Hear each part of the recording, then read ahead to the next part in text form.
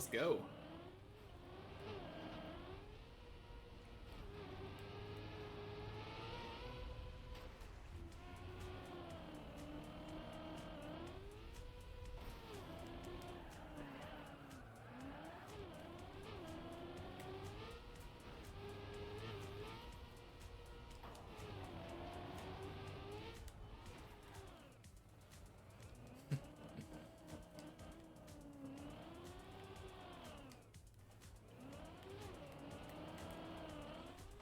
Oh, crap. Well, hopefully that's not a sign of things to come.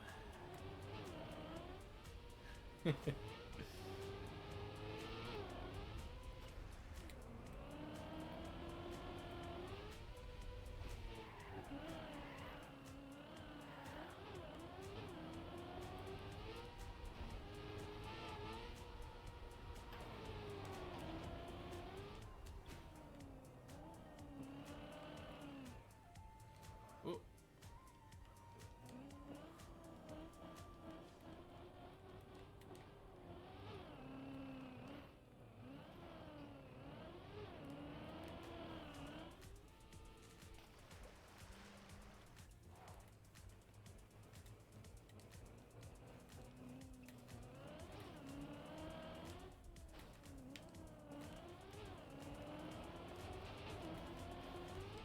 Oh, oh.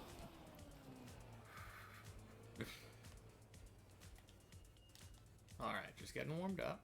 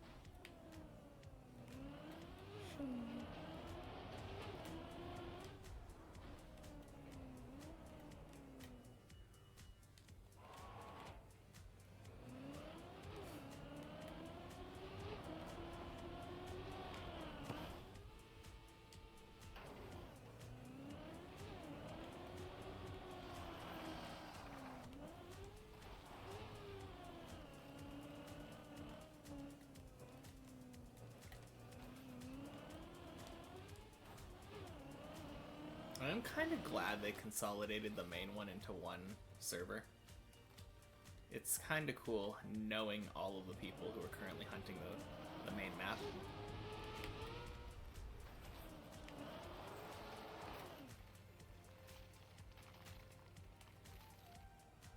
Close enough.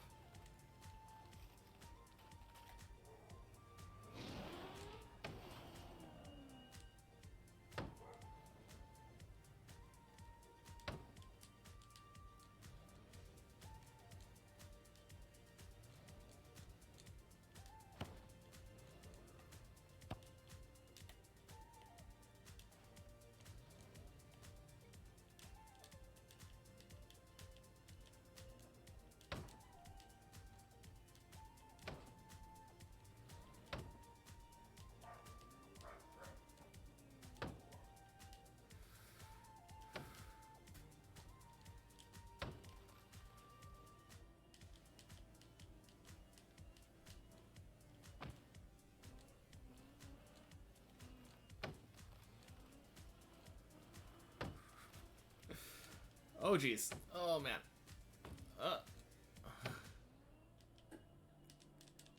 What if we should do this? This works occasionally.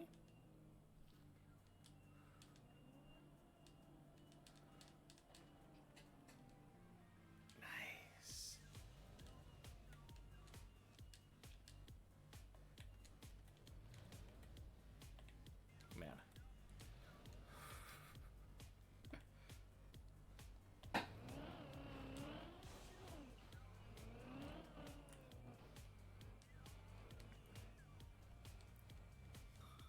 That's always nerve-wracking, being stuck on the edge of that.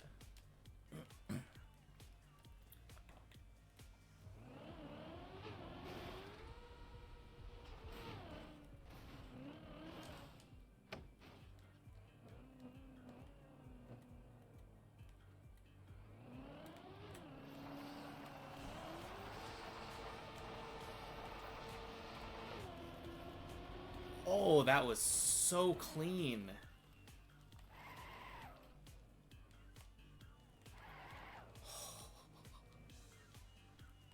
I swear, every time, like 5 minutes in.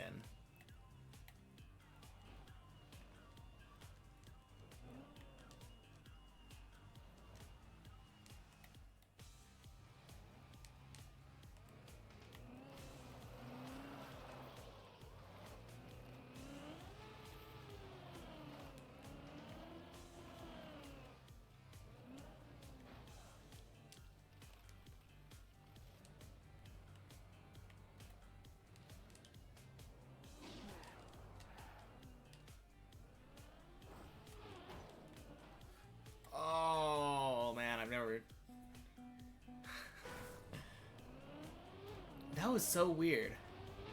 I could have sworn that I was on the left side of the booster. Whoops.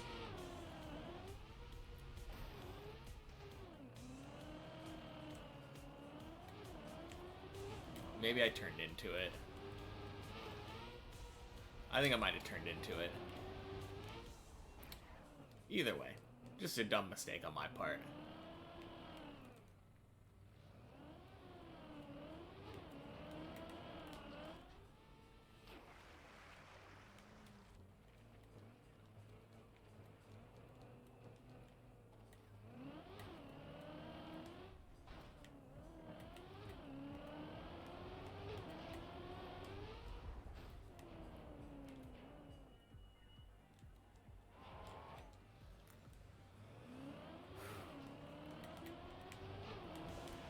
Oh, that slowed down too much.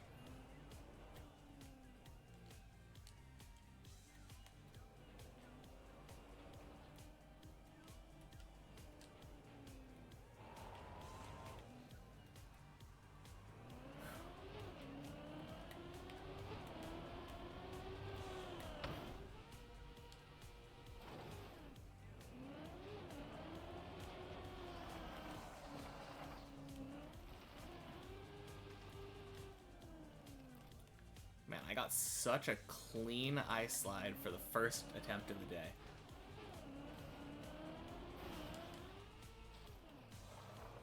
Hopefully it's just a sign of things to come.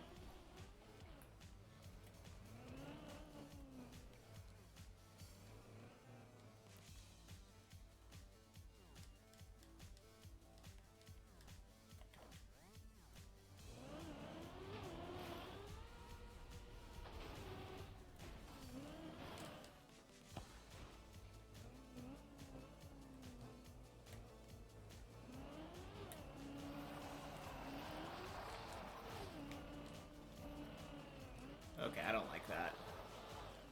I didn't really get a good ice slide entry there.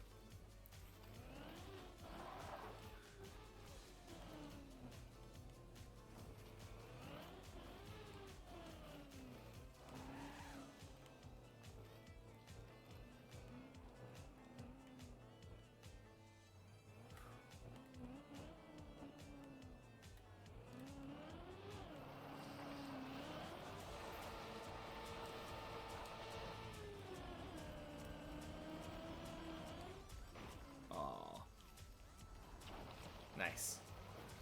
Good save. Got got lucky there.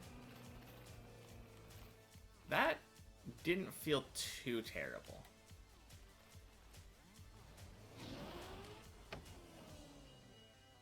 I've definitely had worse ice slides than that one. But I wasn't nearly as clean as the first one because I had a really lucky entry on the first one. I think it might have had to do with... I felt like I needed to straighten out. I was going to bump at the very beginning.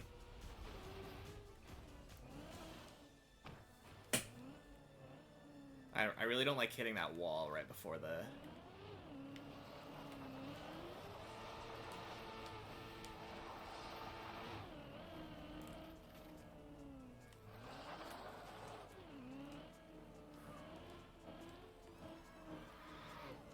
Oh, jeez.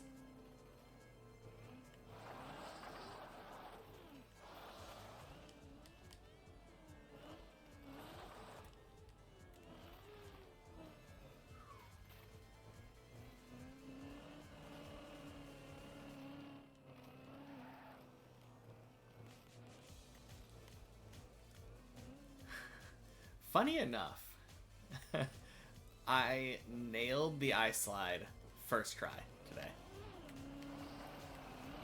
And then proceeded to fail it twice. 3 times?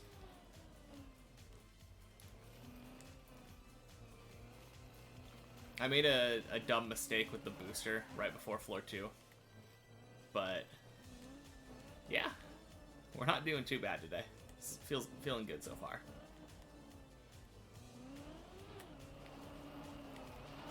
How's your day going so far?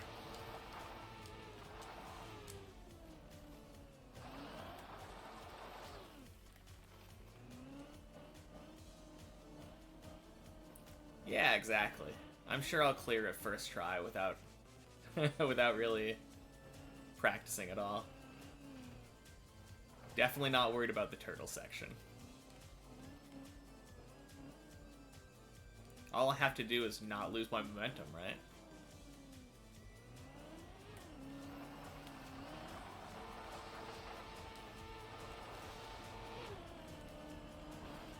Oh my god. Oh, don't fall off.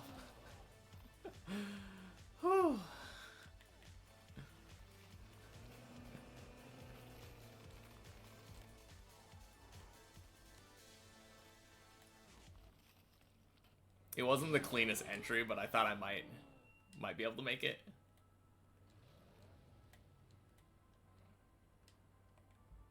Not worried about the turtle section at all. Yeah.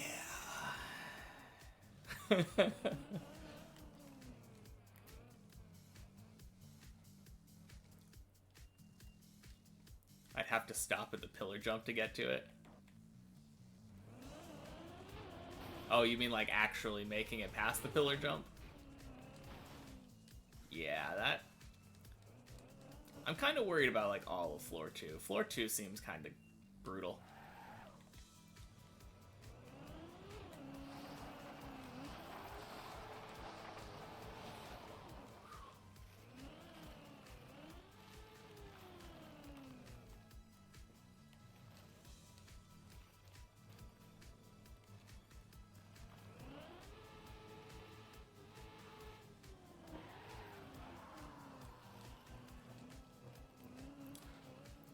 I mean, right now, my only goal...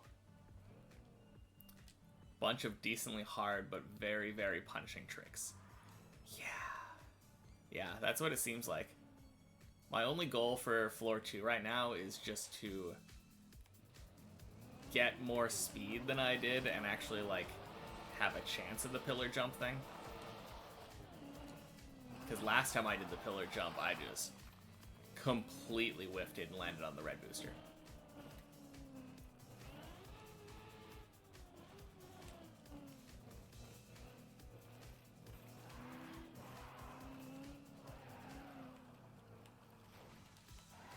I don't really usually plan to succeed at the trick the first time or the second time. My goal isn't really to succeed, it's to fail better until I can until I can do it.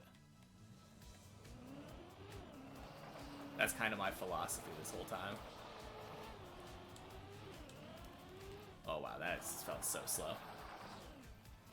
I kind of held brake there instead of brake tapping. Oh.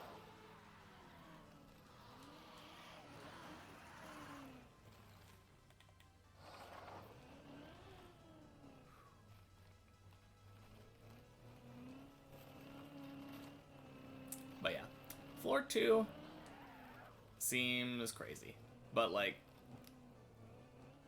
I'm still not to the point where I'm as comfortable with everything, with this ice slide as I am with everything else below it.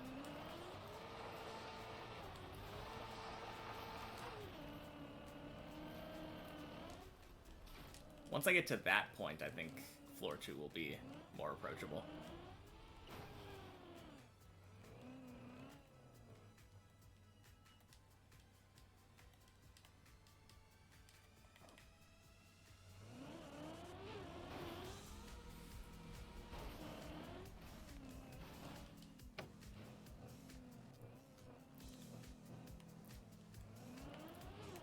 Yeah, I'm not really sure. Oh, jeez. Very short releases. Okay.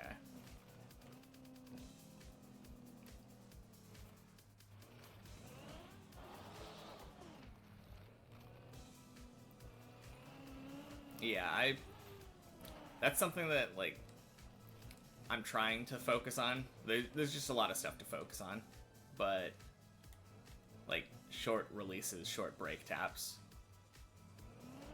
In theory, I know that that's what I should be doing, but it's much harder to actually do it. Oh no. Don't turtle. Nice, nice. Yeah, if I'm releasing or braking, I'm not speeding up. It's only when I'm only holding gas. I think I might have been able to make that if I didn't turn as much that last time.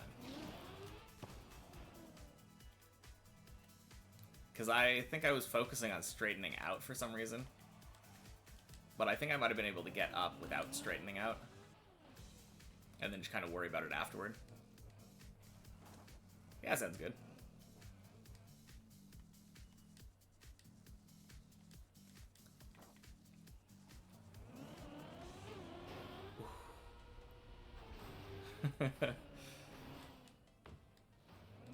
Yeah, that sounds pretty good.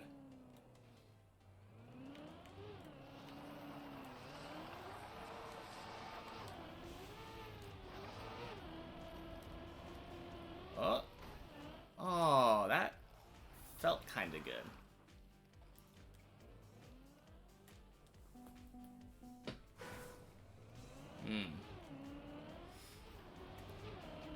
Making like fried rice out of the stir fry. I love all those like greasy fried foods. They're so easy to just make in bulk and then like reheat them later.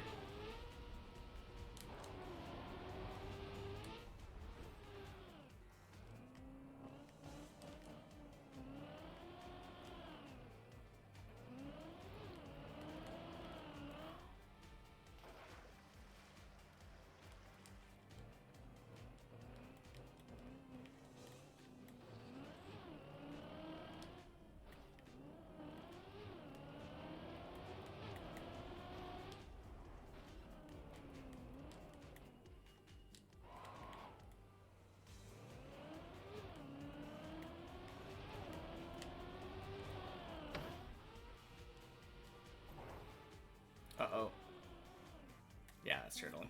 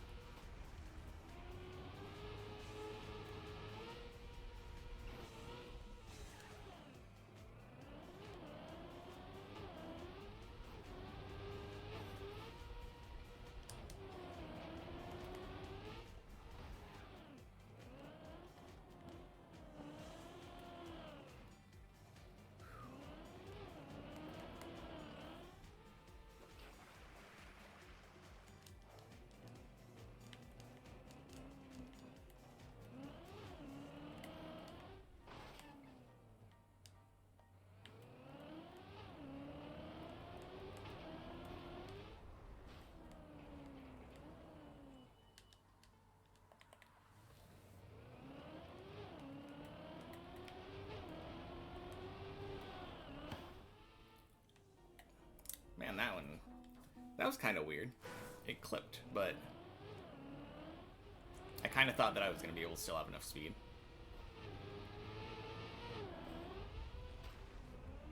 I think I clipped too much.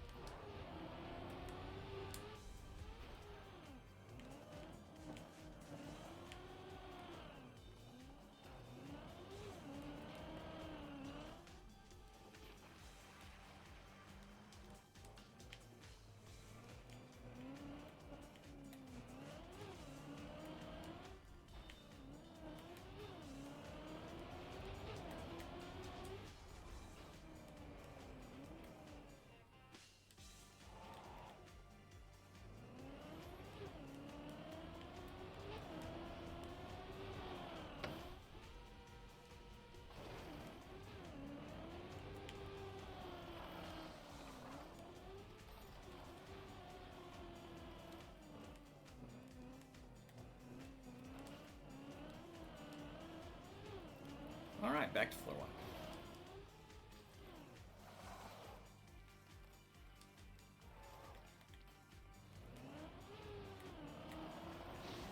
Oh, jeez.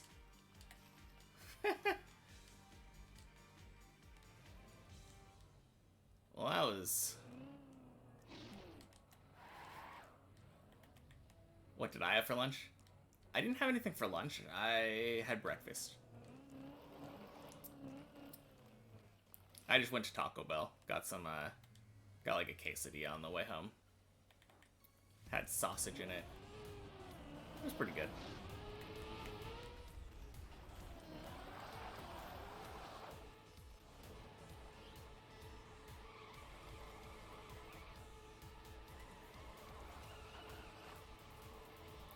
Yeah, I have kind of an unhealthy diet. I mostly just eat dinner. And then, like, since I started streaming, I've been eating breakfast and dinner. Which I guess is better.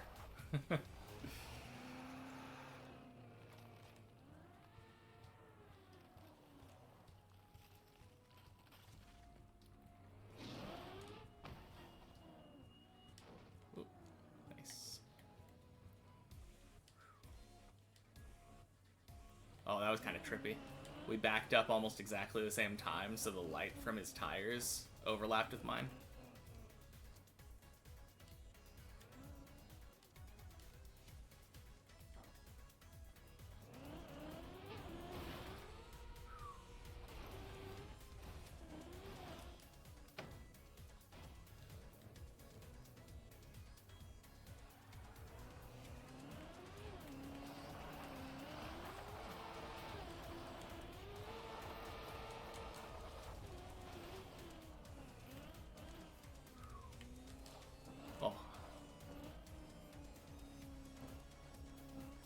Almost sent my recovery right over the edge there.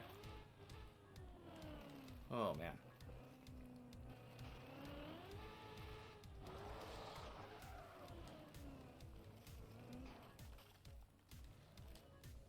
Uh-oh, I don't like that.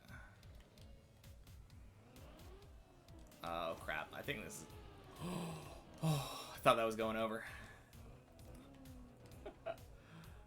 Man.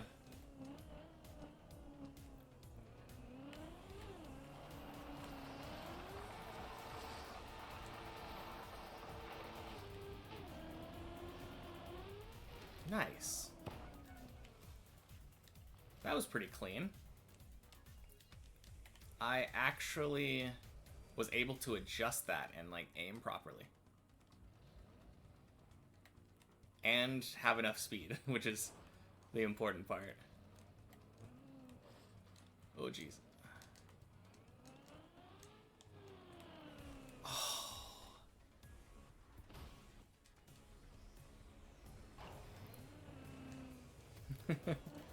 Well, rip.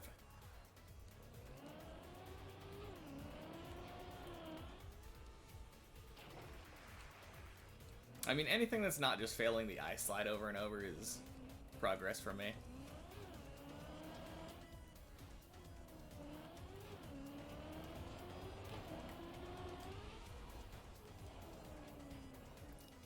kind of just want to be able to send that.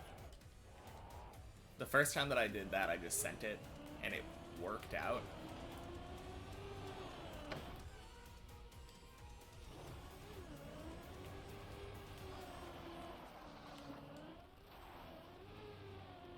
That plastic is just awful, though.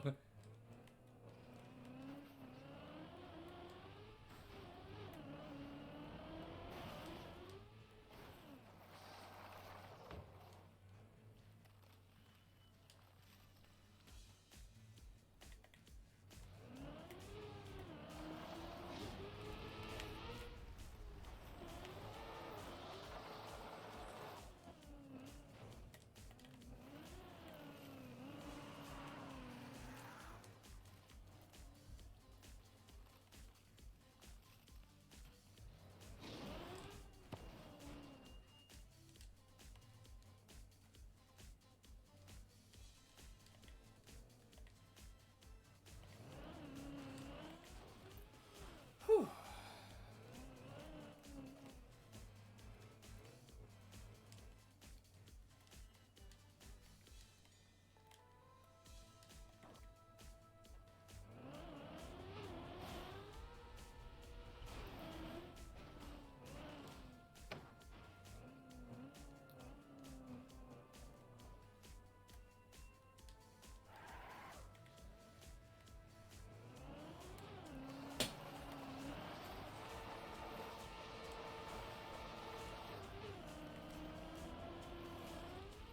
Oh, dang. That one was so close. So close. I released for just like a little bit too long there.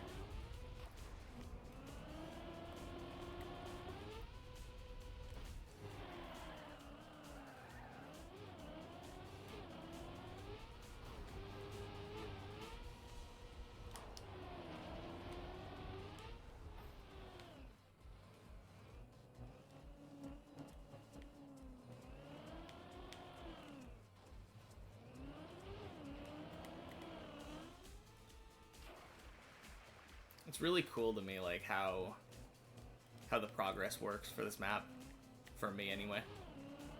My journey kind of seems to be that I have tricks where I get them like once and don't get them very consistently, and then I'm able to see steady improvement where I'm able to get it more and more often until it's consistent. It's kind of cool.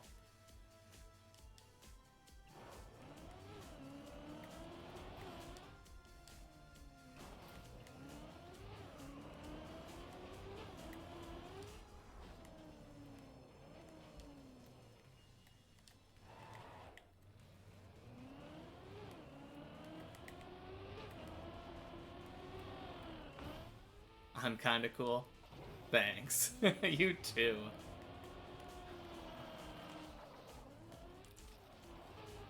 I feel like I don't think I would have gotten so far without the help of all the people that come in here and help me. Like, the ones with all the experience. I mean, I wouldn't have given up, but I'd probably still be stuck, like, maybe here.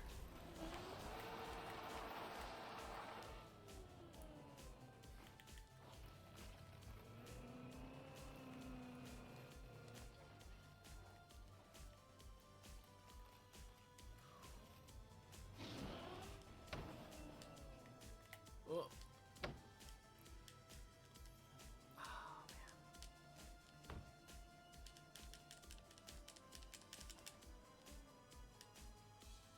Nice.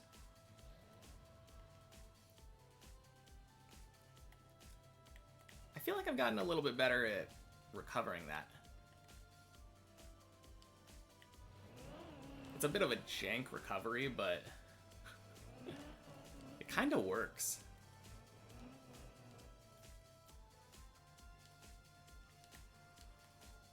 Yeah, me too. Nothing like a good stir fry. I think some of my neighbors might have been having a stir fry last night. We could smell it walking past the window. Oh, that was close. My car almost slid out and went off the edge.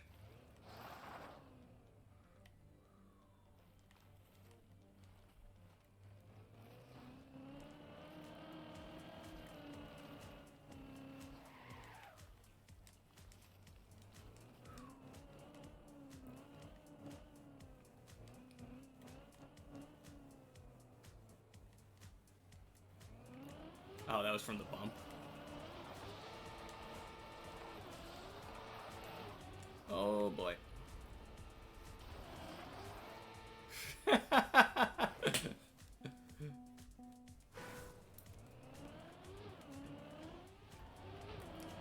Yeah, I mean, if it happened to Bren, it can happen to any of us.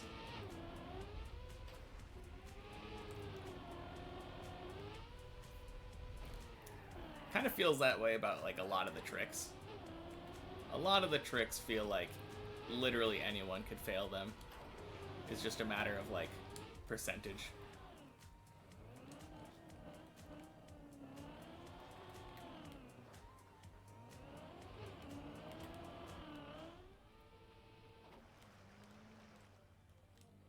Yeah. I mean, especially for a beginner. Especially for a beginner. Like, everything else is so similar, and then ice just flips everything on its head. Yeah, that bump. That entire slide is just really bad. Oh. Whoa. That made it somehow. What? I definitely thought that was failing. And then I was just going off to the right.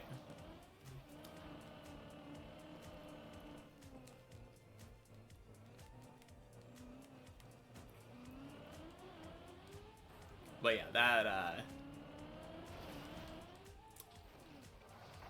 I can't wait to get to do a real ice slide, like a good ice slide.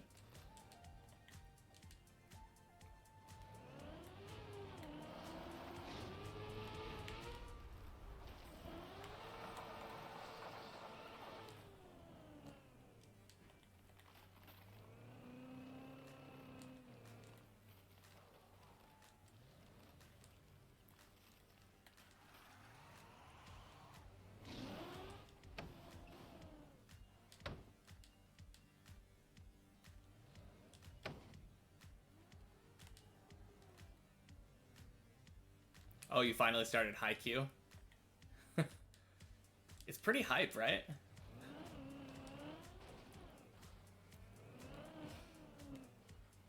I mean, I guess at the beginning, like, there aren't very many matches yet, but it has some pretty sick animation. Pretty comparable to a lot of, like, the battle shonen that I've watched.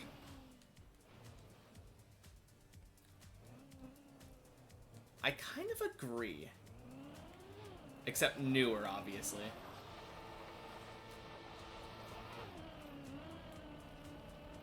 Ippo has, like, a lot of weird things that just stem from being from that era.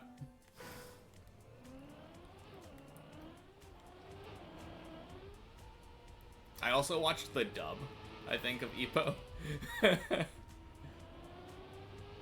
I agree. I'm not saying it's bad, but, like, there's just a tad of sexism. Just like most things, most shows from that era. So rewatching it nowadays is, some of it's pretty sketch.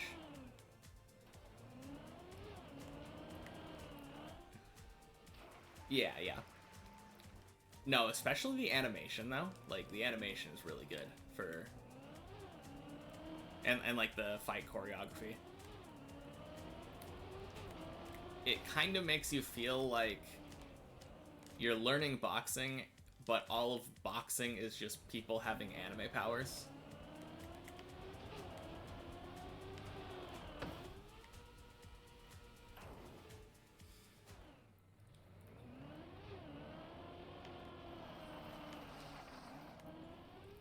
Yeah, that's one of those shows where I feel like you kind of get almost tricked into learning about techniques. Yeah, that one and Haikyuu are like...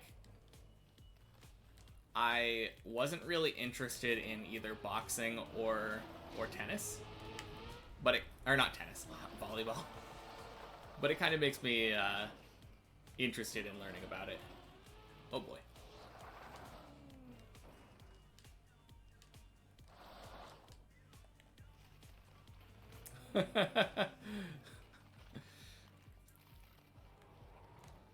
Yeah, I can see that.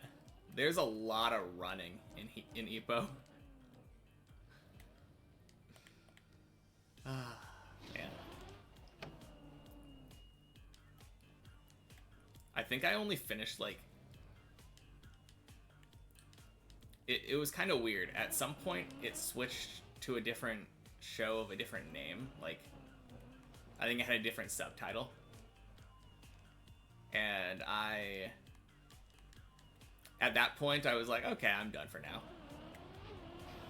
It should be really easy to pick up where I left off, but I think I've watched like half the show, effectively.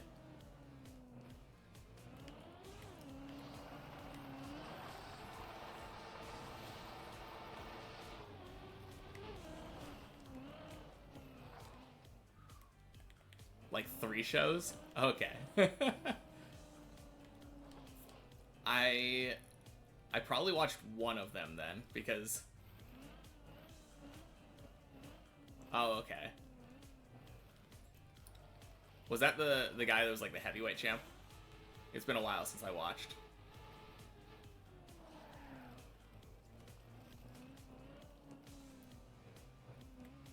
Yeah, I think I watched like 150 episodes or something.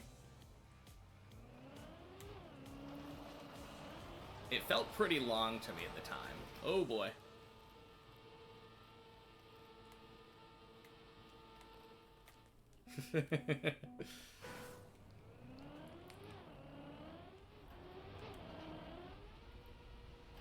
I guess that would be kind of cool. I don't really know how they would tell that story, but... Like... It sounds like a weird contrast, since Ippo is all about, like, this beginner underdog who rises to the top. But Takamura is literally, like, at the top day one.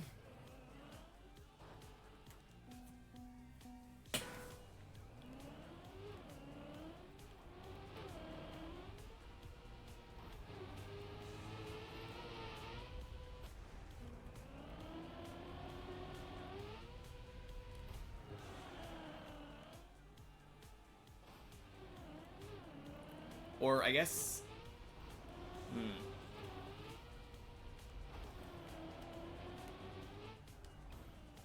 Oh, okay. Yeah, that makes sense. It would be kind of interesting to have a show called, like, Hajime no Ippo, and then Ippo just disappears for the, like, 3rd arc. Just entirely gone.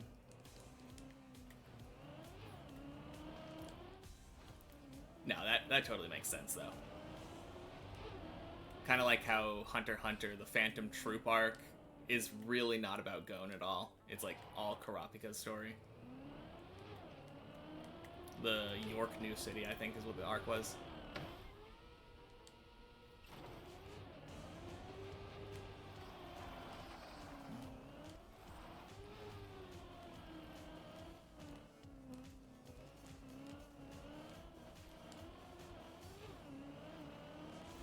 York New City.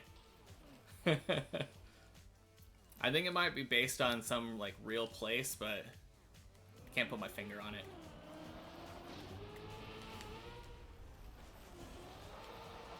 Oh.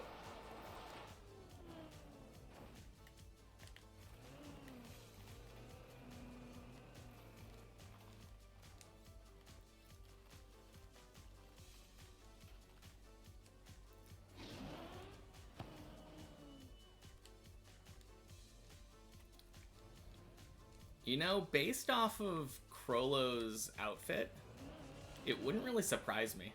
He does have kind of like a turban type thing. Yeah, I think you're right. That must be it. They also had like an ancient artifacts like marketplace in the. Yeah. Now that you mention it, that.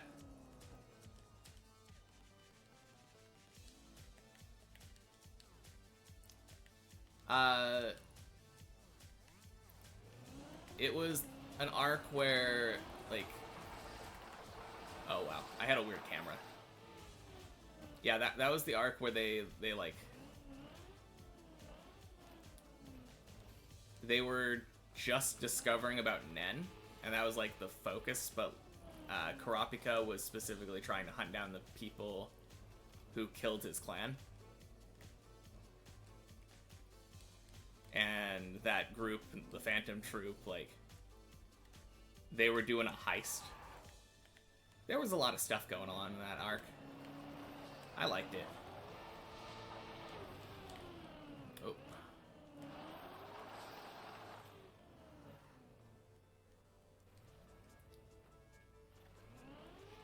The gambling fighting building?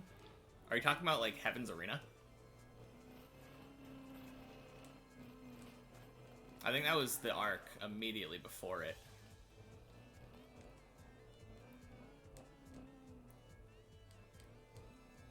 I think most of that arc centers around like an auction house.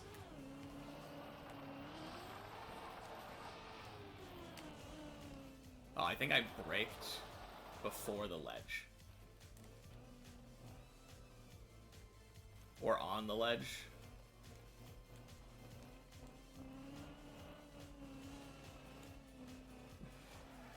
Yeah. It's like Hunter Exam, which is obviously the first arc. And then Gon and Killua go to Heaven's Arena. And then they find out about the video game, the Greed Island. And in order to try to get Greed Island, they have to buy it from an auction. And that happens to take place in York New City, where the whole Phantom Troop thing is going on.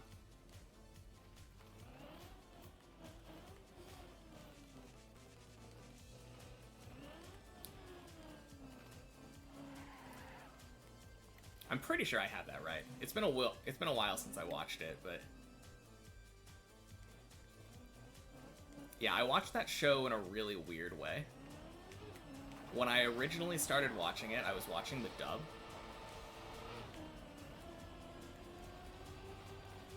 Oh. Oh, no. Dunk.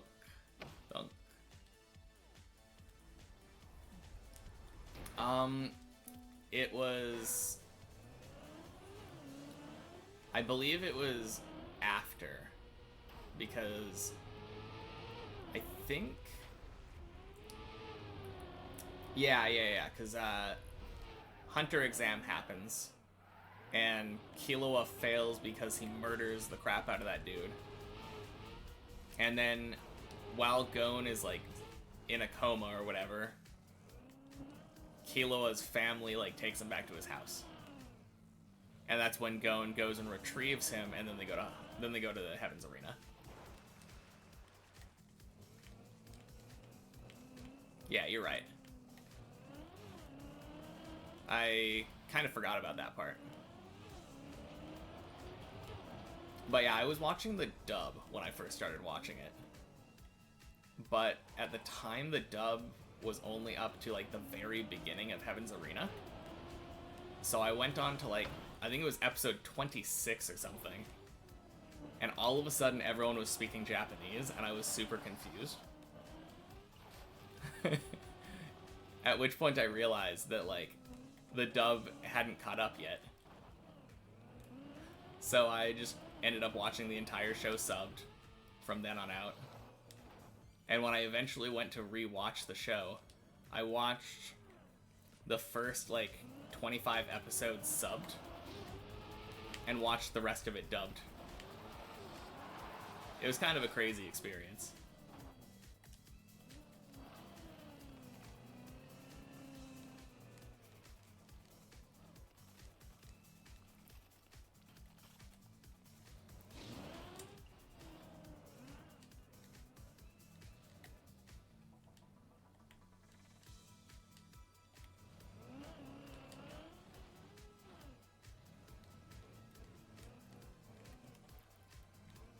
Generally, I'm not either.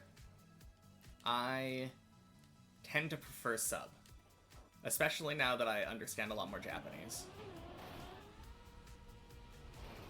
Yeah, for sure. That being said, I have gone back and watched the entirety of Dragon Ball subbed. Just to see what I was missing.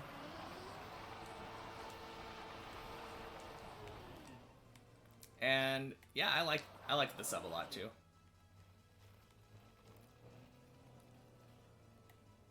It's kind of weird though. Like when I think of Goku's voice now, I think of a higher pitched like old woman instead of like classic DBZ dub. Yeah.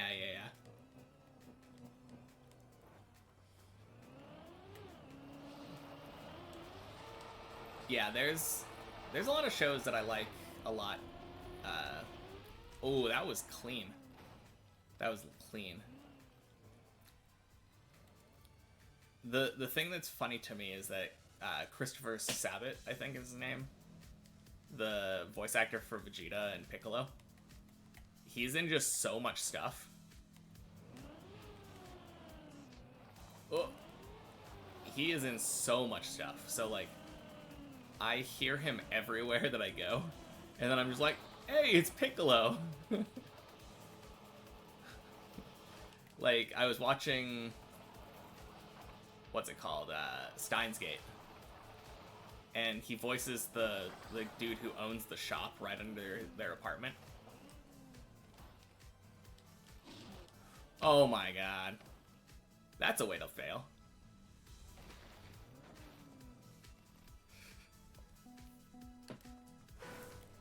The new dub. I don't... Yeah. I don't remember, like...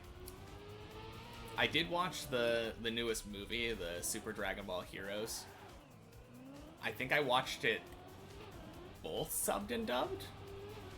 I really like doing that, going to the theaters and seeing how the sub versus dub, like, audience compares. Sub is, like, vastly outnumbered by dub. But yeah, I don't remember Gohan being that bad.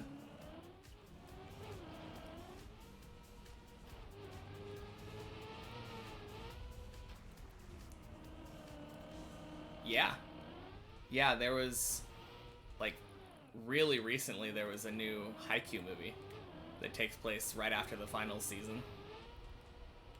And they had the sub and the dub in theaters. Same with the Dragon Ball movies. They, I think all of the Dragon Ball movies recently they've had in theaters. I believe they had a Demon Slayer movie in theaters a while back. Oh, one of the ones that was really good, they had Slam Dunk. The first Slam Dunk in theaters. I had never watched anything Slam Dunk related before, but that movie was so good.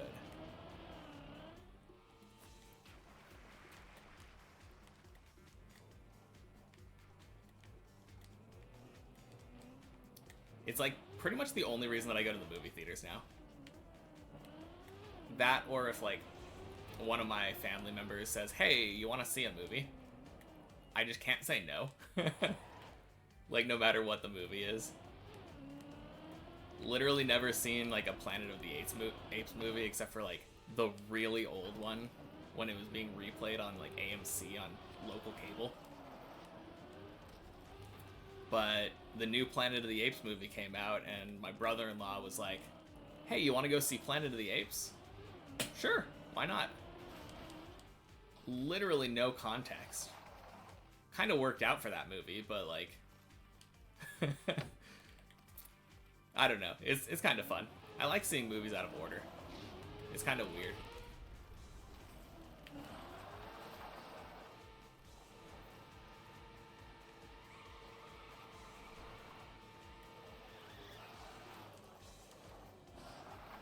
I think it's especially weird considering how I am, because I tend to like to do things in order.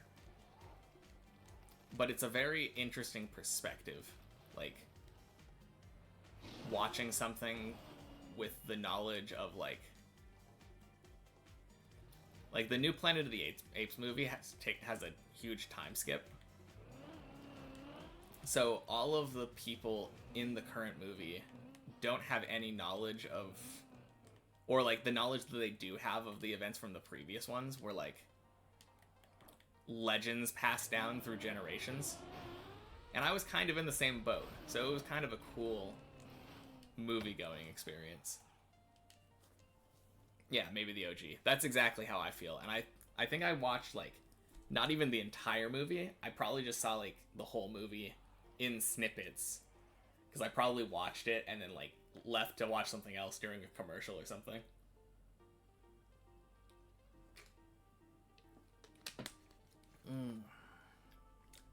Yeah, it's been a while since I've been to a drive-in theater. I think the only one that we had was like over in Tigard or something. Oh man. Oh, I kind of want to ditch this. I need to come to a stop. Highest on the server. Oh yeah. The condensation from my water bottle made my thumb wet. The last thing I need to worry about on ice is grip on my controller.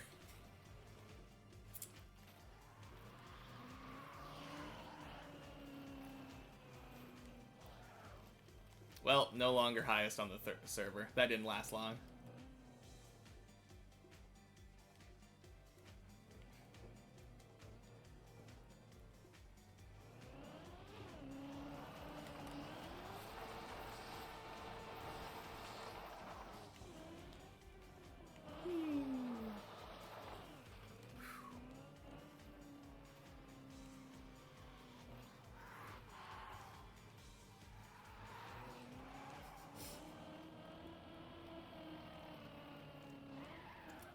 I don't know if I'm ever gonna get over that. That's so cool watching people ice slide past you.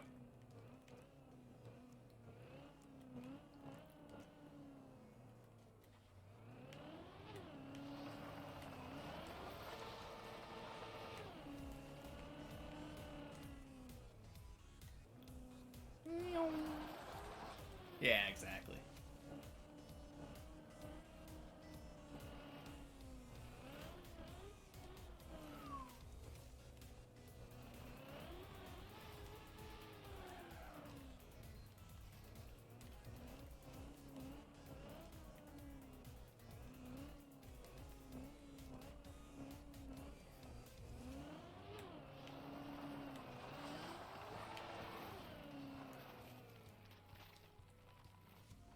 Yeah. That was part of my, like, nervous tick. When I feel like I'm going too low and I'm gonna fly off the edge, I end up doing a brake tab. You're probably right, though. As soon as I did it, I thought, I probably don't need to do this. Oh, jeez.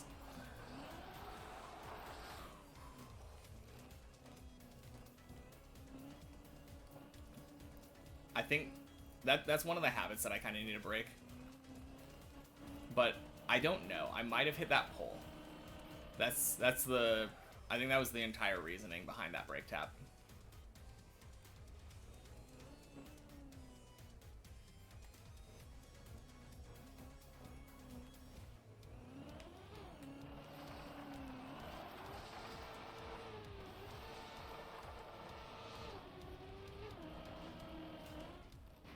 Oh. No. Tapping release when you start up the slide? Is that because of the straightaway? I think that kind of makes sense.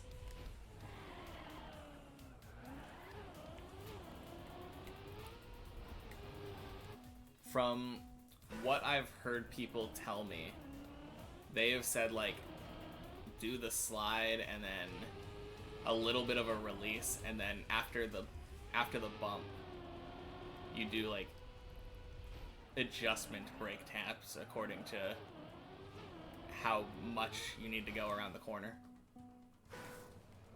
It's hard not to turn over. Oh, overturn. Overturn. Dyslexia. Yeah. I kind of agree.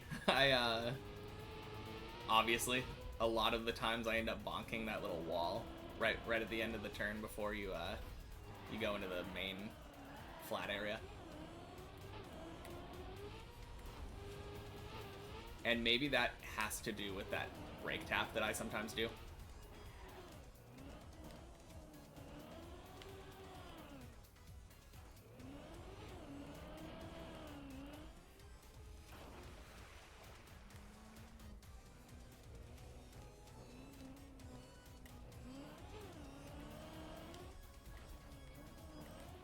I think the main problem is that I'm not very consistent at starting the I slide. I mean, I can obviously start the I slide, but like the timing and the angle aren't always exactly the same. So I very often feel like I'm uncomfortable with it.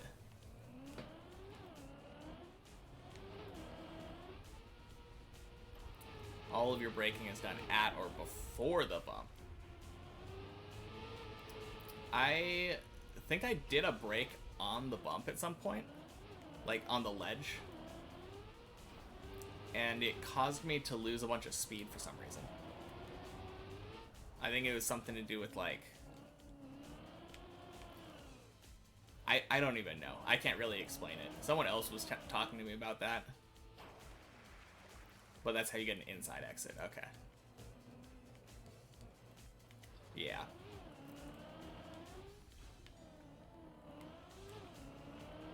I mean, that might kind of just be unavoidable, though. Oh, crap.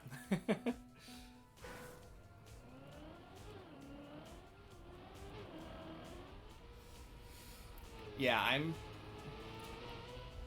I really like getting that inside line. Whee! Yeah, straight off the ledge. I really like getting that inside line, though. It feels really good when you get that. Because it basically makes it so you can just go straight at that point.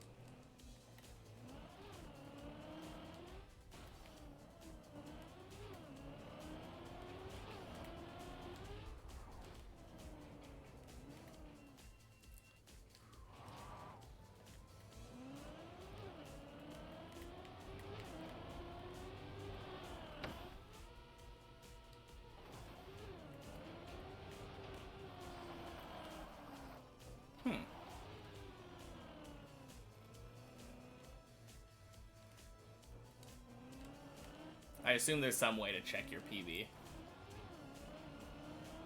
I hadn't really thought about it. I would assume my PB isn't that great because well, I guess the ice slide is a big, like, one of the big stopping points for a lot of people.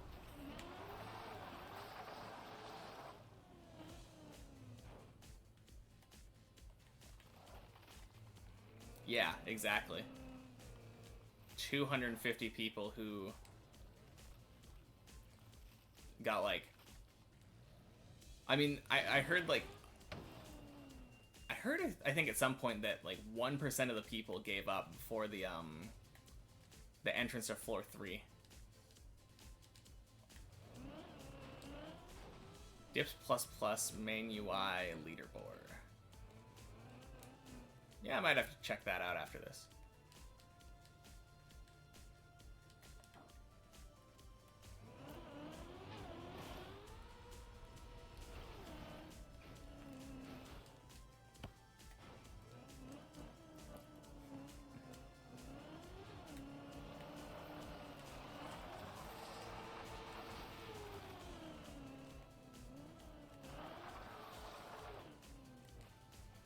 250 people is kind of a lot of people.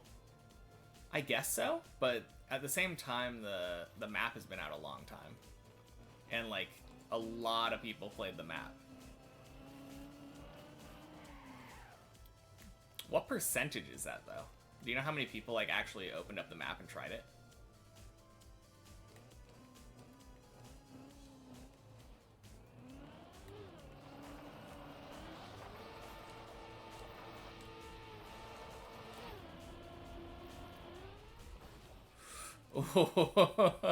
Whoops. Did a little pirouette. Let's see. Dips plus plus. Main. You said main UI. Main UI leaderboard. Almost in the top 1,000. Not the worst. 5 finishers.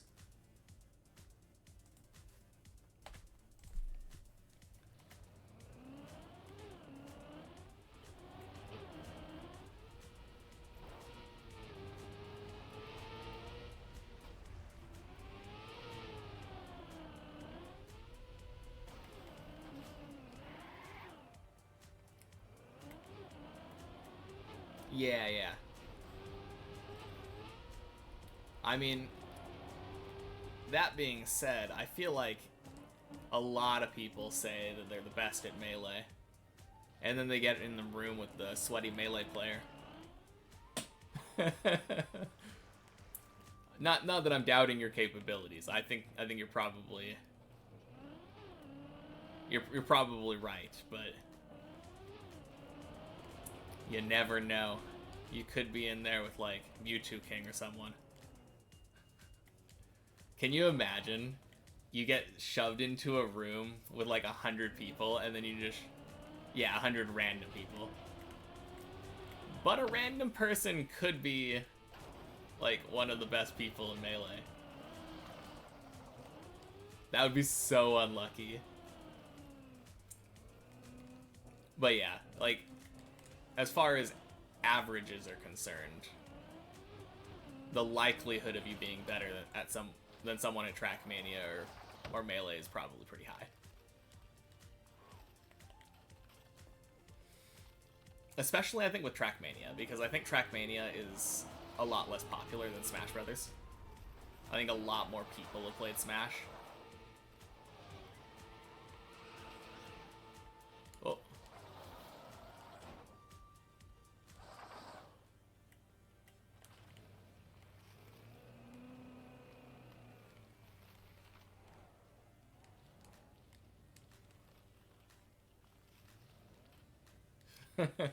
Oh, you're a Pikachu player.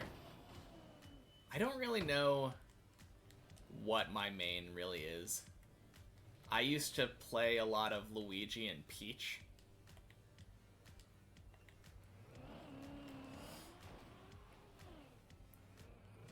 At some point, those two were, like, the main ones I was playing, but it's kind of up in the air nowadays. I haven't played in a while, so I would really like to get good at Joker, not because I necessarily think it's a good character or anything, but, like, I just like the character.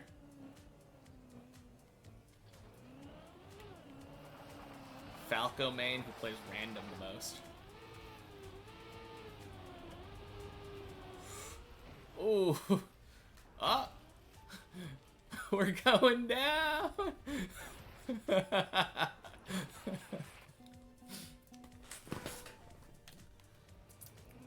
That was kind of an interesting one. I felt like I was going really fast, so I wanted to see where I was going.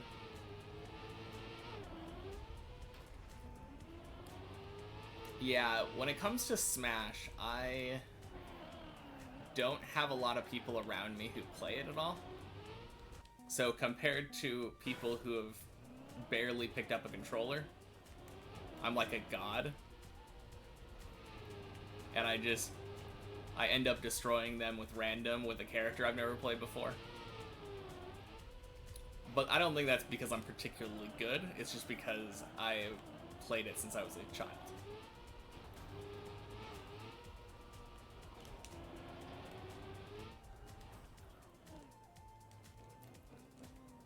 Man, Game & Watch is such a weird character. I kind of just hate his neutral B. Anything that's just random. I guess I'm saying this coming from the perspective of a Peach player, but like... Yeah, no.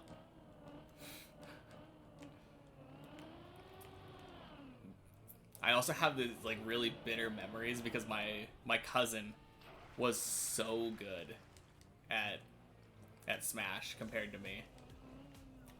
And he would always beat my ass with Game & Watch. And it was the most frustrating thing, because I thought he was just like such a troll character.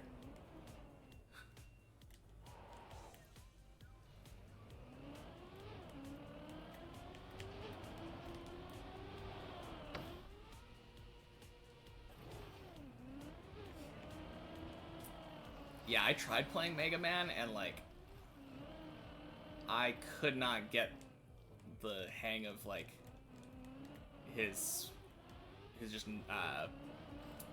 his regular attacks. Having it shoot a gun instead of doing like punching. I feel like there's just way more variance in the types of characters there are in Ultimate, which is kind of cool. Yeah, his jab is projectile. It is pretty cool.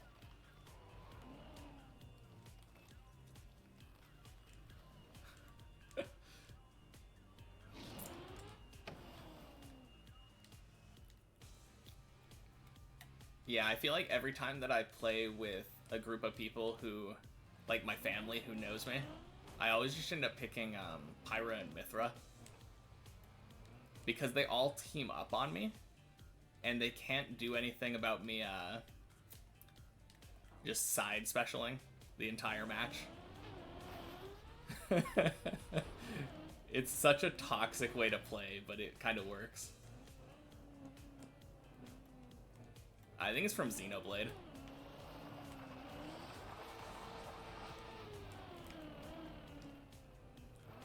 Yeah, that's the one.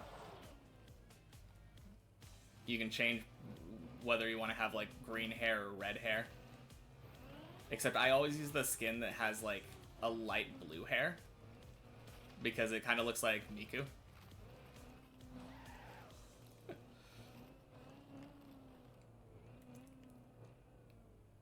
That one also is kind of confusing because I think the hair color doesn't change when you change between them on that particular skin, which seems like really unfair.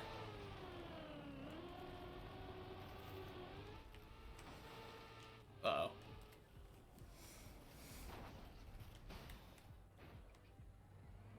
Hatsune Miku. It's a Vocaloid.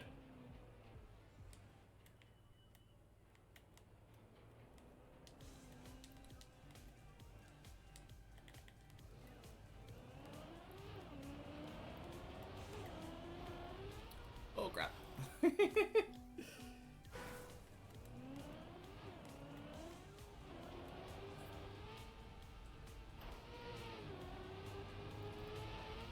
Yeah, I don't remember which one it was, but one of the two forms in that character makes your character like invisible and untargetable, I think, when you do the side B. And you're just like a giant hitbox for a couple seconds.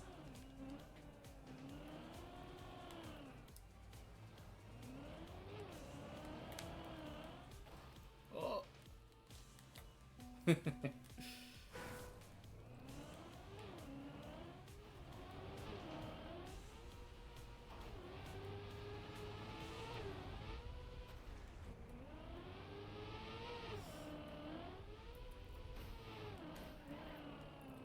kind of crazy, the idea of Vocaloids. My girlfriend used to be like really into them. Probably still is, but she hasn't listened to them in a while around me.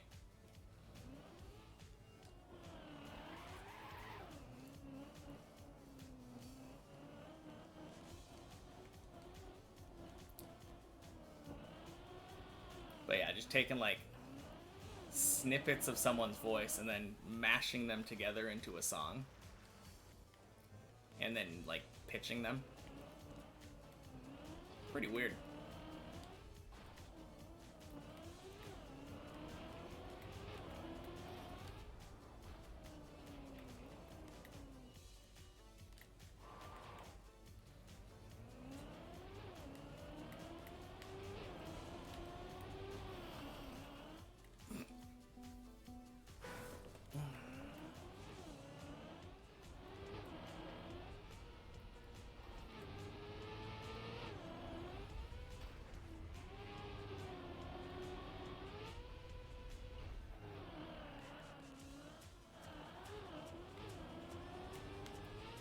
Whoops.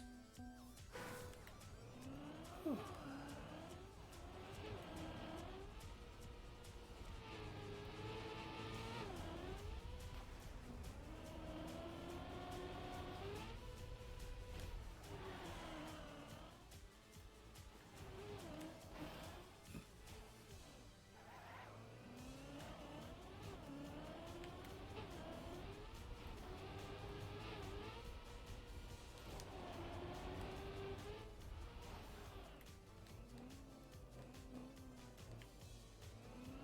Yeah, pretty much.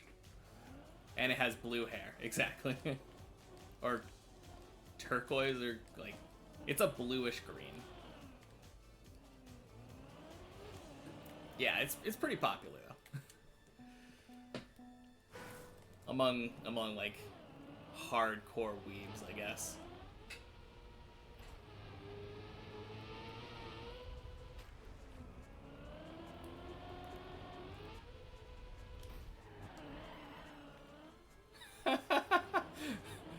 Just the embodiment of a harpsichord.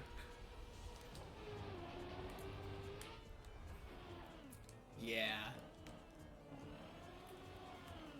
Yeah, there's like one of every color, I swear. Because they take different voices from like different people. I think there was like a Cartoon Network show where one of the main characters was a Vocaloid. It was kind of weird. It's kind of eerie hearing them speak because it sounds very robotic. There's weird like pauses between the syllables a lot of the time.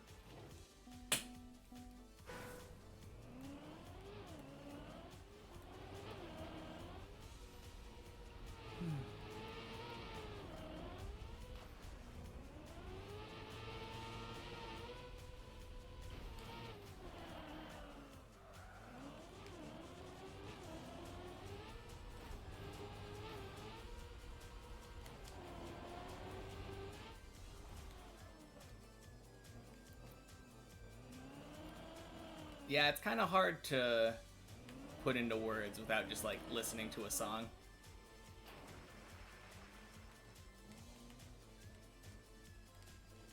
It's... yeah.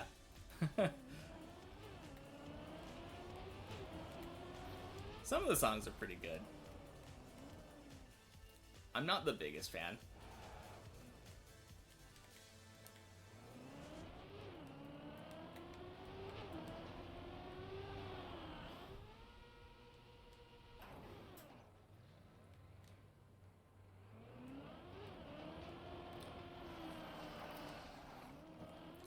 Not really sure what chiptune is, but...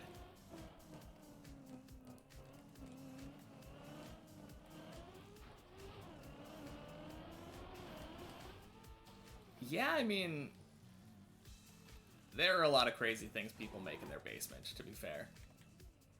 Like, the entirety of the Gorillas is just some guy in his basement. It was kind of funny when I like heard someone say that and realized that it was all one person.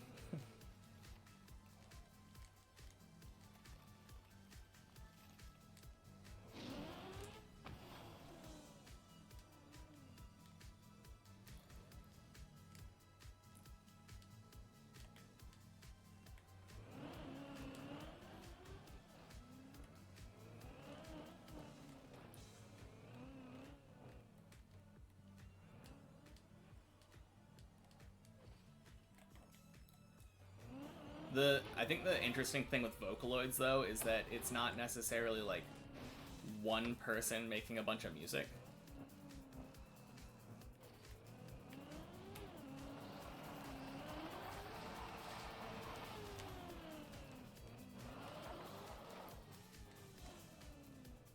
True.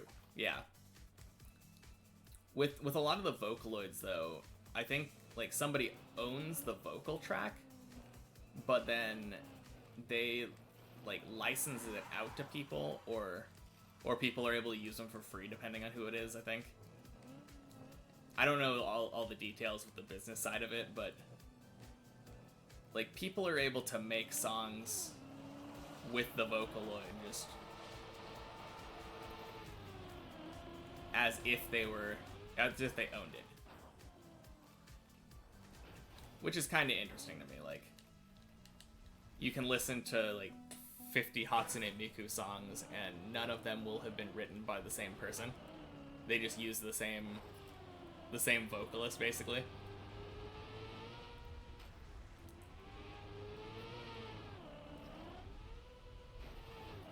It's kind of weird. It kind of reminds me of like a hive mind in a way.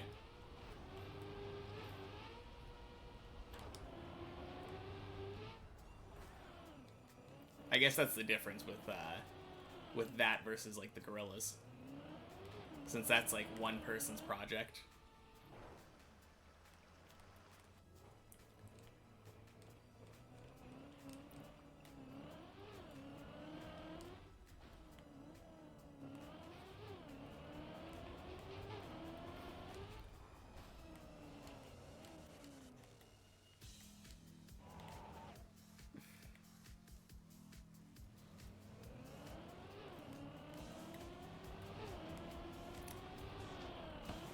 Oh, you just mean like if there's a 1 in like 100,000 chance of a song being like a hit or good?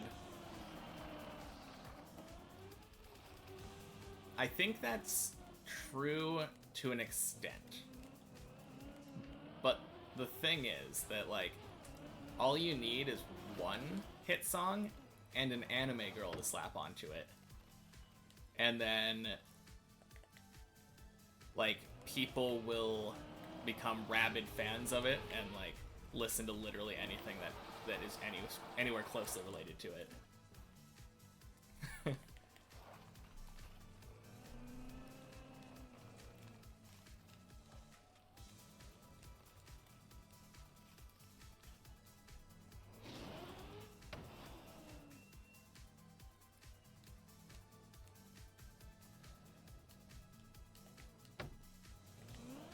Oh geez, that was dumb.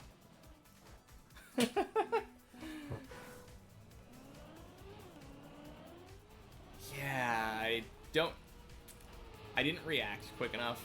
I touched it and I was like, wait a minute, I should stop. And then I went, oh, you're too boomer to compute. I don't know, I think it's just the horny taking over. That's the main thing. People look at cute anime girl and they're like, yes, I will take more, please.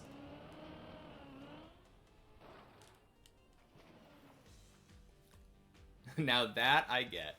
Yeah. I'm pretty sure that's the extent of it. It's still music, that's true. But usually they put like animation over it too. The thing that I don't really get is they have like live concerts. And Miku is literally like a hologram. It's such a weird concept to me. Going to pay to go see a quote-unquote live performer.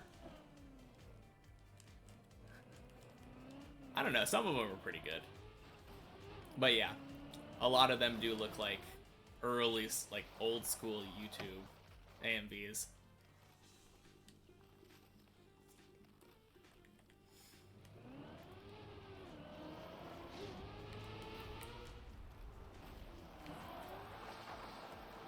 No, I feel like I feel the same way about Hatsune Miku as I feel about like DJs. And that is partly just because of like my own ignorance toward it. I don't really know anything about like what a DJ does, but I've never understood someone going to see somebody like effectively listen to music for you. Oh god, oh, save it, save it, save it, save it.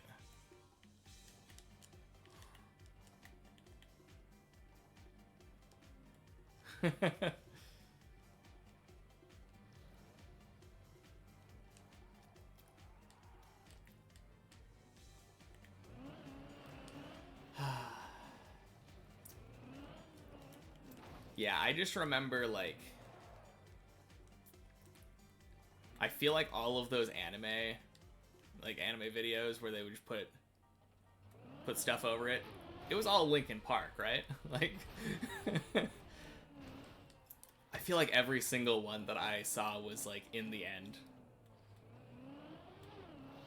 Or the end, I think is... Oh. But yeah, good times.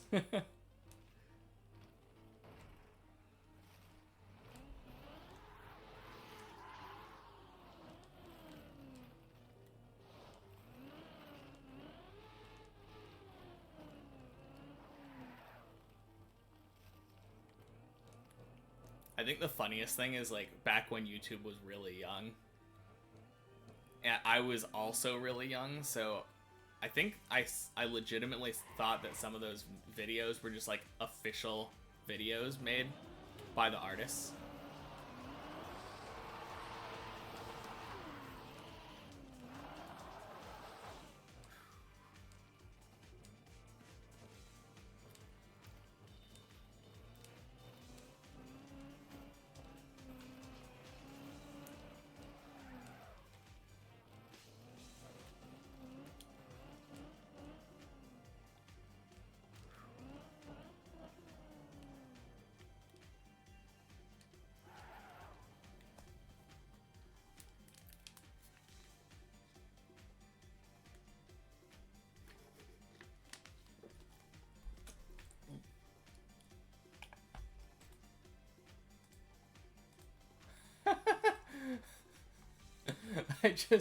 I click on it and see the name of the video.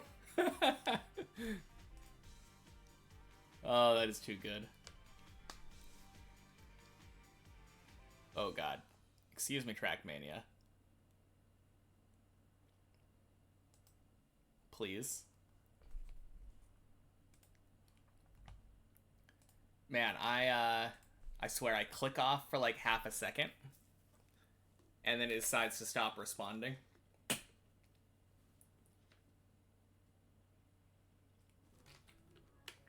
Oh, phew. I 100% thought that I was going to be off that clip. Or off that cliff. Oh, God.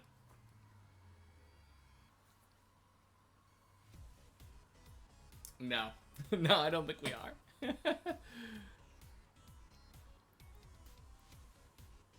So, I had it back for a second. And the last thing I remember doing before it froze again was holding right and gas. So, this could be very bad.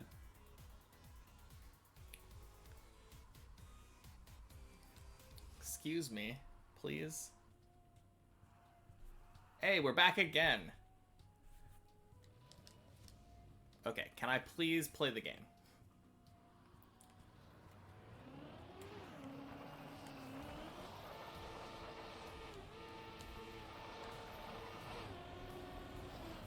Oh, crap.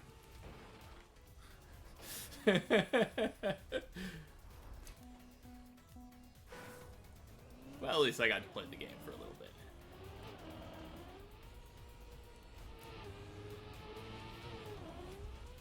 That was a bit of a new one, though. Went way too wide. I'm a miracle worker. Just patient.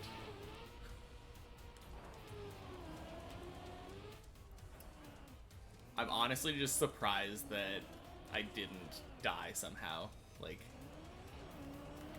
there was definitely a world where that decided to go off the cliff. Earlier than was intended, I guess.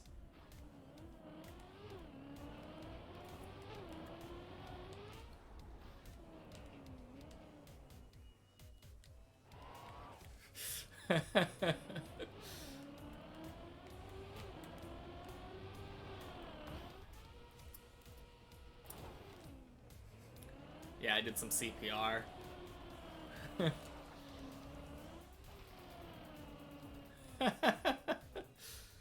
Oh yeah.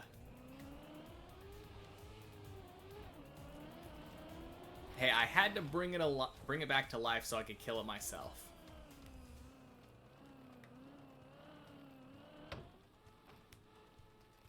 Oh no.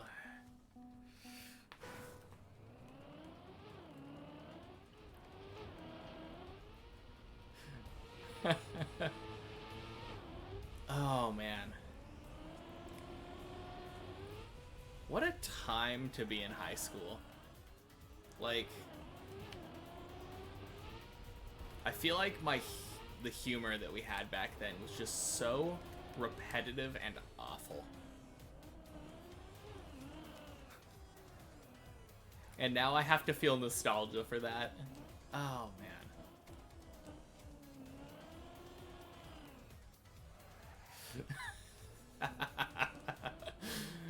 Oh yeah. Yeah, my high school days are coming back to me. It was all Chuck Norris jokes and in Soviet Russia jokes.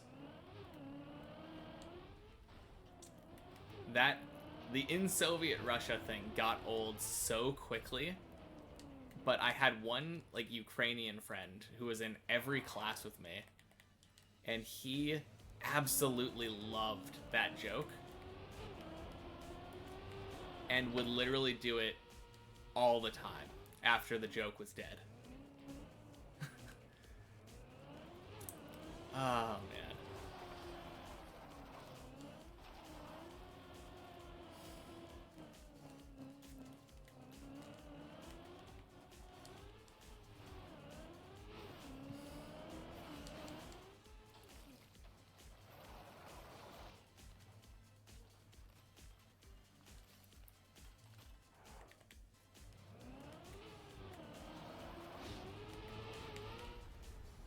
Almost got my tires wet there.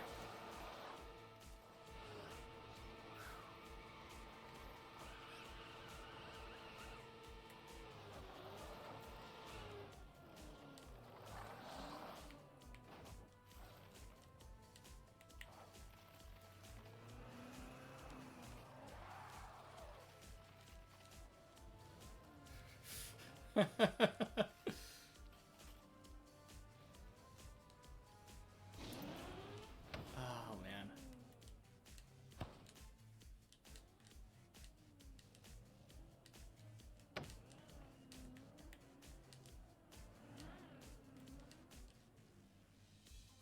Oh, that is... At some point, it starts, like, glitching out. And it feels like once it starts glitching out, you can literally just stop.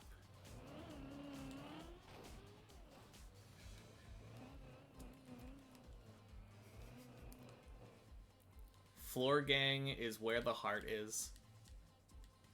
I kind of want to make, like, a cross stitch of that. Hang it on my wall.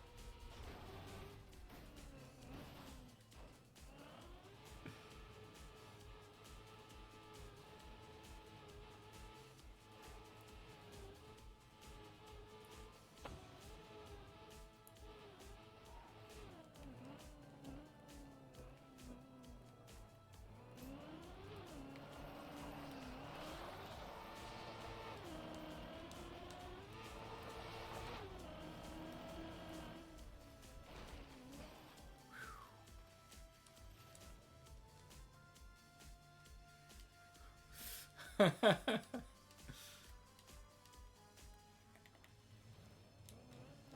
man. Yeah, I can't cross stitch anyway, so I think we're safe.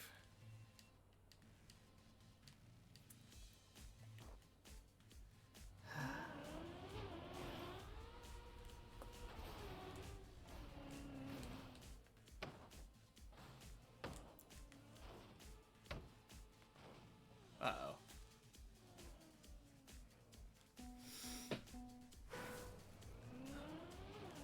Illegal.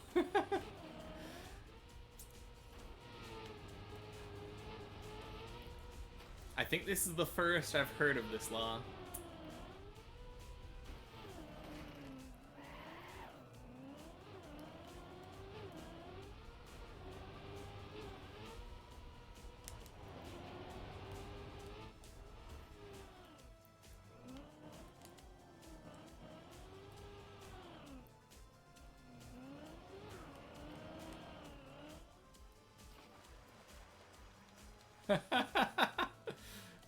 Oh man, imagine getting arrested for that.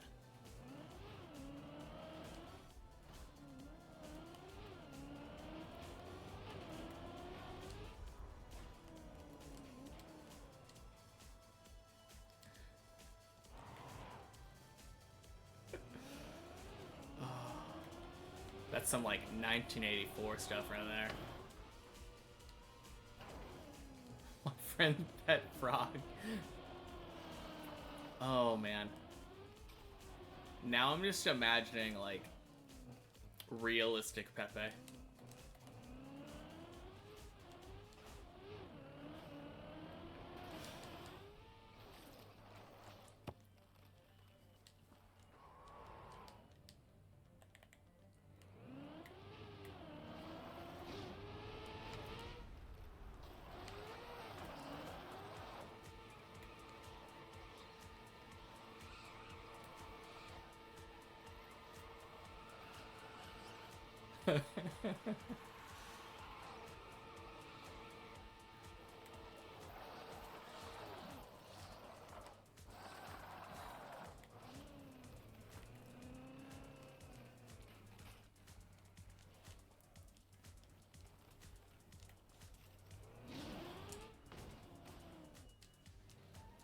Ooh. That was very nicely lined up.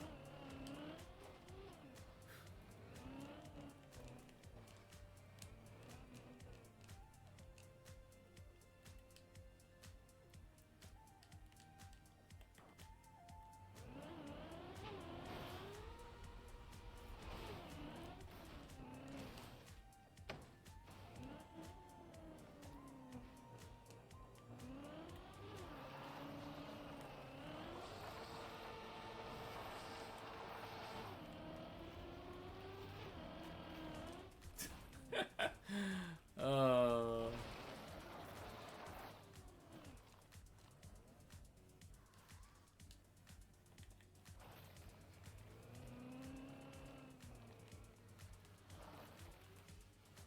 Say hi to them for you.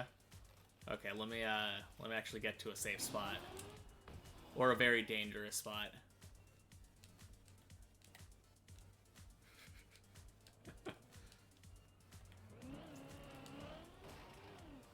Yeah, why not? I'm here, they're here, you're here. Might as well.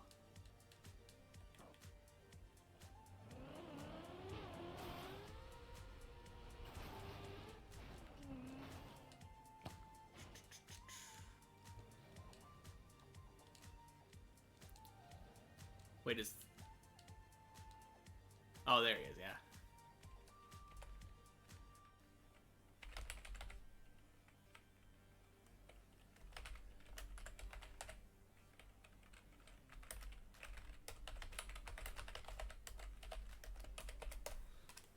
Got you.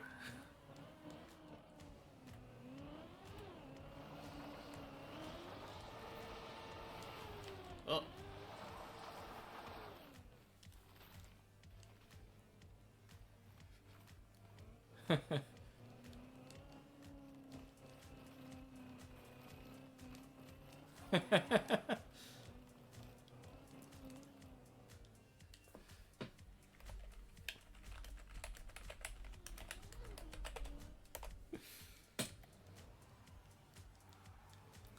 That hesitant high.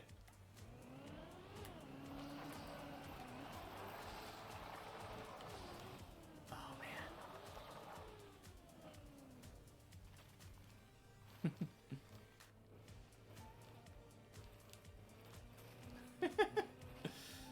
Oh, that's too funny.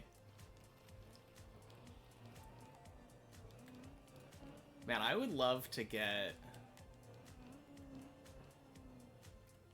I don't know how to do this consistently. So,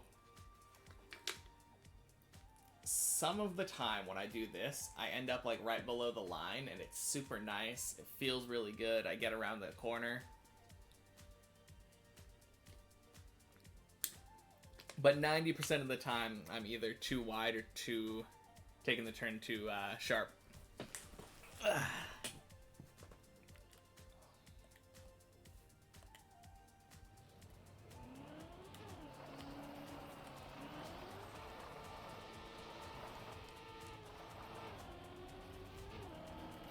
Oh, that was a gear. Oh.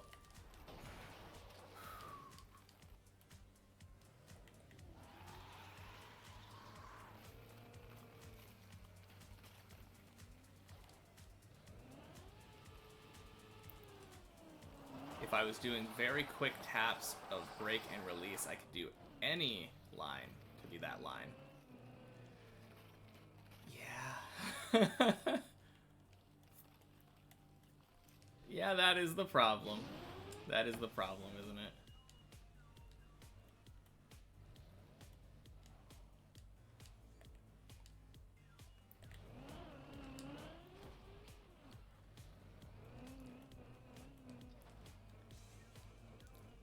So, it's kind of interesting. I have felt like for a while that my biggest problem in this ice slide was actually the ending. Is it the beginning?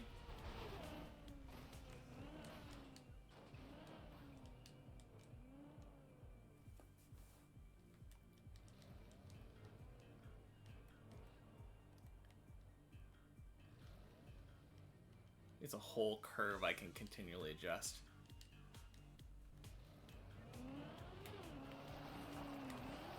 Oh god.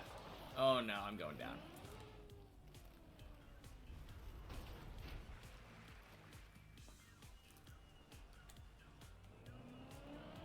Yeah. I know what you mean, but I'm not good at adjusting it.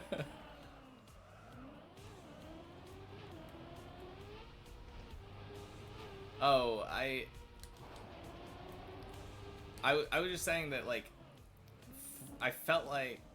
I mean, you kind of answered the question. You kind of answered the question. That the entire ice slide is just one slide, and I can adjust it throughout, but... I don't know. I feel like the problem isn't necessarily the ending of the ice slide.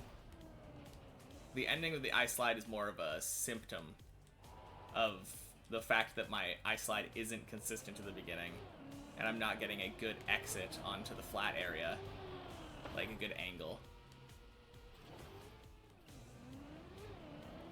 Because you end up, you were saying that when you do the ice slide, you end up just going straight, because you're able to line it up and get that tight inside turn. Oh. But because I am not able to do that at this point, it's really inconsistent. I don't remember anything about a bell curve, but if you have said it, please say it again, because sometimes things require more than one attempt to get through to me.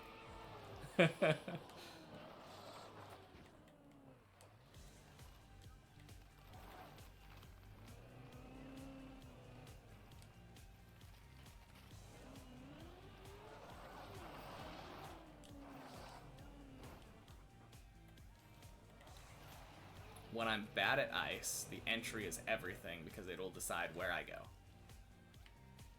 That's kind of how I've felt. Then you would learn to adjust the line and make any line the line you want as you get better. Okay.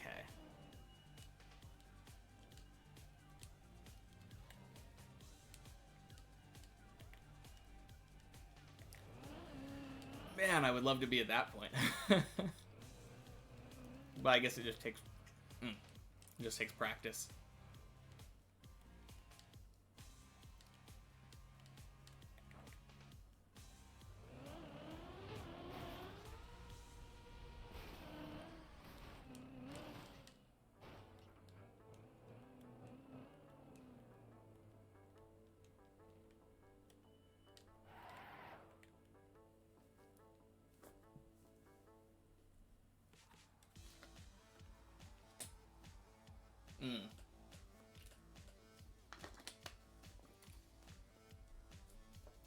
I feel like with this turn in particular, it feels really important to get the entry right. Yeah. For this one, I feel like if you don't get that entry right, you end up, like, adjusting afterward, I guess. Well, I guess the problem is that... Oh, it's not F7. The problem is that, like, there's a lot of variance.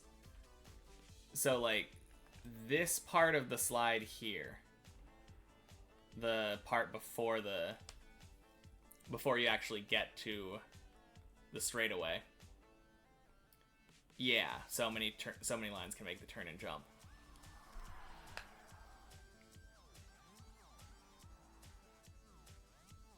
So this part, though, before you get up there, this is where you do the adjusting, right?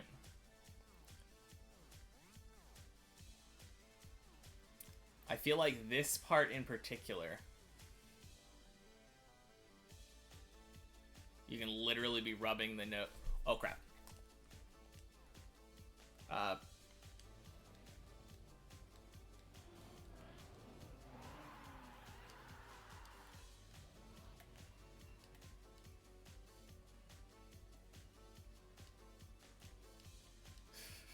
I'm in camera 7 and I just start seeing my car fly off. But yeah.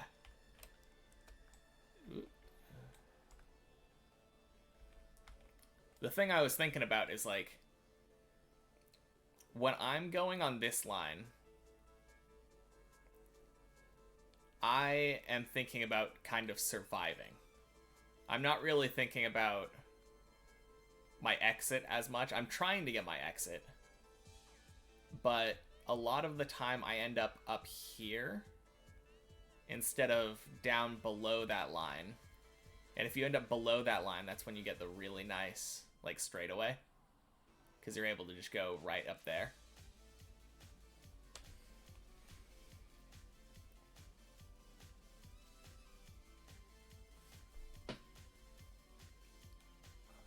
But what you were saying is that, like, any line can be the line. You were talking about adjusting it on this part.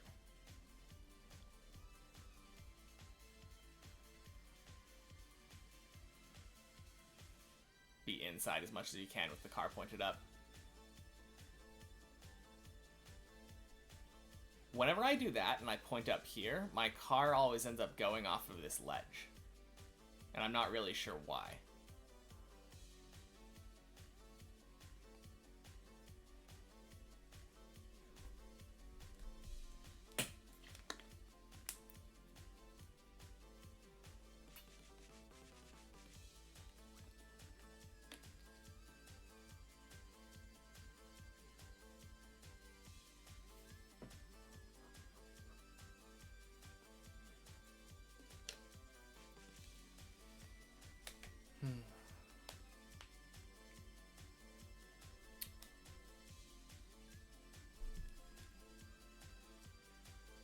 I'm not going fast enough, or I'm still steering left.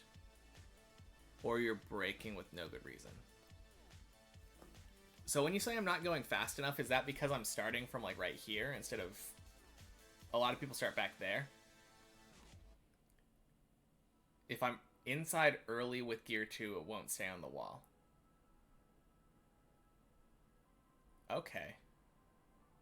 Is it okay to start right here, or do I need to start on the back platform? Because that's what most people do when I watch them do it. They're on that back part of the platform, and then they come over.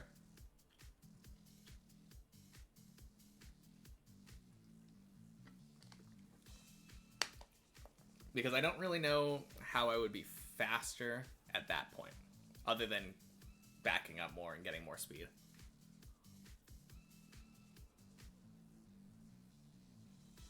No, I'm trying to get more points of view at this point.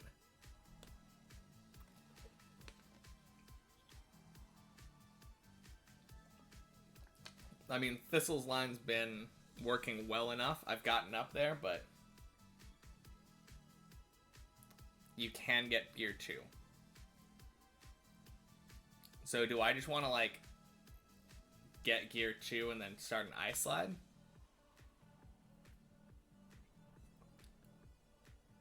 As long as I do a little bend.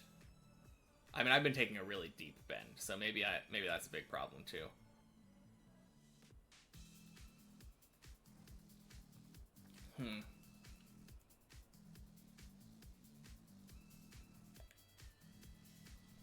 Oh, I think I was starting to drift.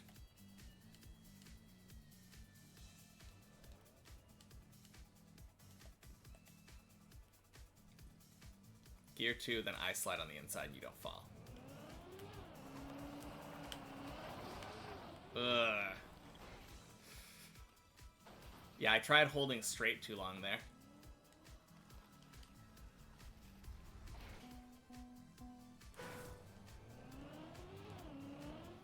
I think I was already gear 2, but like, I feel like I'm always gear 2 at that point. Whenever I've looked down during that ice slide, I've been in gear 2.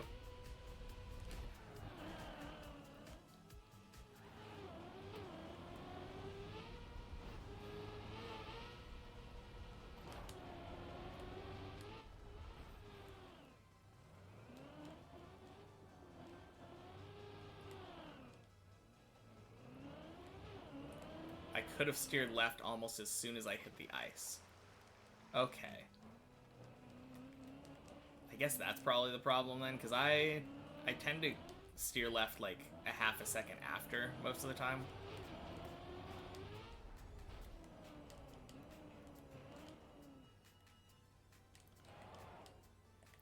I'm kind of trying to copy what I've seen other people do in their lines.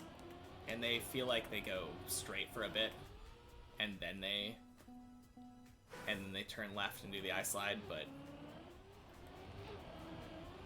as long as I have gear 2, I can steer in. Okay.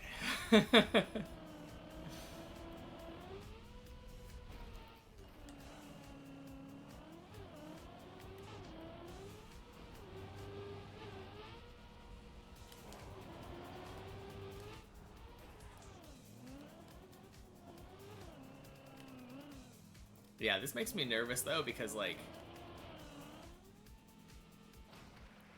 I mean, I guess if I set it up in a different way and I'm getting more speed going in, I won't have as much problems with speed at the end.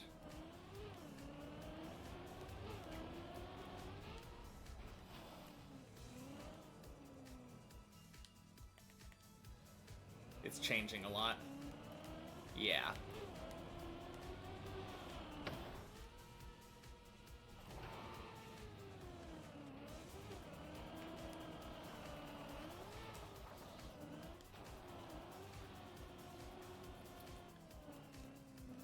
Yeah, it's kind of hard because on the one hand, like, the line I've been doing has kind of slowly been getting more consistent, but I don't feel like the line I've been doing has been very applicable to,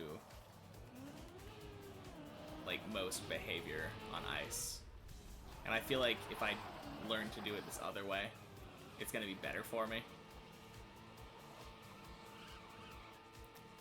Also, this other way just feels more crap. feels more consistent because not having to worry about the speed.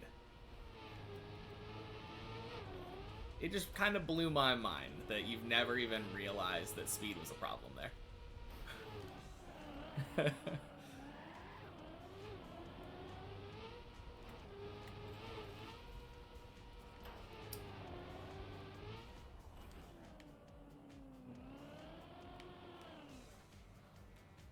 Oh. Flip, flip, flip, flip. Just get into an ice slide and control your car is much more general than do this line. That is true. Yeah.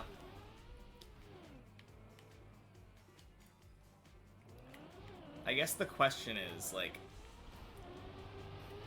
how do I get that speed that I'm missing? Because that's the thing that feels the worst for me. There have been times when I've, like, gotten out of the exit straight. Like, no adjustment necessary.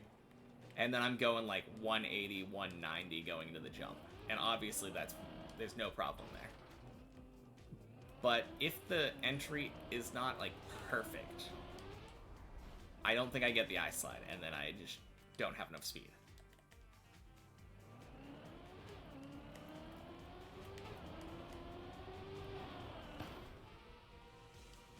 Yeah. So what you're saying is start the ice slide sooner, and then you're getting more speed?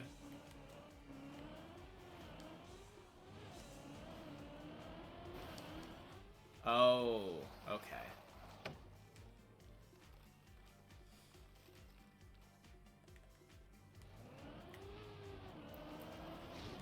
Yeah, I guess I hadn't even really thought about that. The fact that I'm not really doing the ice slide for very long. Oh, crap. Going back down.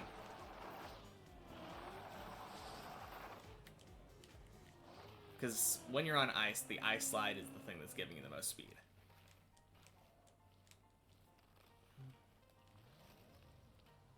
Yeah.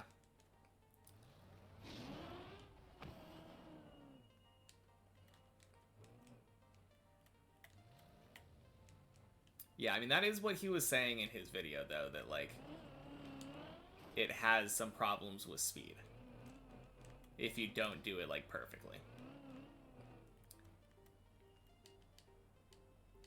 And I feel like I would much rather be able to kind of scuff it and just get an ice slide that is good and fast.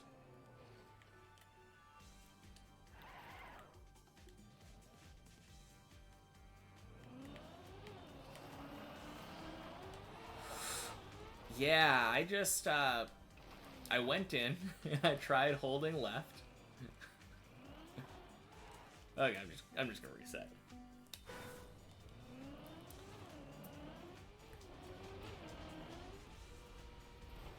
Yeah.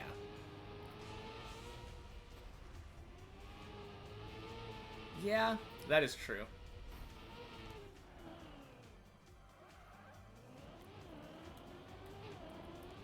Honestly, like, it was an interesting exercise learning his line. I don't think it's the right way to do it. I mean, for this one jump, clearly it works. But I don't think that learning a line and trying to emulate a single line in order to succeed in one jump is the best way for, like, ice improvement in general.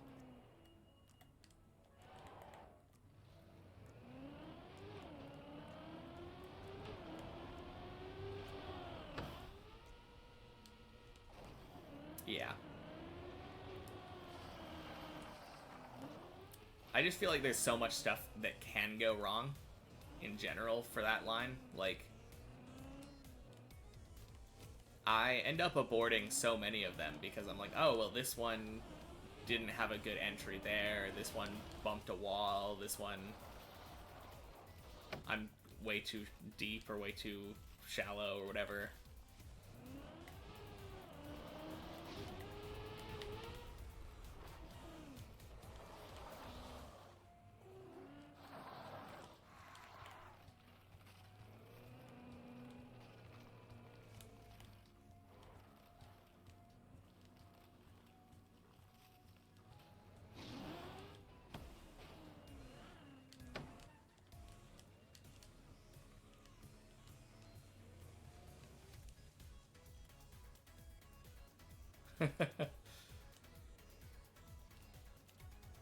Yeah.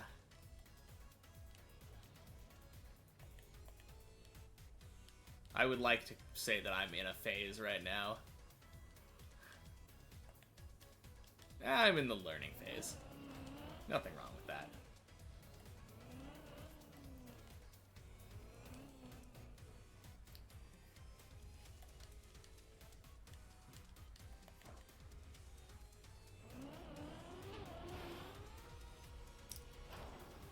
What?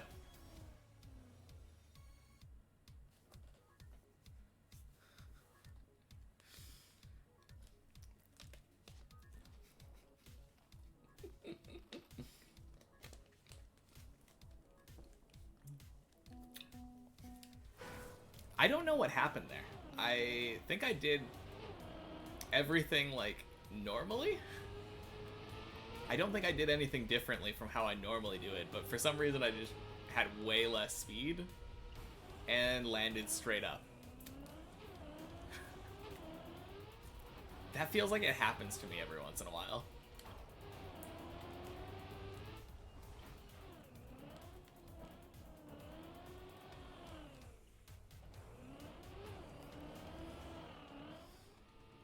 That was kind of funny, though.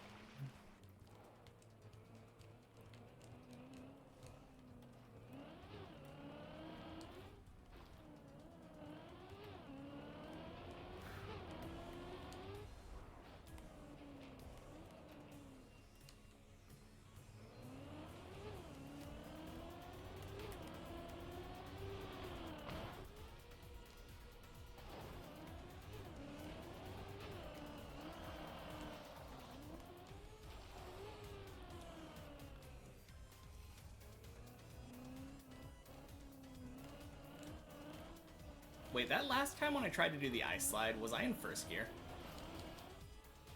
I don't... I've kind of been thinking about that, like, this whole time. And I don't really know what went wrong there. I just know that I flew off. I mean, it's been a long time, so you probably don't even remember what I did, but...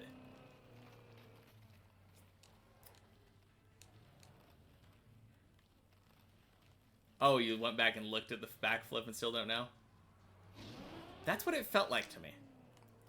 I didn't feel like it was... I mean, obviously, like, I did something that altered in some way, but... I don't know, that... It's hard to feel like that one was my fault. Because I did what I normally do. I came here, I pushed gas...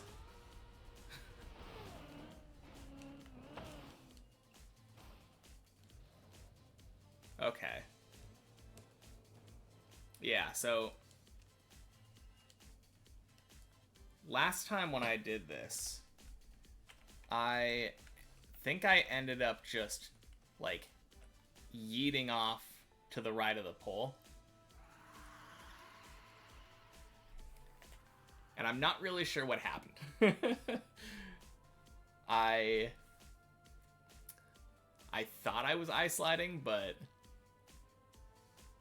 I don't know.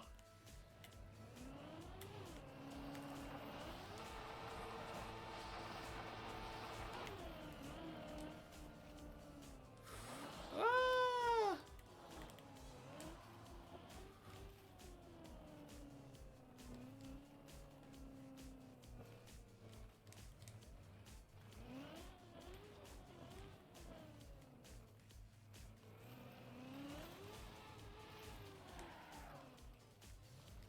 Good one, just a little tighter. Would my speed have been good there? It felt pretty decent.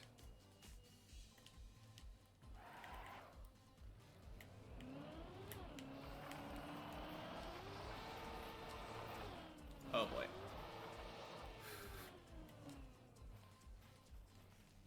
Okay, I had good speed. Yeah, so I think the main thing is all I've been doing the last couple times is I've been trying to get into the ice slide sooner.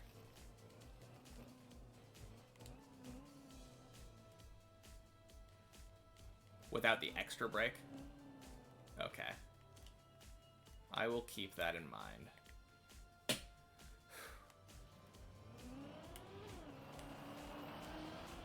Yeah, that's the problem. Like, right there. I felt like I did the left turn into the right, like, ice slide thing. And then my car just careened off the edge. That is exactly why I do that extra brake randomly. I didn't turn left long enough. Ugh. Man. Okay. My car was still at 65 degrees. I think that's the hardest thing for me with ice slides. I just don't know, like... I think every time I've gone into an ice slide, it's kind of been by accident. The degrees don't really even cross my mind when I do it. Look at the car. Yeah. Yeah.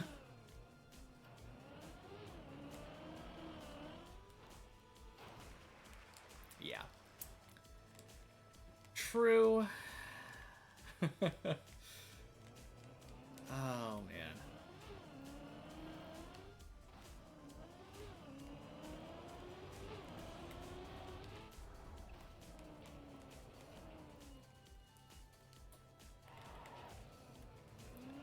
Reaction speed is hard. That's all I have to say about that.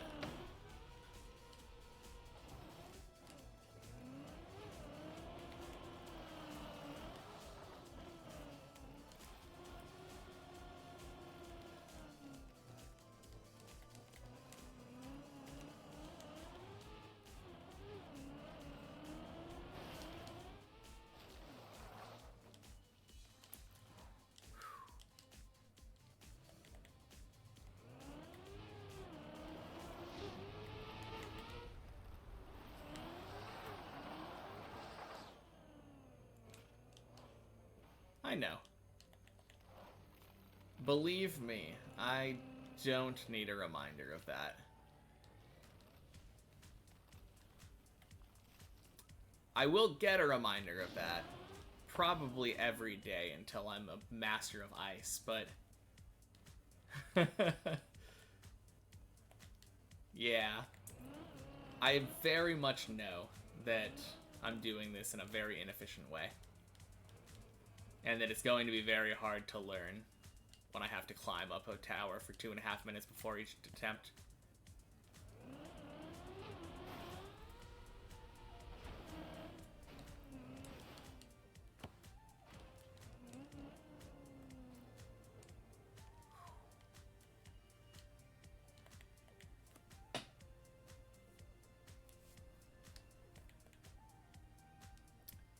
"10 minutes on flat ice a week ago would have already taught you the thing."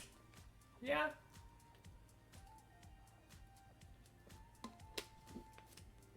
I've spent a bit of time on the flat ice down at the bottom of the map.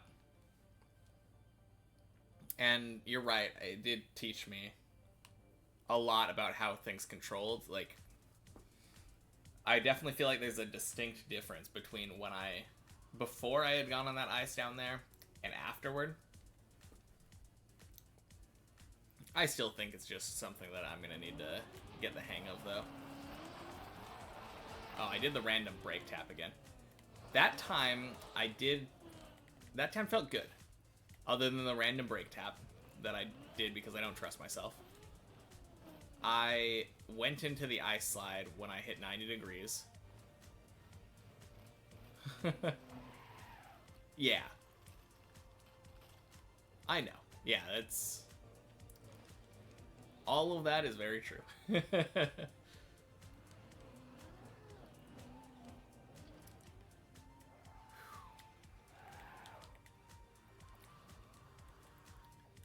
Yeah, it's a bit of a weird thing though, because part of it, a lot of it is I feel like I've been trying to build into myself to look at the road in front of my car to where I'm going. And so a lot of the time I'm not actually looking at my physical car. And that ruins my eye slide.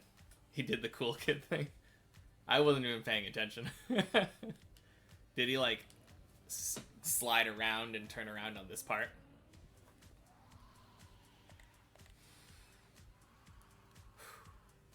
Alright, let's get this eye slide.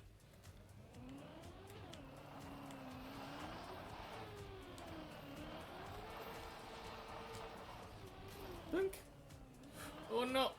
Oh, we're going down.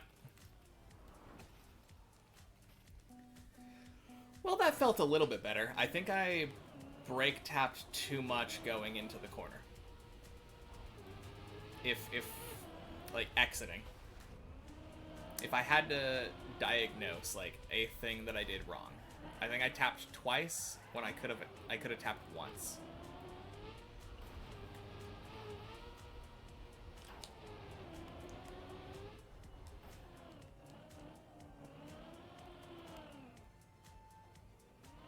Woo! Oh. Releasing a little earlier. You mean like at the beginning? Because I hit the wall.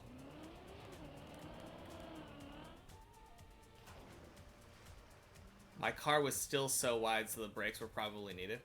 Oh, at the end. Oh, you mean like because I was going off, if I would have did a small release tap earlier, it would have made me go less tight, and then I wouldn't have fallen off and I could have made the jump.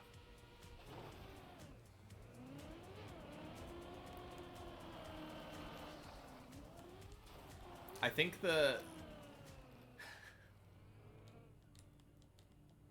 yeah. I think the thing that's... Oh, I forgot to check. How is my speed?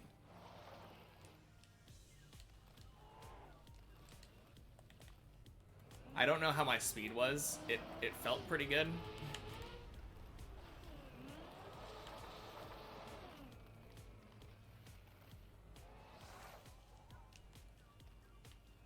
I would have been aimed at the jump, yeah.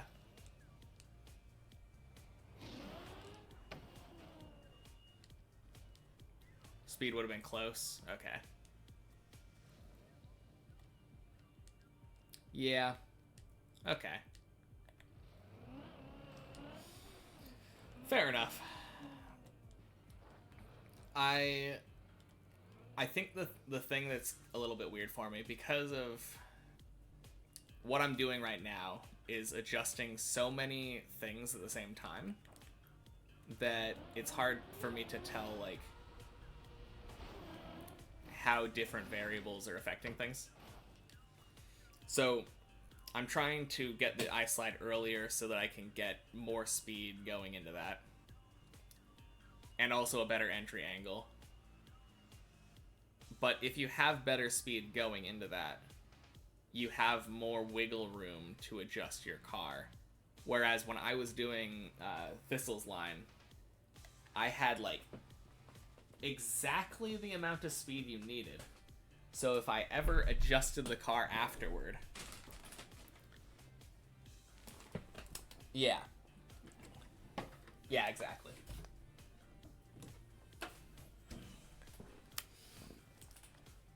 When I was doing Thistle's line, I had to think about speed. And that's exactly why I changed lines. And... yeah. Yeah, pretty much exactly that. But if I exit and I have to slightly adjust to get the line to like aim of the jump, with this like earlier ice slide and not thinking about that line exactly, I should have enough speed where I can do minor adjustments and actually be good, right? Because that's what I really want. I want to be able to like actually aim when I know what I'm aiming at. It was really frustrating getting to that spot and being like, well, I'm not aimed in the right direction, so I have to abort.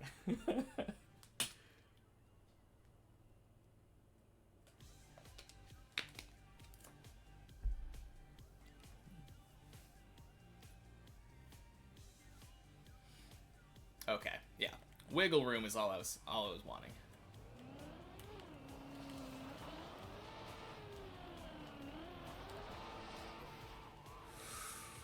Woo!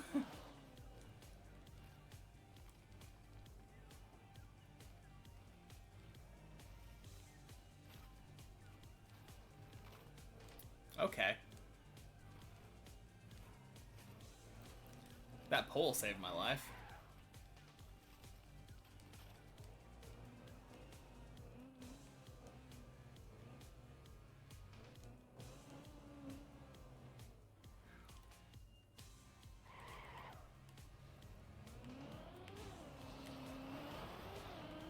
Oh boy. That was weird. I think... I actually have no idea what happened there. Like... I turned left, I was 90 degrees, and then I held right and gas, and then instead of going into an ice slide, I straightened out. Kinda weird.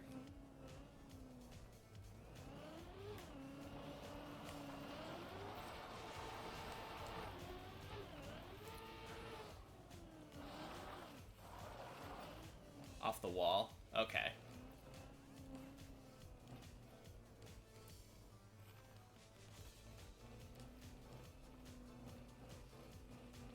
Gotcha. I think I might start getting a little bit of a running start, too.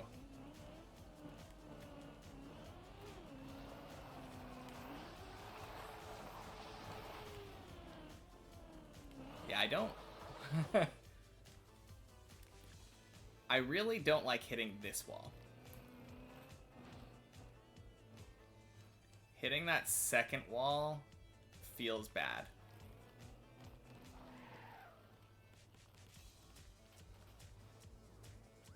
Yeah, you can rub the wall early if I need, but not the second wall. Yeah, I don't like touching that second wall at all. Every time I've ever done that, I've felt like really bad about the ice slide. Oh, dang. That was clean. Please, no! I don't know what happened. That felt so good.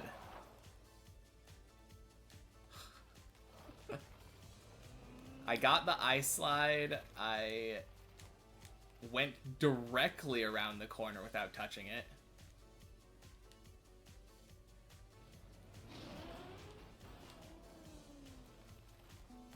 If I was not straight at all after. You mean if I would have just kept going sideways?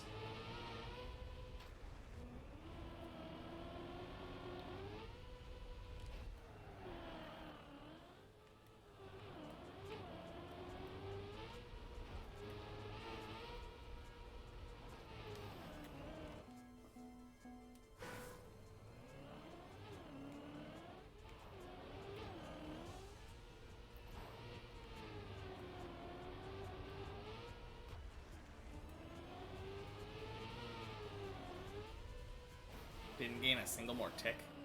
I'm not sure I know what you mean there.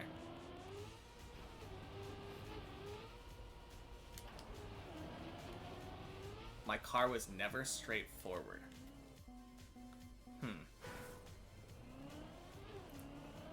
So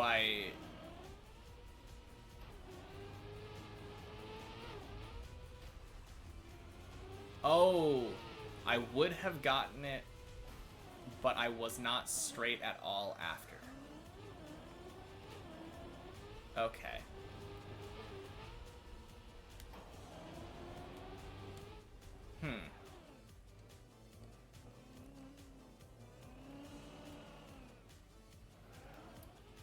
So... He's turtling on the cone.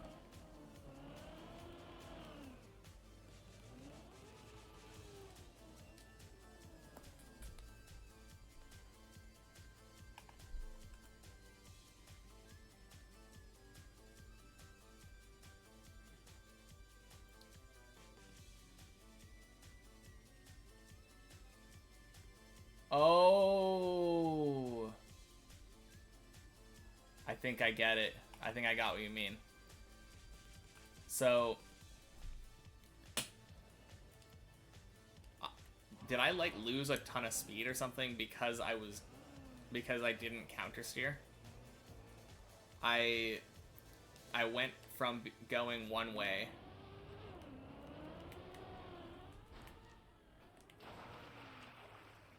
because I came out of the ice slide and then I didn't gain any more speed after the slide. Was I supposed to get out of the slide earlier? I needed like 5 more.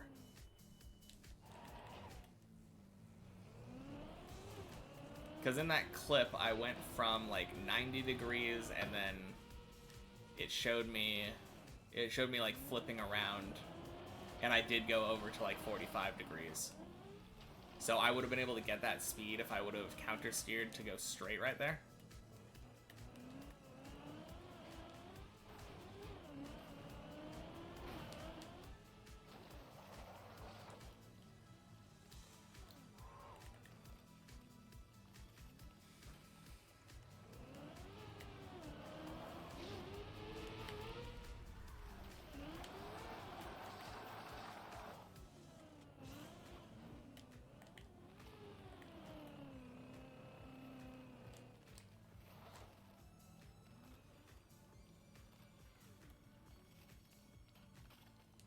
The left steer I'm doing to straighten my car is slowing me down. Oh.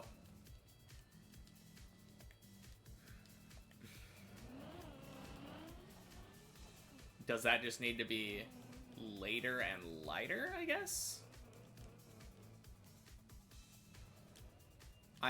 Or are you just saying, am I steering left to straighten instead of just letting my car straighten out naturally? Is that the problem? Okay. I feel like I'm under this impression that I need to, like, straighten. Whoops.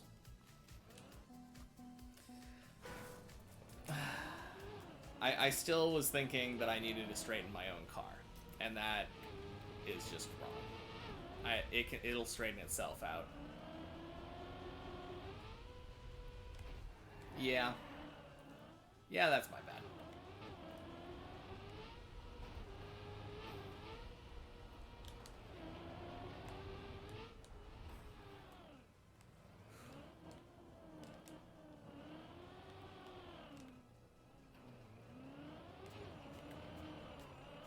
Whoops. When I release the right steer.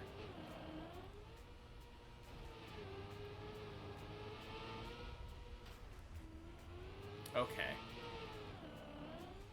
So I should be releasing the right steer when I get around that corner then? Just holding gas?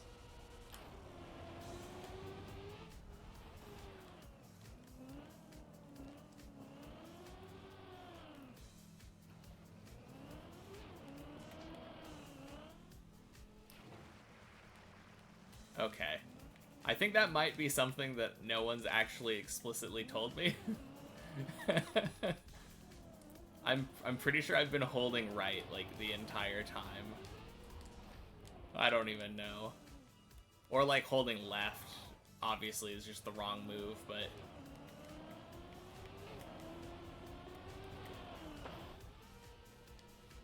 I don't know. It's hard to remember exactly all of the different things people have told me.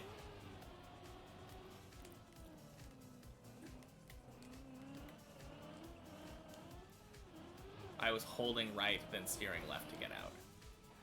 Okay.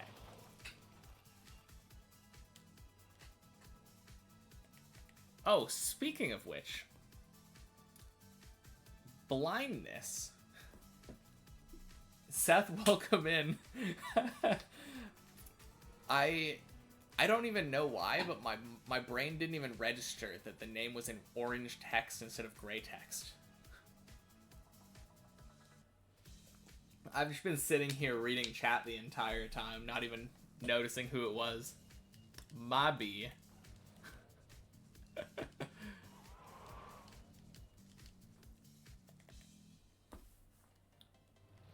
When I let go of it is art. Woo! Well, call me Picasso, because this is about to get messy.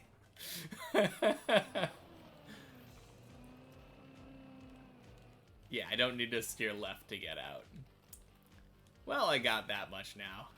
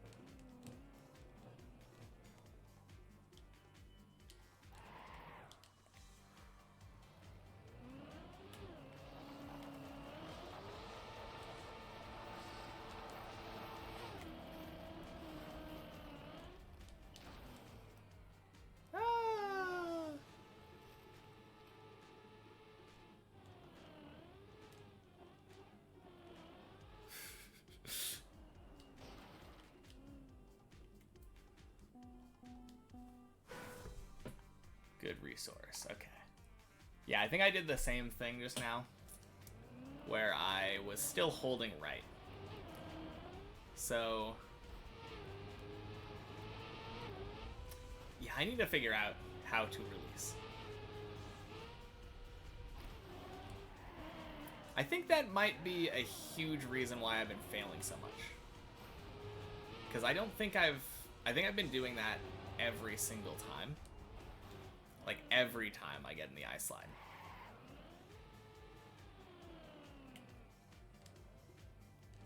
Before the car is 45 degrees.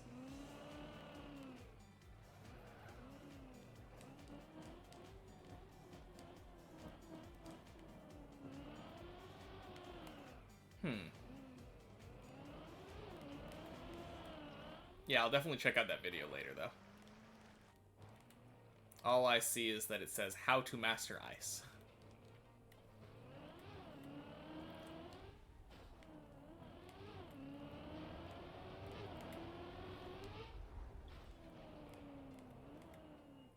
Okay, so if I let go of right when my car is before 45 degrees, it will kind of drift around the rest of the way to straight.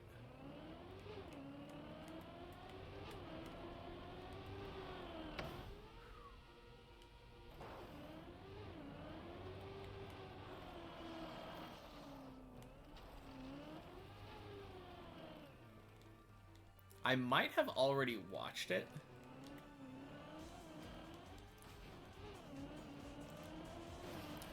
I didn't actually even look at what the video was. I just see the title in the tab.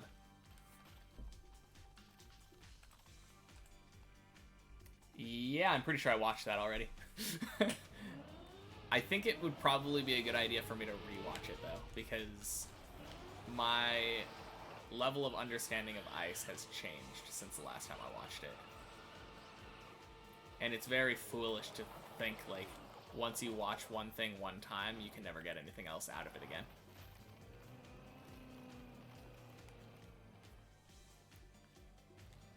Yeah, Refreshers never hurt. Exactly.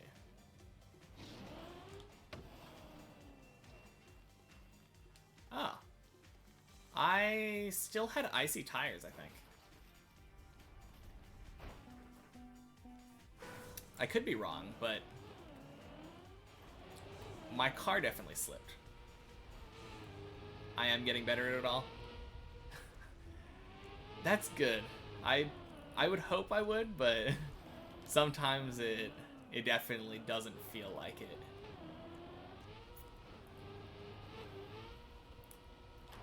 The weird thing especially is when I change the way that I'm doing something. Like, clearly it's going to be less consistent than trying to do the same thing. My consistency is really good for such a new person. Well, thank you. Yeah, I think yesterday I probably was more consistent in getting past the ice slide. But that was because I was specifically doing one thing over and over.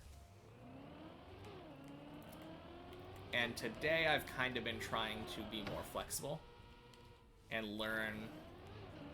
My slides have, yeah, I'm in the fine-tuning stage. Yeah. yeah. I agree. I'm mostly just trying to learn control. I want to be able to control where my car goes, because I've heard that's a little important.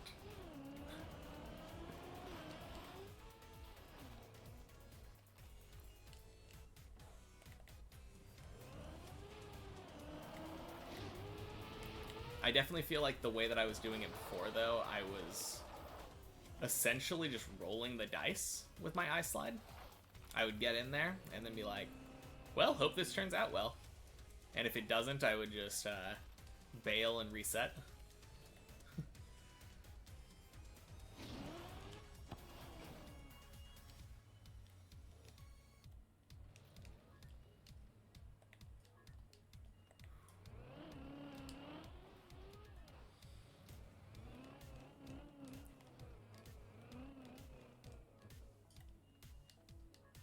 Oh, dang, that guy's on floor 8.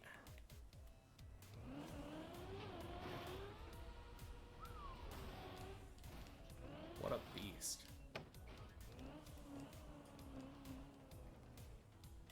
Yeah, just give me another 800 hours. I'll get there.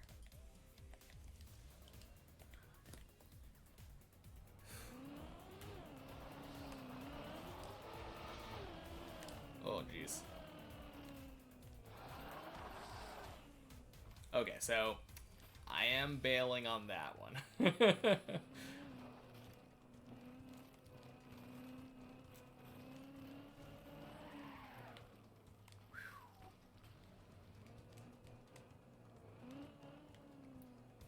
Yeah, I feel like I have good things to focus on now, though. Because I've been focusing on actually entering the ice slide. Like, cars at 90 degrees. Oh, jeez. Into the bobsleigh.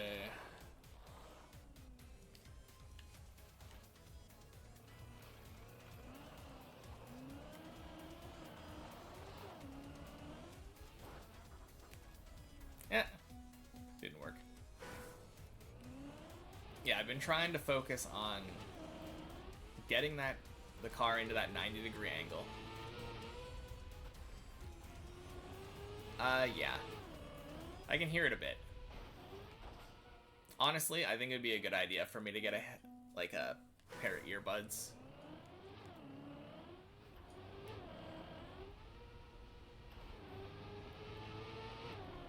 I'm going faster now. I'll need a little more brake to turn up the hill. Are you talking about the after the bump part?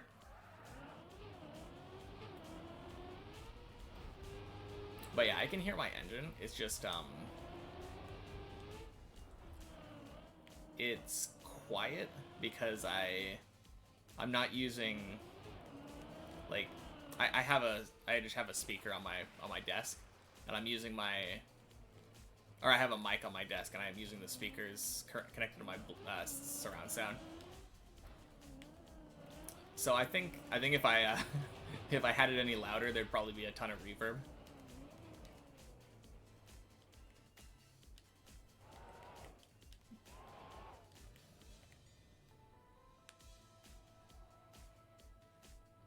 Oh, okay. I'll keep track of that pitch. Is it similar to like the... It happens also when like... There are times when I'm trying to get up that ice hill right after the first jump on floor 1. And my tire doesn't grip and it's like...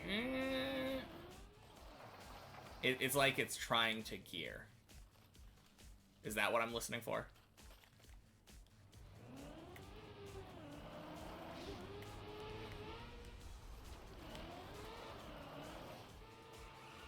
Ish. Like this. Around the bump, probably just before it, honestly. Just pay attention next attempt. Okay. Yeah, I'm not sure if I've really paid that much attention to how the car sounds during the slide itself. Oh, jeez. Oh, jeez. Ah, we can go for it. Man, that was a week ago. I would have been like pooping my pants right there.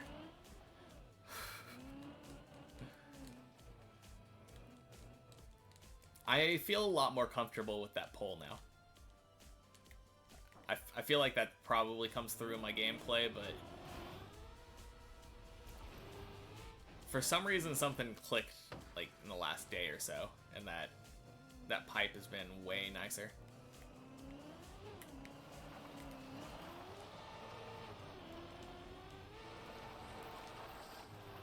Whoa! I felt like I had way more speed there.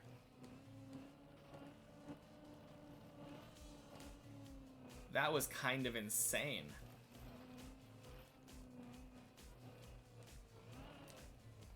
I mean, obviously I didn't straighten out at all, but like... yeah, I definitely need to brake more earlier.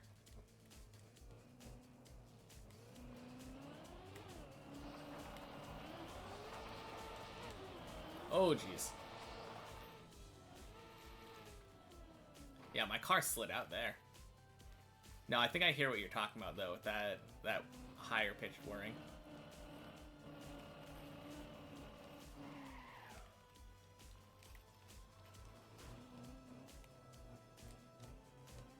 The bump got me? Okay.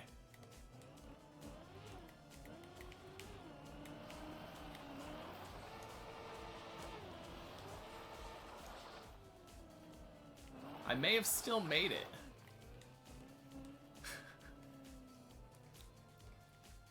Okay, yeah. I think that's the problem right now, like, because I'm doing a new thing, I think I need to send it. I think that's really all there is to it. I'm doing a new thing, kind of need to send it to see how it actually works out. Oh, jeez.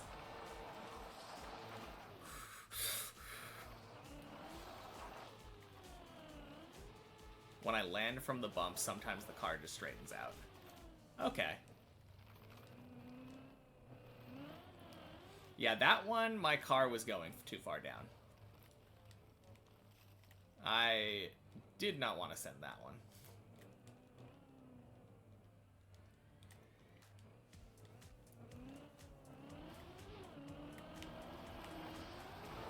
Oh, jeez.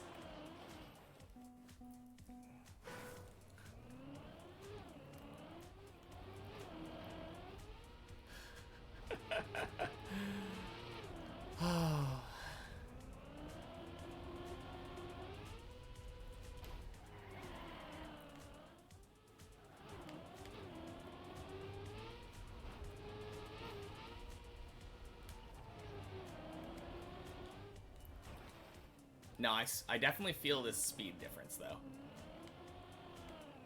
And I really like it.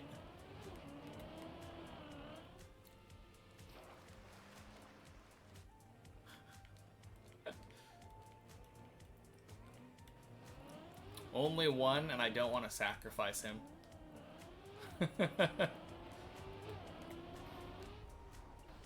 Funko Pops.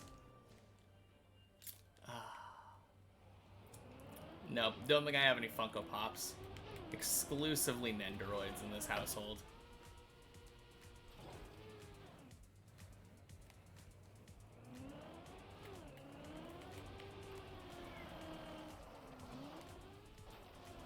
Man, we might need some kind of offerings, though.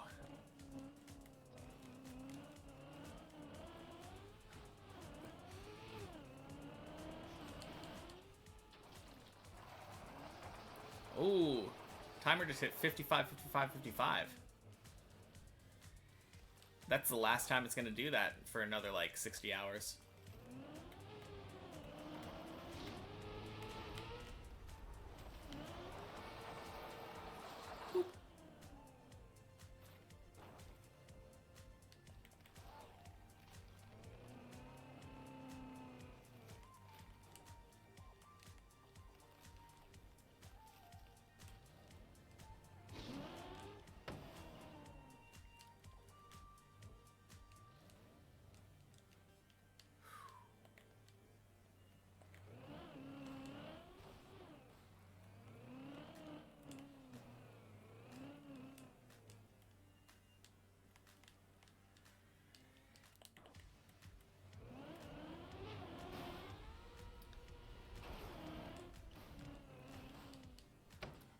One positive, I feel like almost all of my runs have been getting to the ice slide today.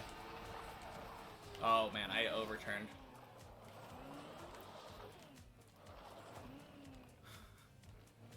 Yeah, my car ended up going like 45 degrees in the other direction.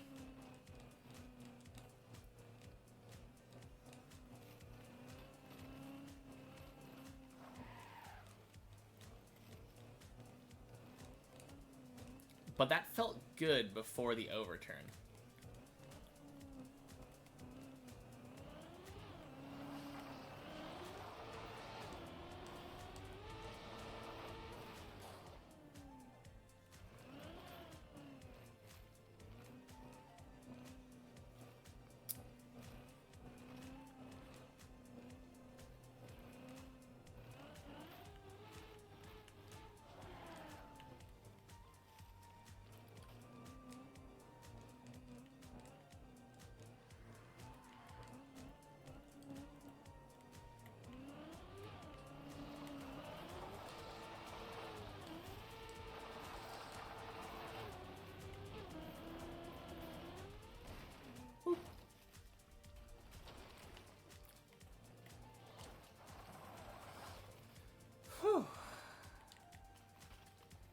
I think I might have done the same thing where I was turning left.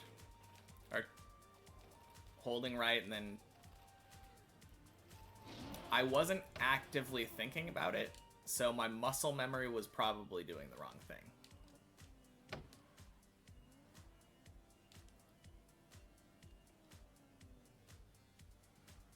Oh, that's such a good setup.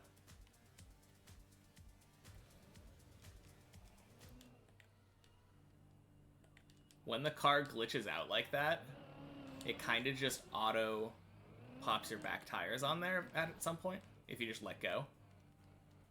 So good.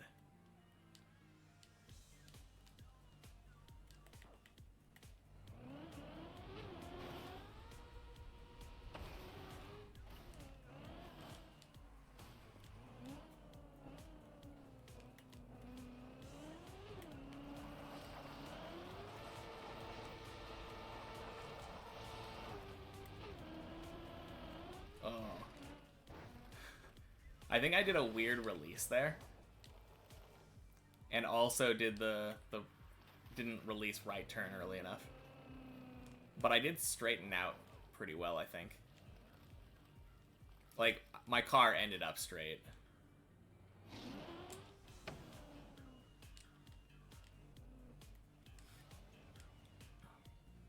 Anyone know, like, the actual speed you need for that? Is it like 175?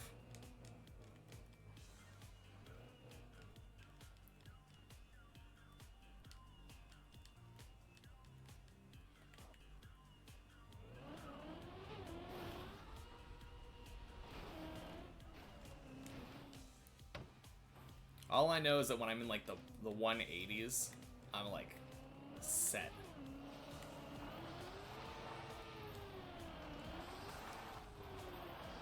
Whoa! Where are we going?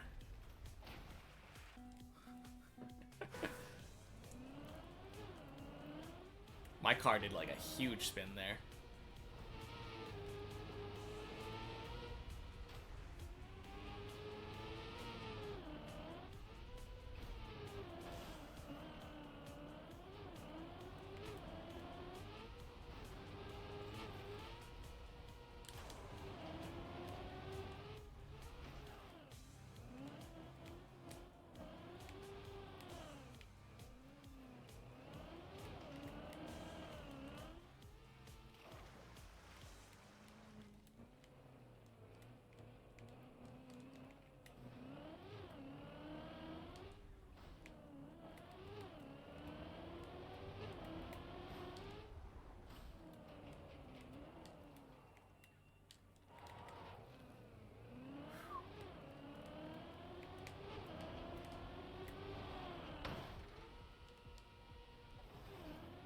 Oh, dang. Floor 9.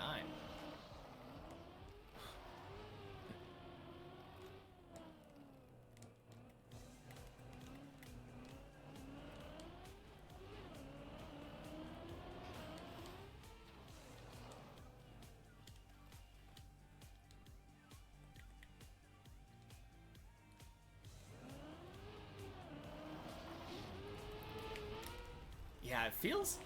I feel like every time I see someone with, like, TM in their name, they're, like, the god gamer. I don't know. Oh, crap.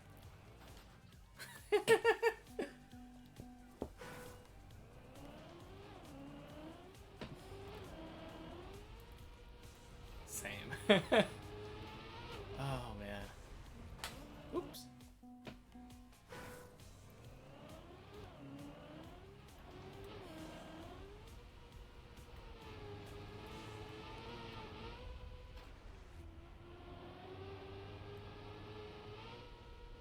Maybe that's the secret. I should have just added TM to my name before I started.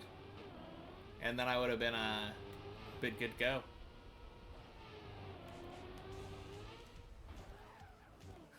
MM_T.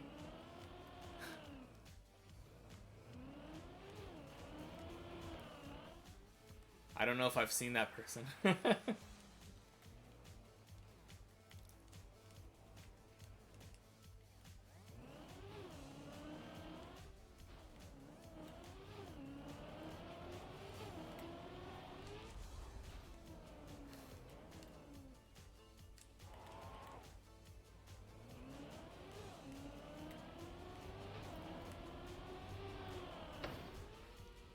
Oh, look who's here.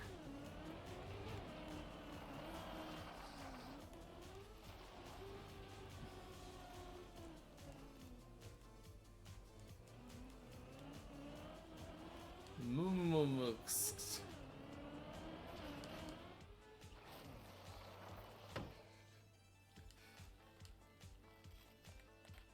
Oh, yeah, you do have that, I was like, what's going on? What are you trying to say? Yeah, you got some, you do have some combination of T and M in your name. Not in the right order, though. Sorry. You gotta change your name to, like, Hatmer Strike. There we go.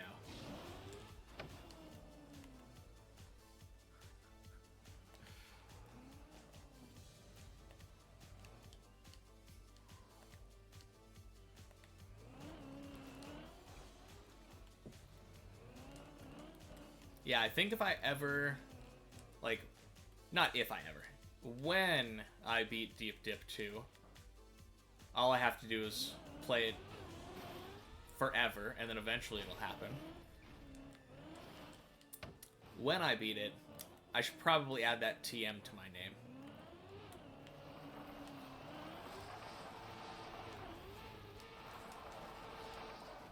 Oop.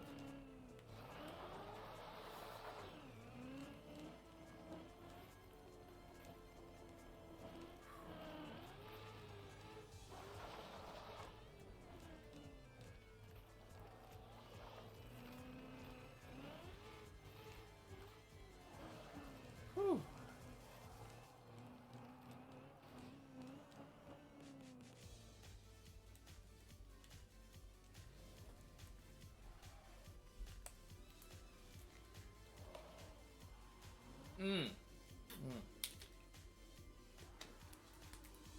Yeah, I think I've heard of that one. Oh, crap.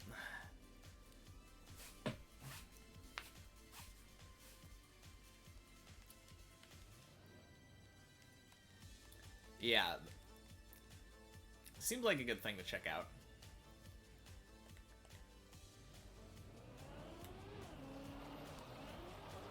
I feel like I'd also enjoy khaki.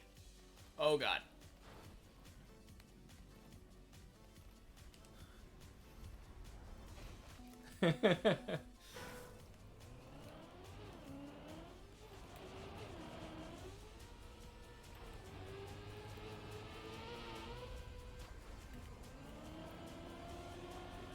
On the other hand, the thing with khaki is that, like, a lot of it seems to be kind of RNG related. And you kind of just... Yeah, you kind of just have to bang your head against the wall until you get one trick done. Like, with this, it seems like it's actual racing lines where you, like, do inputs correctly, and then it gives you gives you results.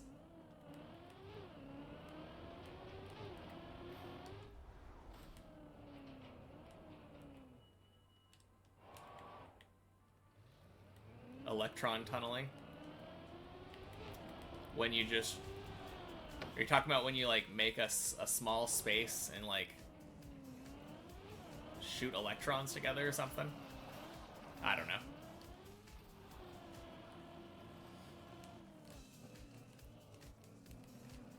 Something collider or whatever. I didn't really, like... I'm not an expert on it. I don't know that much about it other than, like, can choose to pass through solid matter. Yeah, I was convinced that I could do that as a kid. I was like, once I learned that we were made up of, like, almost entirely empty space, I was like, all I have to do is keep pushing on this wall long enough, and I'll just go through. Oh, except electrons... Yeah, that's different, because that's not groups of, like, atoms. That's what khaki is. You just have to observe the super rare thing. That's fair enough.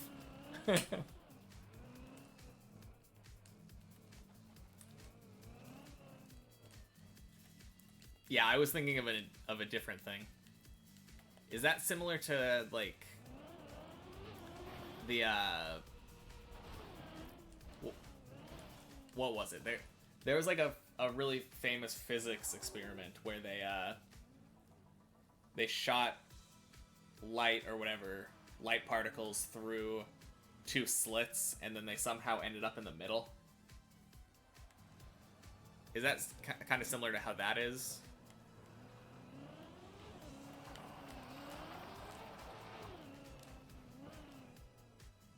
The dual slit.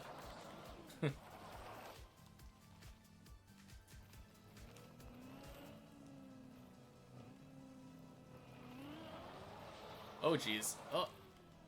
Oh, ho, ho. That's like quantum entanglement. Yeah. I was thinking that had more to do with quantum physics, but wasn't too sure. Do we know why that happens with electrons? Yeah, that is really cool stuff.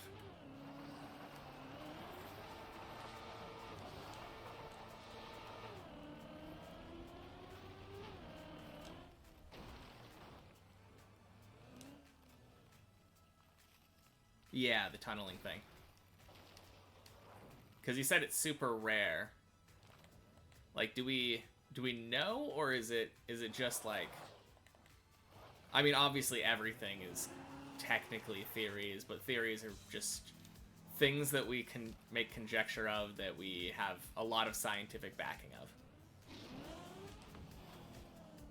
Oh no!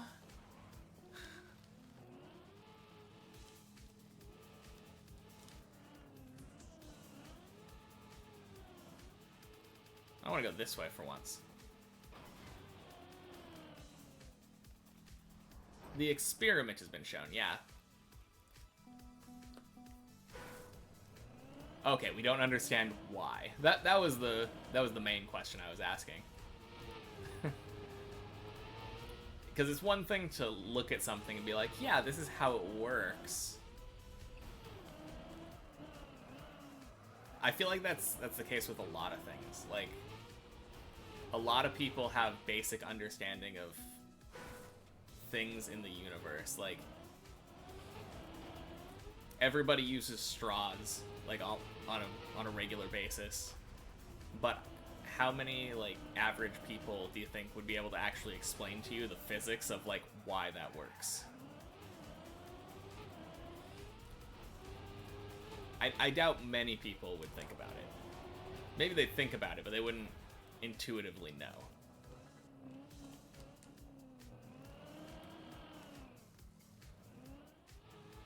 Last time I was researching it, there was the connection quantum physics. Okay, so... yeah, that is literally the first thing that I thought of when you mentioned that, so... I guess it makes sense that people would think the same thing. Because that feels like the Schrodinger kind of thing, you know? Like only when you observe it does it decide to do it or whatever. Man, you should have been here yesterday. We were having a whole discussion. Got a little heated, but like... turns out that this man knows more math than me, so... I counted it as a draw.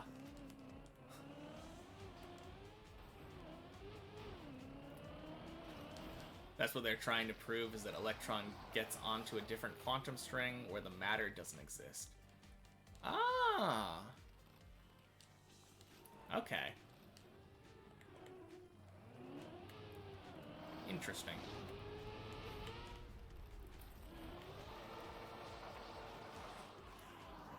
That's always been something that I've wanted to learn more about, quantum mechanics. But I don't think I've ever actually had, like, an excuse to. I don't think we got into very much detail in my like, entry-level physics classes. I think I took, like, 200 level or something. You would have been a physics major if you had a choice. Honestly, kinda same. Like, I took chemistry in high school, and then I ended up taking biology, chemistry, and physics all in the same term, one term. And I think I liked them exactly in that order. Physics, chemistry, biology. I hate biology. It's just so much memorization of random crap.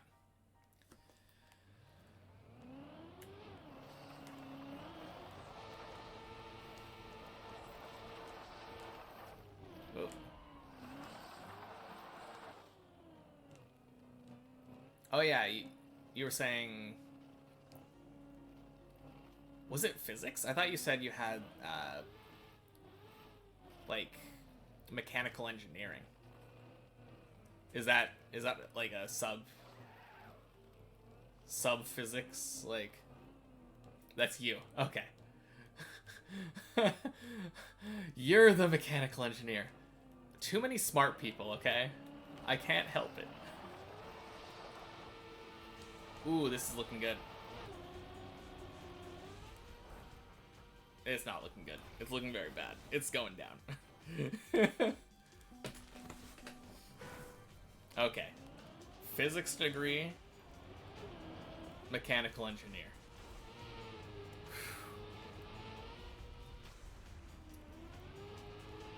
I'm gonna get this straight one of these days.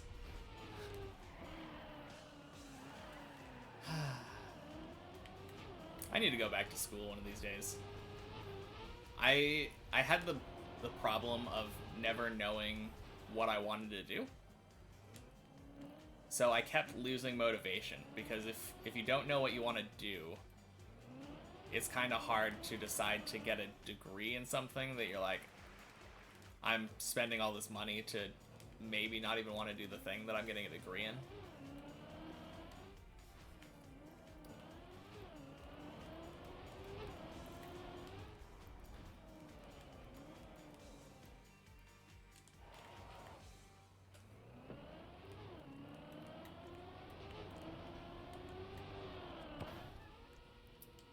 That's the problem, though, trying to figure out what you want to do.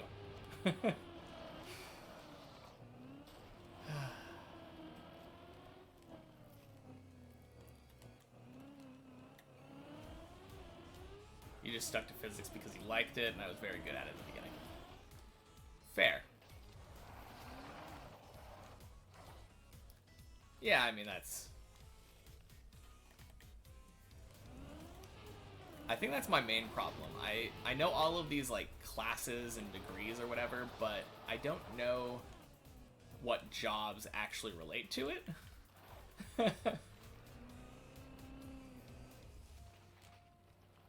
400 level quantum mechanics was really annoying. Yeah, that's one way to do it. That's what I was doing back in high school, when I was like, yeah, why don't I just be a doctor? That should work out, right?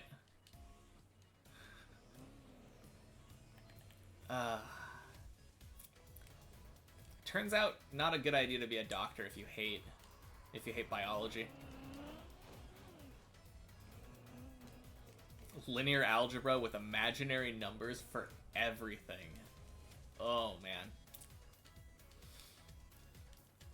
I took linear algebra, but I don't think we used any imaginary numbers. It was all real at the time. So I've never really cared for imaginary numbers. I think they need, when they introduce imaginary numbers, they need to actually show, like, what it's used for.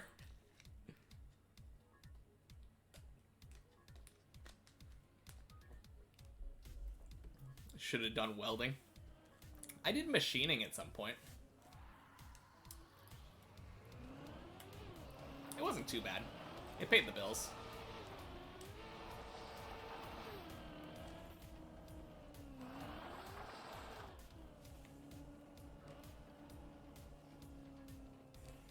Yeah. It's especially when you start thinking about things like, we have everything in terms of, like, three-dimensional space, and linear algebra is, like, literally the purpose of it is to be able to conceptualize things in, like, dimensions of space that we don't have. So, kinda nonsense when you think about it like that.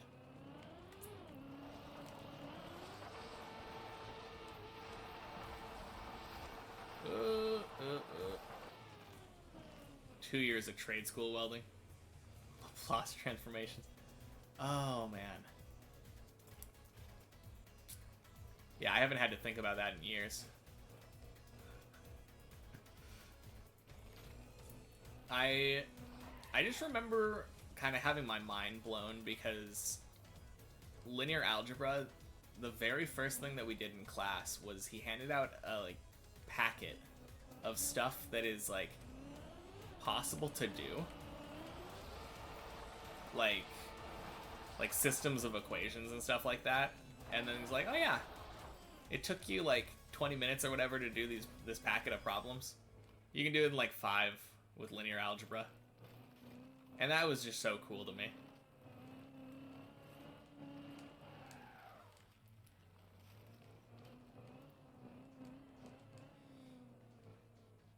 I really liked, what was it? I think it was vector calculus. At some point we did like triple integrals. And that was really cool. Ugh.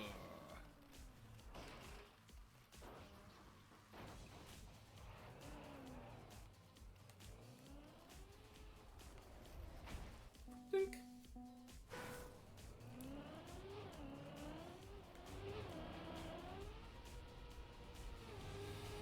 No, I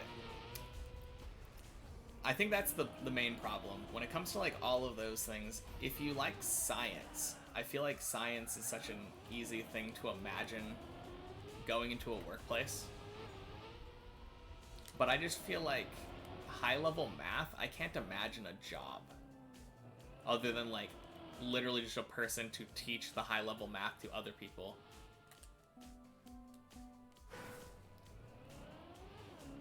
You want to get a master's but not sure in what? Yeah, it might be a little bit important to figure that out first.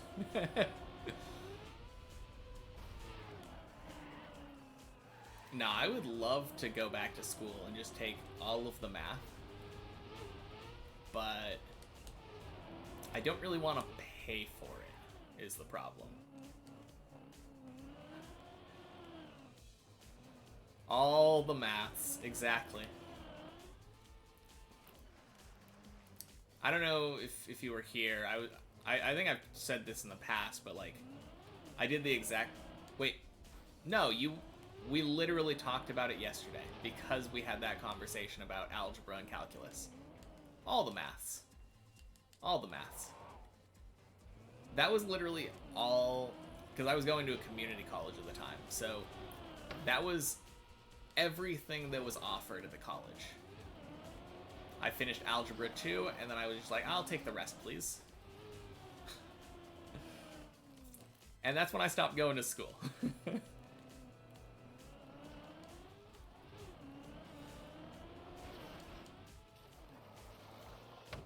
No, I applied for a different school, and I think I didn't get accepted. And then I just kind of stopped.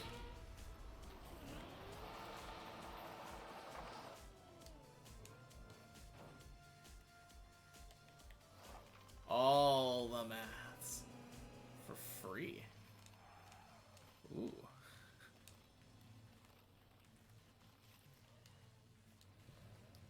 I like free maths. Oh, poor guy.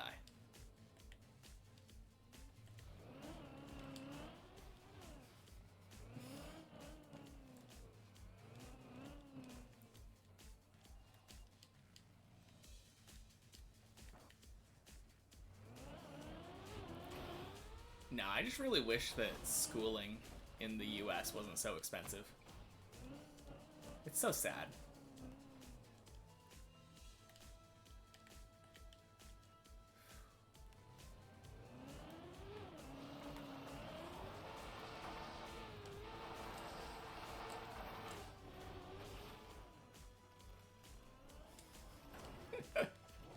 Okay. Oh, this is that spot. Okay, no.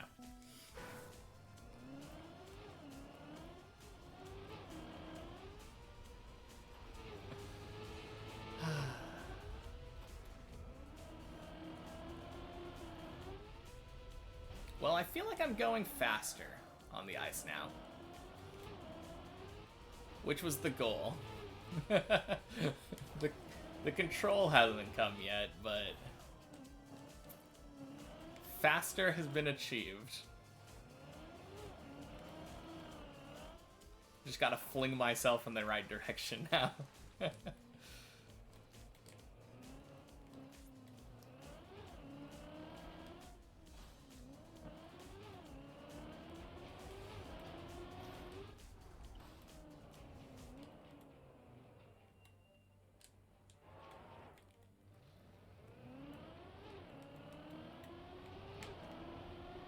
Ooh. Nope, going down.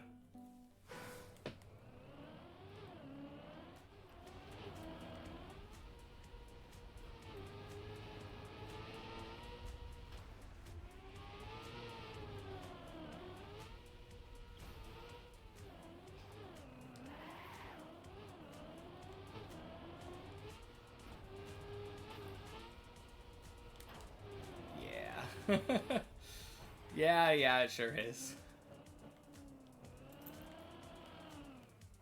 I always get jealous when I hear people talking about, like, Europe, where it's just like, oh yeah, you have to pay for school? What? What do you mean you don't just go to uni?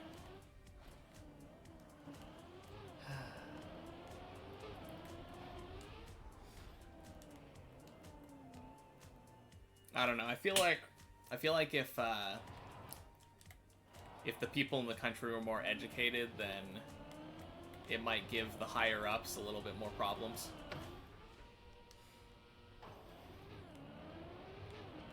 There's probably some conspiracy behind there.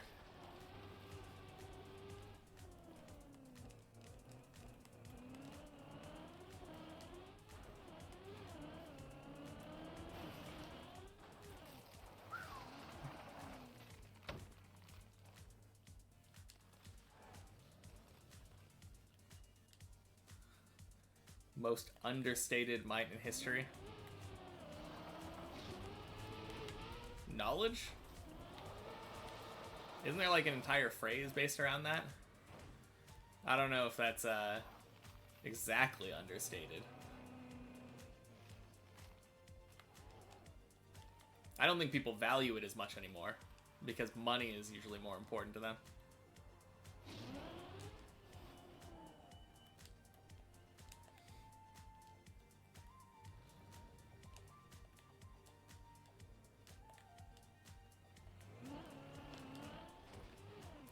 No, like, it would be so cool to me if professional student was like a career that you could get paid for. I would love to just go through and take every class, like all of them. Oh, understated might. I understand what you mean now. I was thinking might as in power, not might as in possibility. True.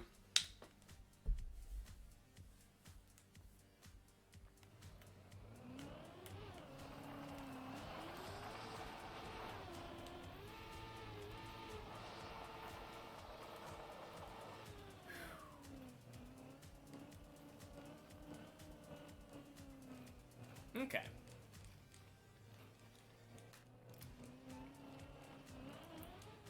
So I think I've kind of gotten the hang of the ice slide entry.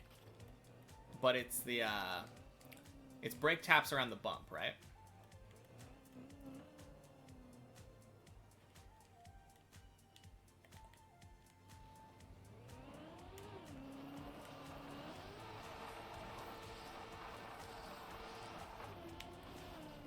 Oh, jeez. Oh, no. Go up, go up, go up. Oh.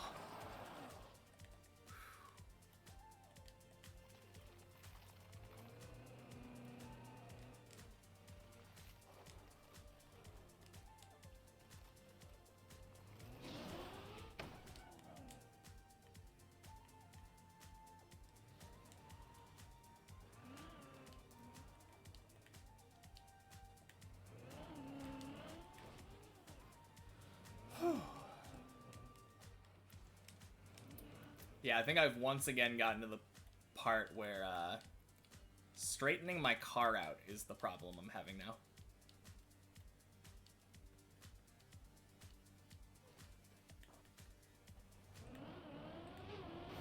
Try not to brake until after the bump.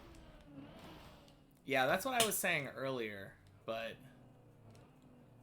I don't know. I'm not an expert on the subject, so. Oh wait, I feel like I was many ways to skin this cat. That is also what I've heard. Pretty much every way except for the way that I'm doing it.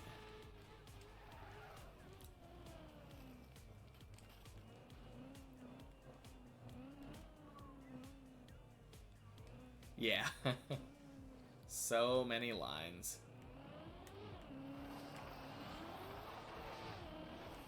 Oh, jeez.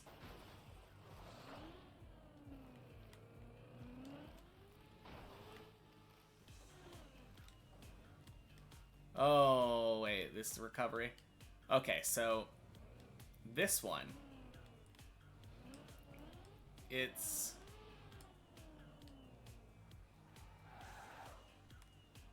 you go around the right side of the pole.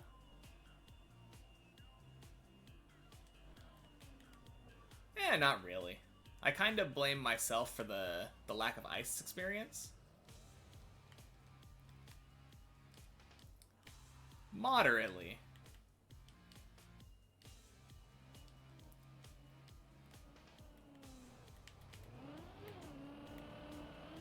Donk.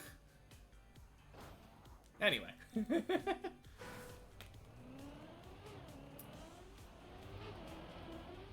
I mean, I do kind of wish that it was a more conventional ice slide. But it's hard to really, like, say anything else other than that, because it's probably teaching me bad habits, which is unfortunate. Yeah, me too.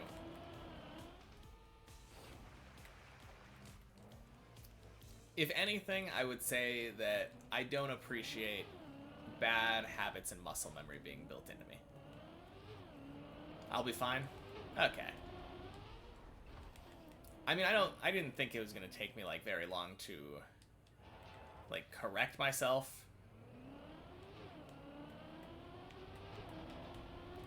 Crap.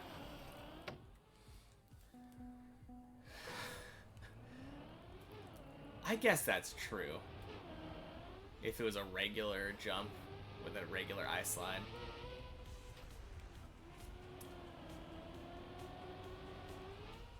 Yeah.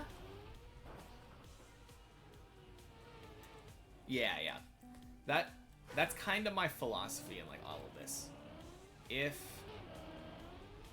like, I could get it much quicker, possibly just, like, trying to learn exact inputs and, like, do those basically every time. In fact, I did. I learned a line, and that got me to floor 2. But learning the concept behind it so that I can apply it in other places, I think, is a much more sound decision.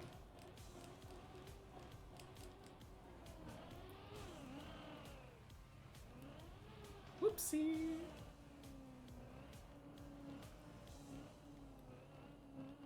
And slowly but surely I'm getting better, so can't complain.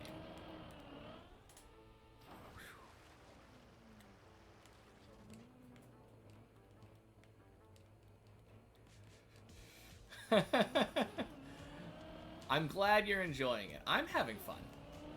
I am having fun. Like, sure, I've only made it to floor 2, like, once in almost 60 hours, but I knew what I signed up for.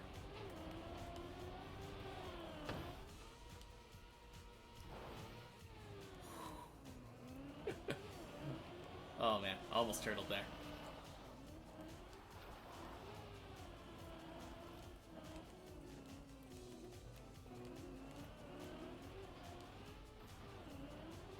right behind me? I think he might be right behind me. No, he's right in front of me.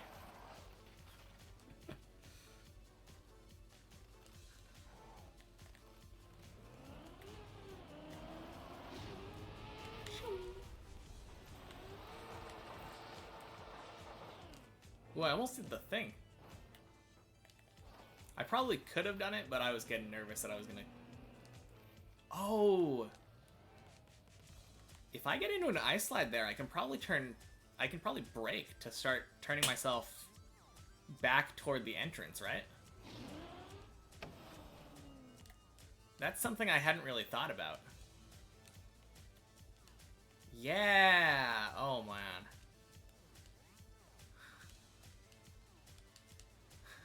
I'm using this ice slide experience. Oh, yeah. That is an idea.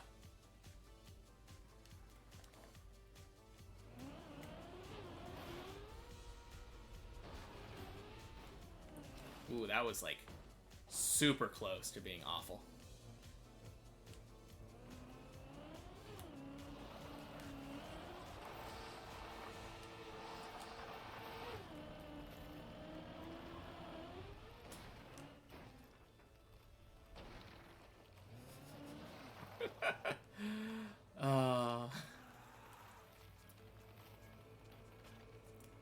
Well, that kind of felt good until the end. I don't think I straightened out. I think I was holding right the entire time.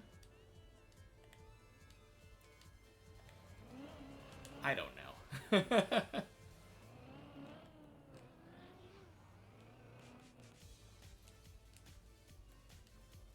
Wait, you hold right until it's like almost straight, and then you let go. I don't know if I did a small counter steer. A big one. Okay.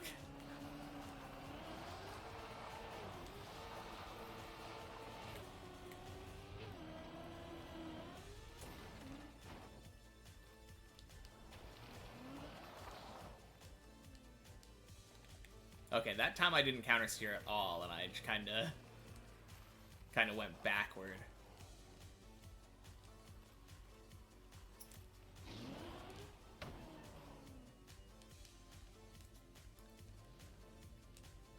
That was almost fast enough, though, even though I feel like the entry there was really scuffed.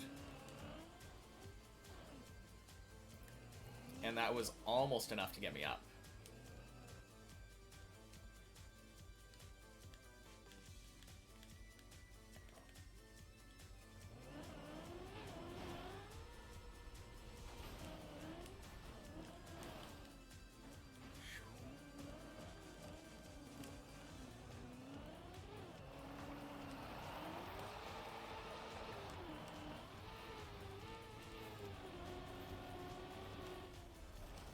Oh boy!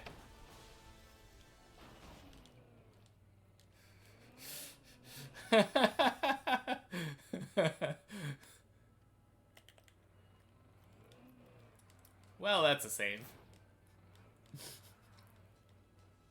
Try not to force the straighten.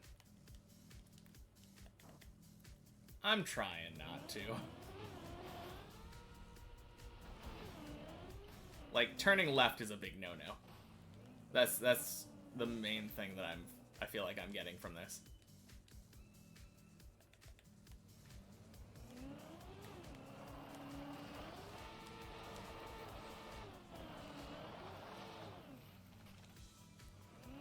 Once the car is going the direction I want, release all steering. I think that's what I'm missing, because I think I'm continuing to steer right even when my car is going straight. Right now, I'm kind of in like rebuild mode, where I'm rebuilding from the ground up with like a slightly better understanding of ice mechanics.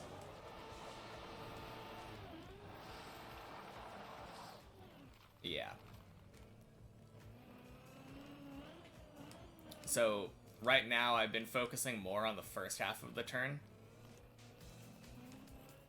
instead of the second half. And I think the camera thing, I just overshot it going sideways.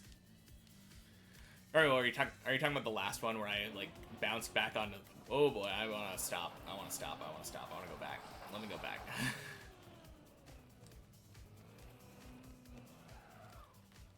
Yeah.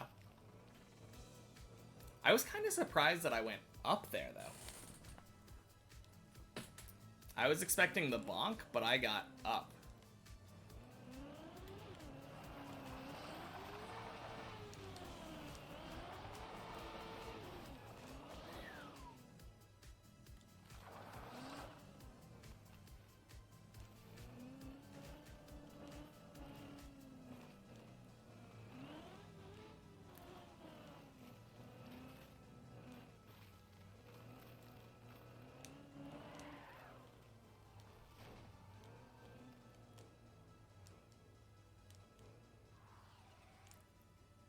Oh, I got into another ice slide right before the jump.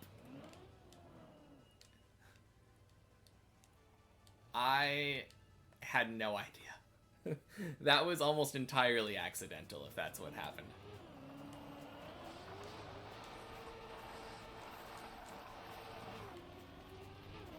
Okay, this isn't fast enough, right?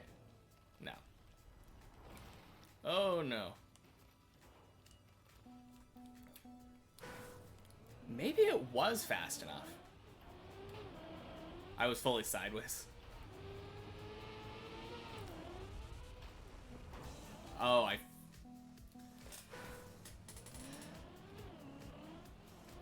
yeah. I've built some really bad muscle memory with straightening the car. And it definitely has to do with the fact that, like, everyone told me to straighten the car. But, like, straightening the car to me is, like, I don't know. It's... Yeah, that's exactly what's going on right now. I was told to straighten the car, and then I try to force straighten the car, and that's, it's a bad idea.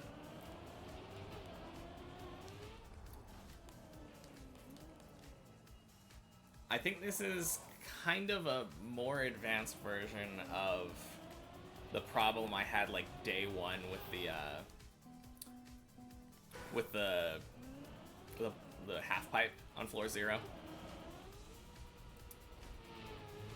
Except that one was like, I got to the half pipe, and I was like, oh, this seems intuitive. Back and forth, up and down, you know?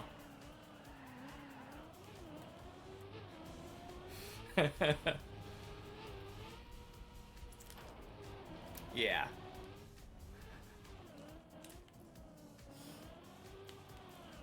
But yeah, like, the intuitive thing for me is, yeah.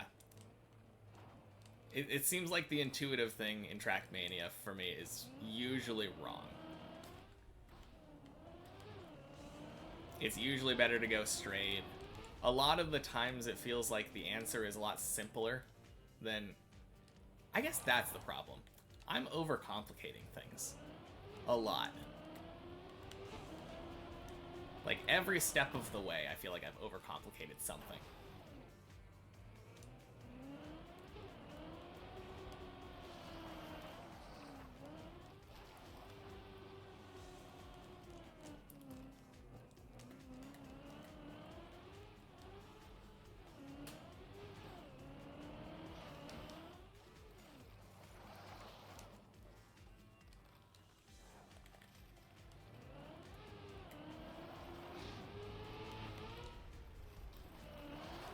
Where cam 1 is pointing.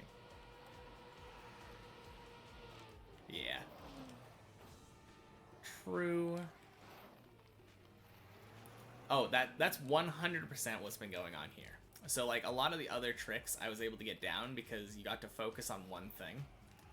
And this one forces you to focus on one thing and then quickly change focus to a different thing. And, like, my brain's, like, my storage is kind of, like, full, you know? I'm sitting here like, oh, I need to remember to do this. And when I remember to do the one thing, I forget to do the other thing. So yeah, it's kind of interesting. I don't know how better to describe it.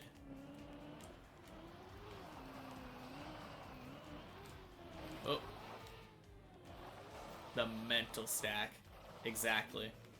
I have, in fact, reached max bandwidth.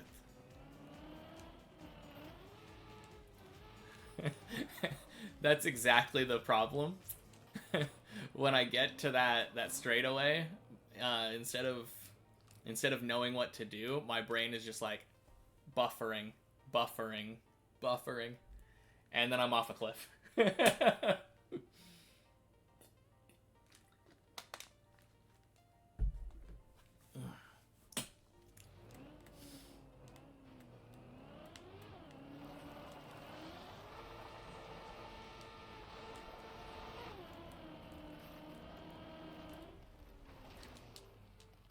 Okay.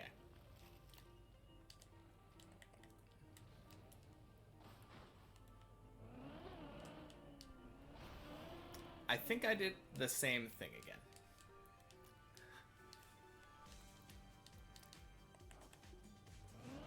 I think at some point I was facing in the right direction, and I didn't stop turning, and then my car lost speed. Or maybe it was a gear. I'm not sure.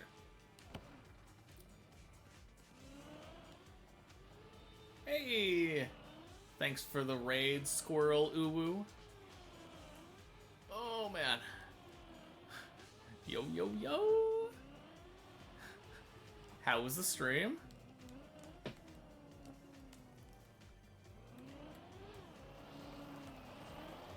We're having some...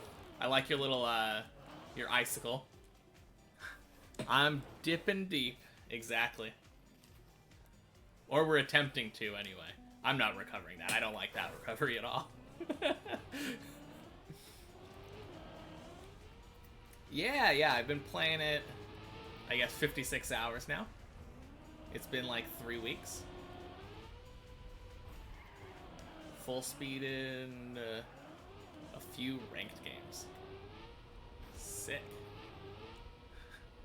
Yeah, this is the only map I've played.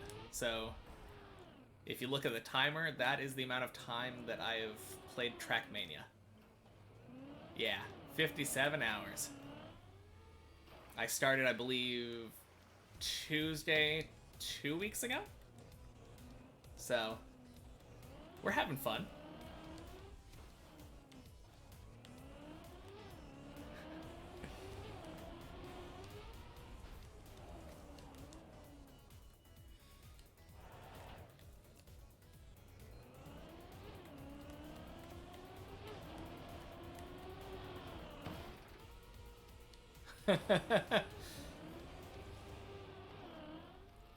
Oh no. Unturtle.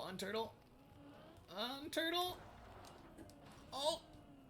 Oh, that was so sick.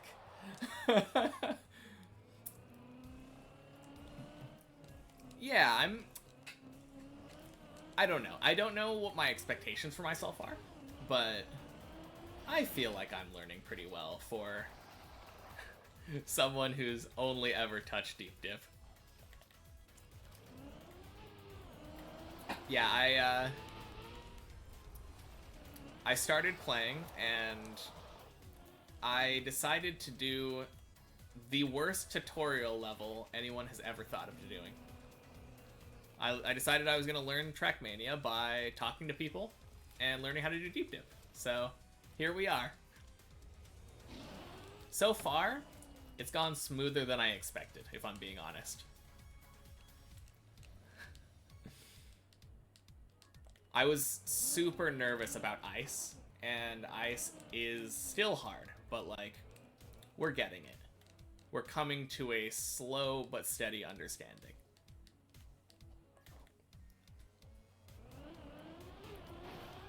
Two questions. Ice is easily the worst texture. I think I agree. It's hard to fight plastic on that,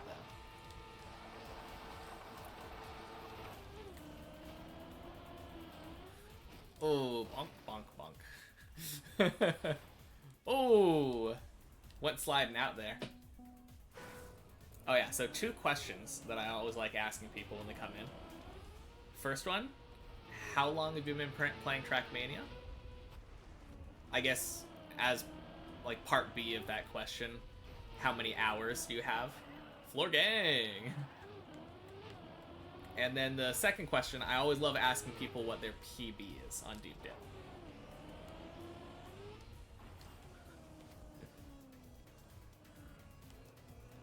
So sorry for the pop quiz right after the raid, but...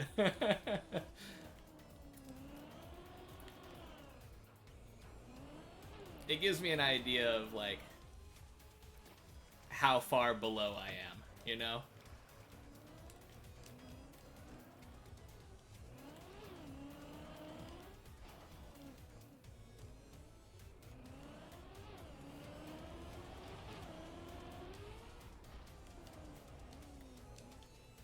Played since the start of this month. Not too much time in game. I don't know. I'd have to check.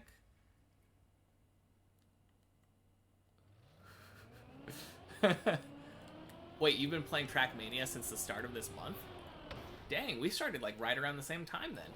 That's crazy.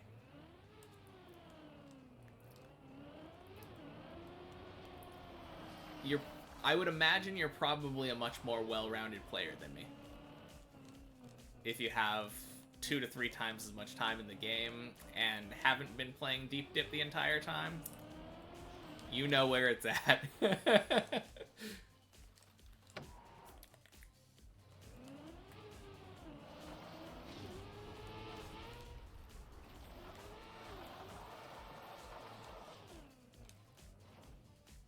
No, that's pretty cool though. I'm really looking forward to beating the map so I can play the rest of the game.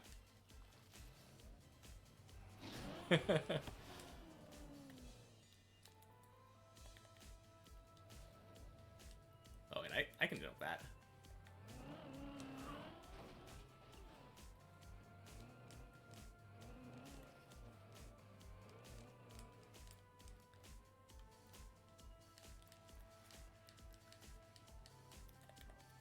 Yeah, I feel like one thing that would be really fun to play after this is Bonk Cup. I think Bonk Cup would be a really fun experience. Pretty much the exact opposite of this map.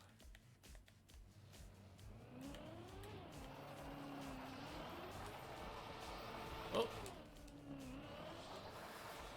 Let's not send that one.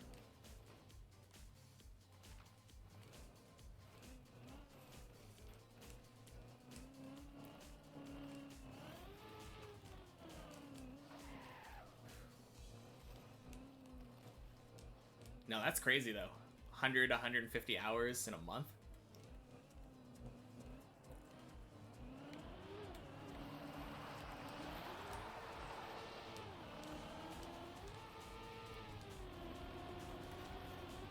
Whee!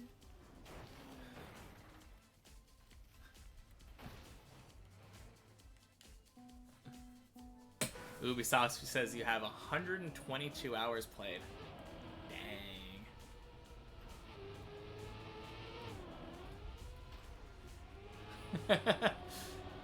Yeah, I try my best not to have it open. There was like, I think, an hour or so, probably like 30 minutes to an hour where I've had to tinker with the settings. I don't know if you had the same experience as me, but like, I found this game to be absolutely terrible when it comes to like streamer-friendly settings. I had to switch so much stuff around before like the game would actually function properly.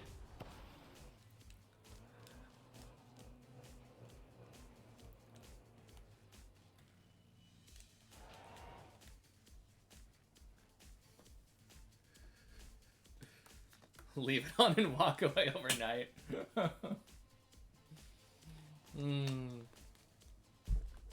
That's one way to do it. Gotta, like, give people the impression you've dedicated a lot more time to deep dip. You know there's a setting in the Dips Plus plugin that lets you just change the timer, though, right?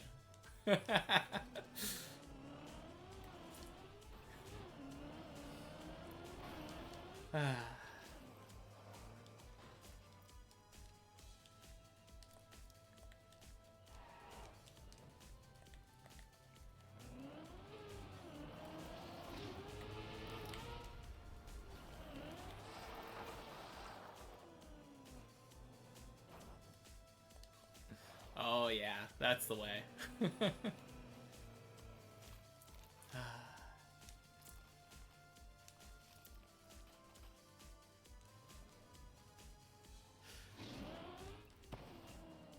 Oh no, oh no, oh no. Nope, we're going down.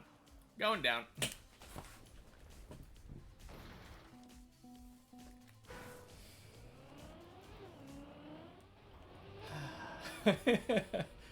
Well, that's the experience on this map.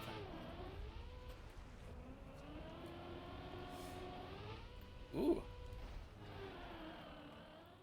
About to hit a triple 56.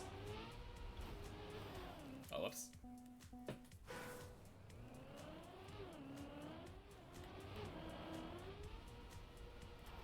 But yeah, the game itself has been really fun, though. After figuring out all the streaming difficulties. It was like... It was so terrible on like, day 2. I refer to that as, like, the PowerPoint presentation arc.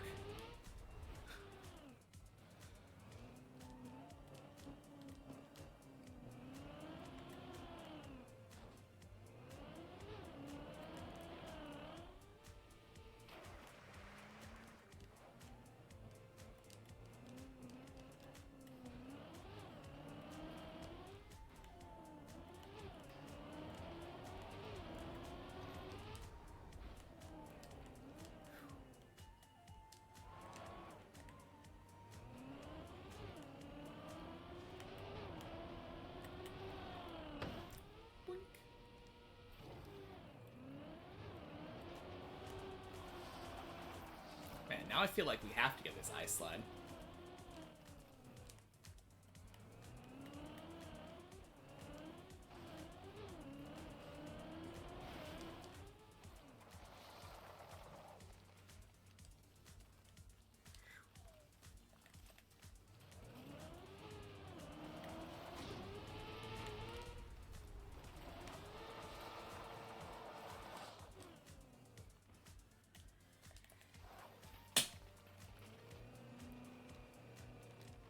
Oh yeah, so I usually stop at 4.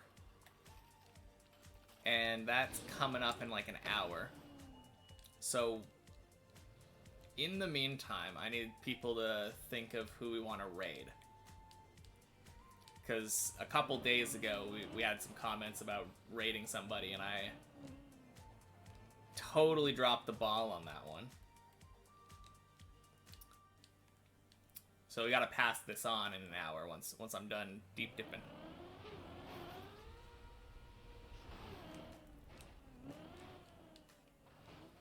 Ooh, that was cool.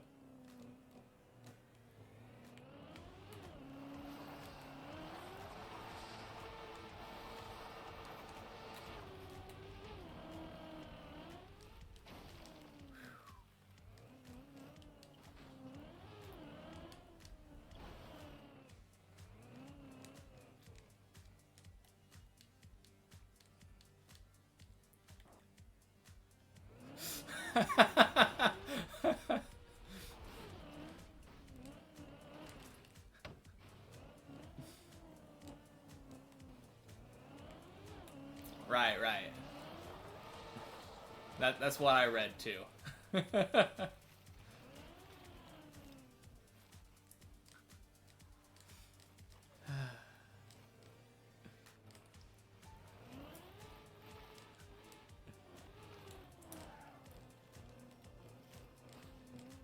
You.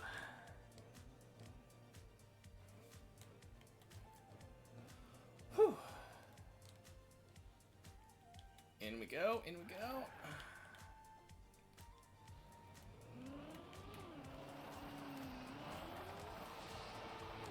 I haven't watched DBZ Abridged in so long.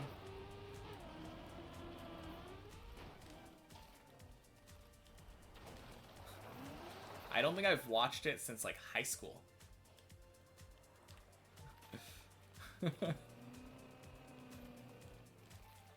We quoted the crap out of that back in high school, though.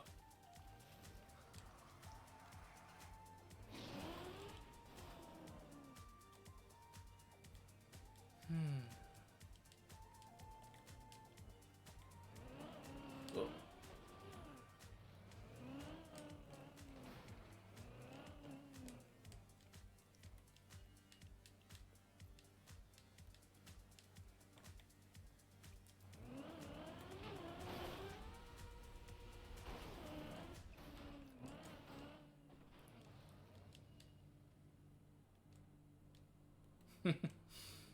I think when I was originally watching it, I just kept up with it week after week. Or however, whatever their upload schedule was. And then eventually they did the Boo Saga thing.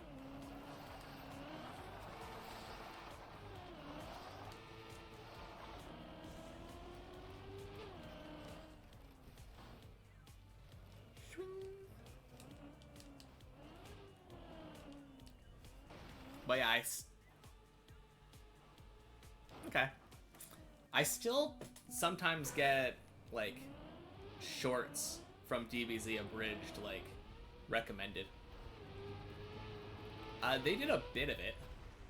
I think it was called Boo Bits.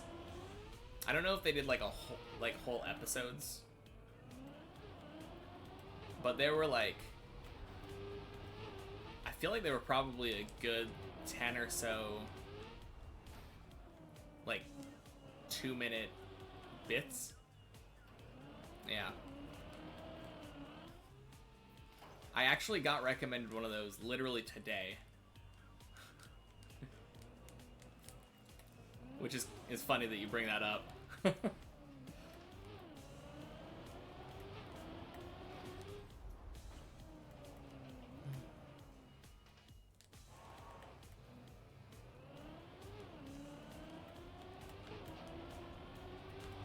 Yeah, I think they had, like, problems with Toei or something. I don't remember exactly why. I know they mentioned something about, like, ending it and not doing the Boo parts.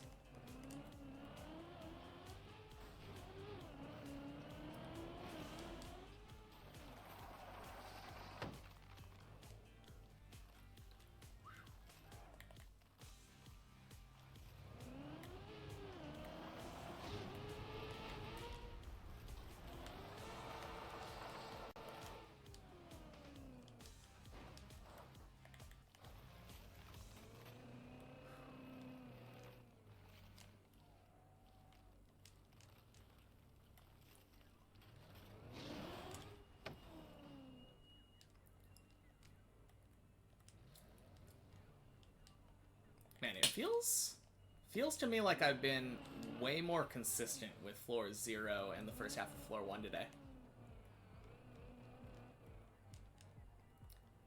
I'm actually not sure if I failed that ice jump, the first one.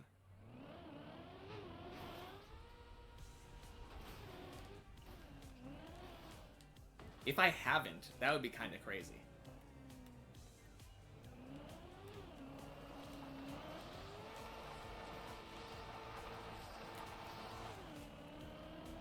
Thump.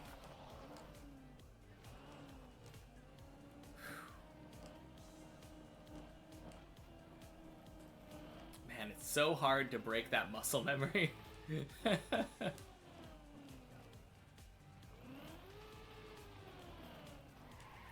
I was trying really hard there to just, like, straighten out and let go of steering.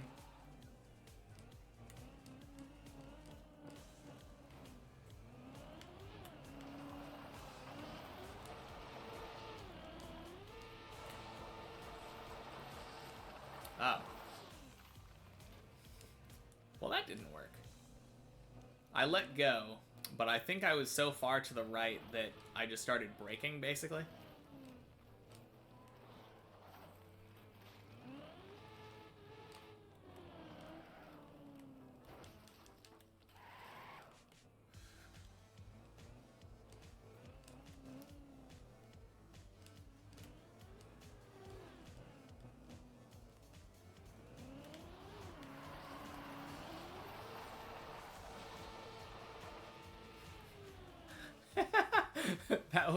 that was so bad. Sometimes I just try to copy what the other people are doing. And that guy had such like a scuffed entry. He probably did he make the jump? Yeah, he still made the jump. Man, I am so jealous.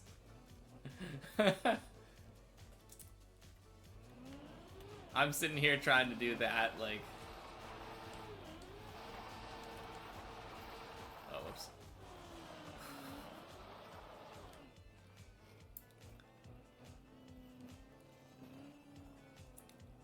Yeah, I tried copying that guy, and like... I thought he was gonna fail. But then he just pulls it out.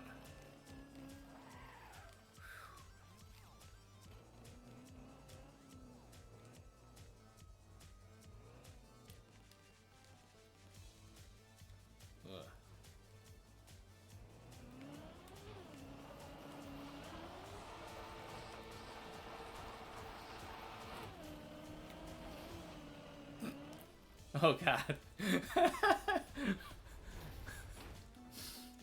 Oh man.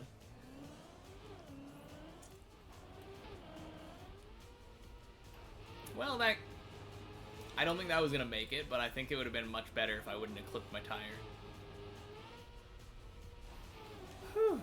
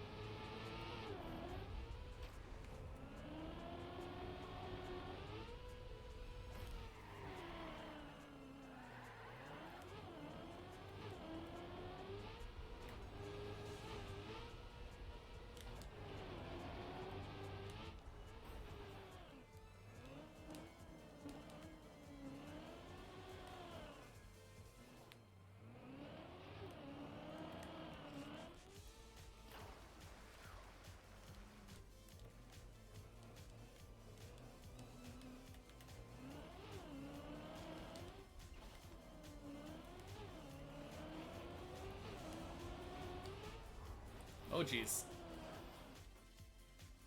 Man,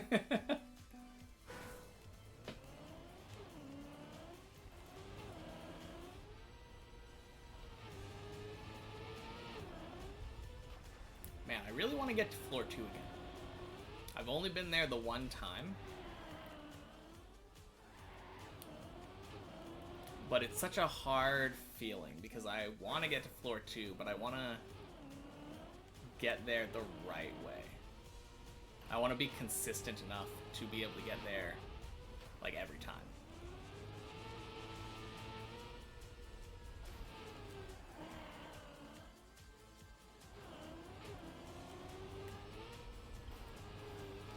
Oh no, it's alright.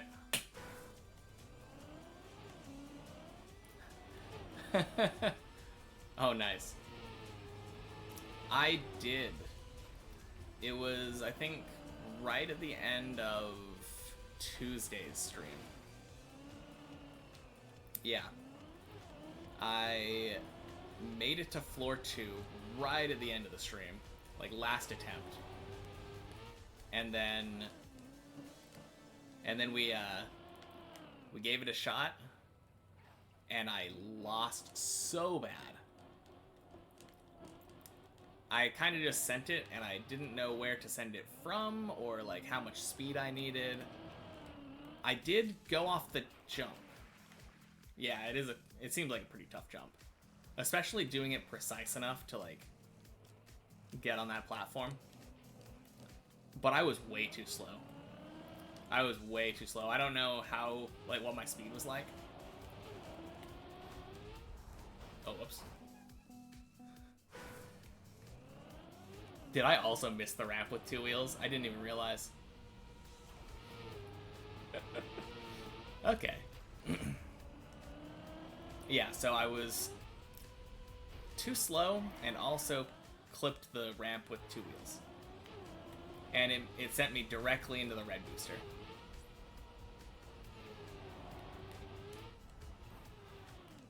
So yeah, fun stuff.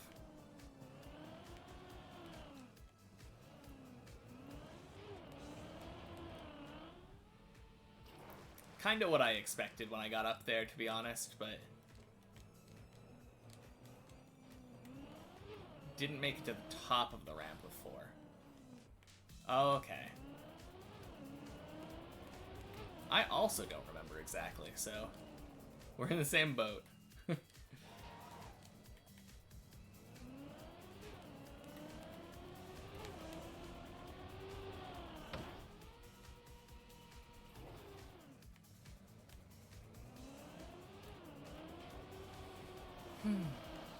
But yeah, it's been 2 days since then, and I've had, I think, 3 runs that made it back to the jump right before floor 2. But mostly I've just been working on this ice slide still.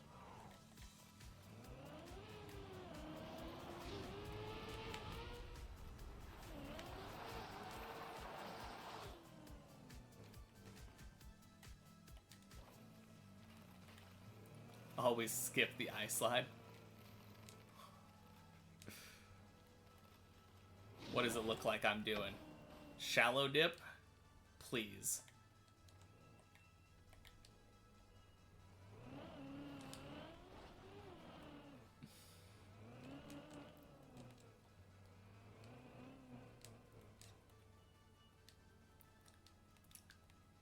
Oh, actually, no, you were...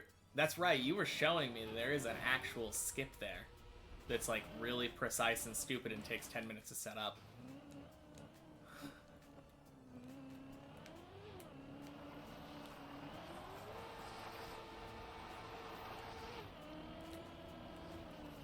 Oh, no. Oh.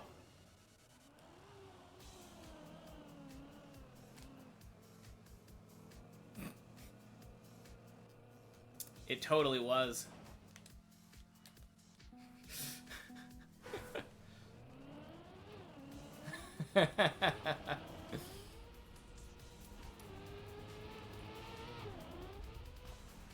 Release was well timed.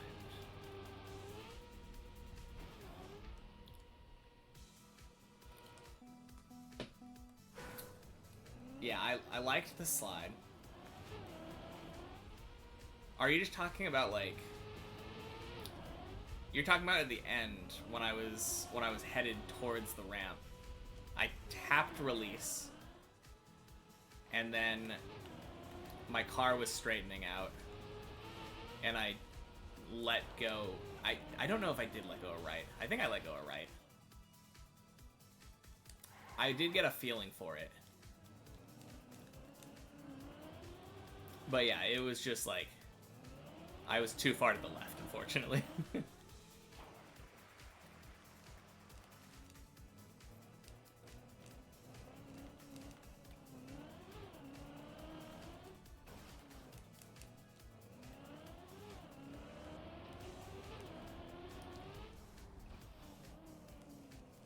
Yeah. Story of my life. No, I'm glad that I got the timing right, though. Yeah.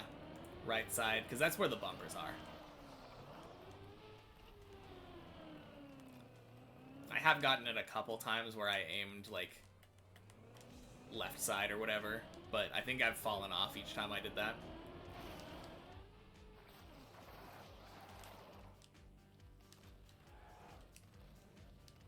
I do tend to go left.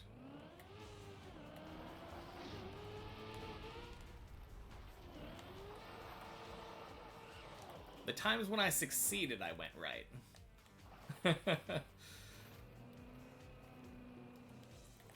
I don't really know why I tend to go left, though. I think I'm over braking before I go in, if I had to guess. Since over the braking would make me go left. Seems like a solid guess.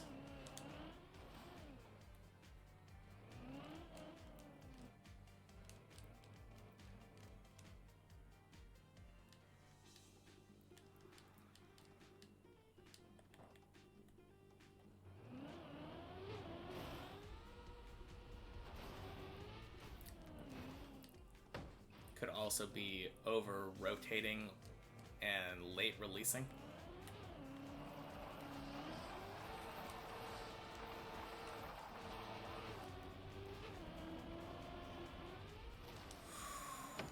Oh, that was such a good straightaway. I straightened so good there.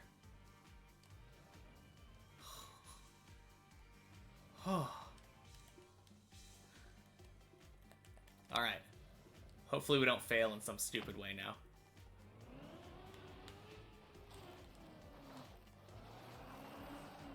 Every time.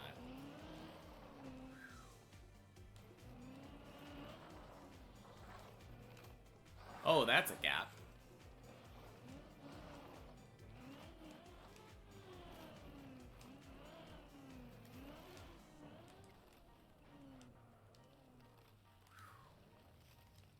Okay.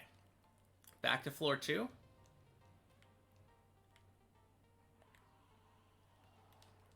Okay, that's the way I want to back up.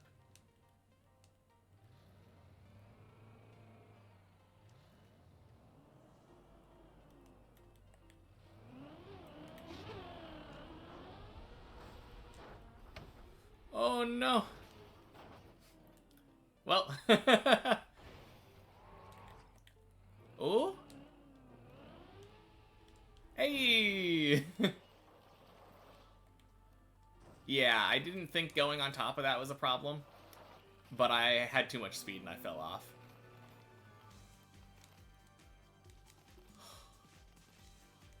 What a recovery, though. Oh no, I had way too much speed there.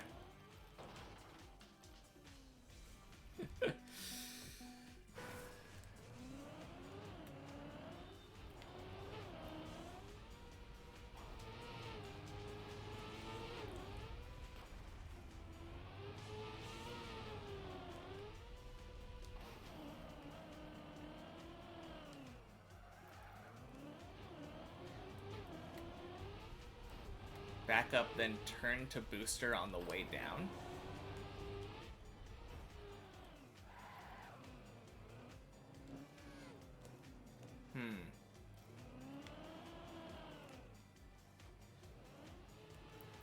Oh, do you mean like take it as a turn?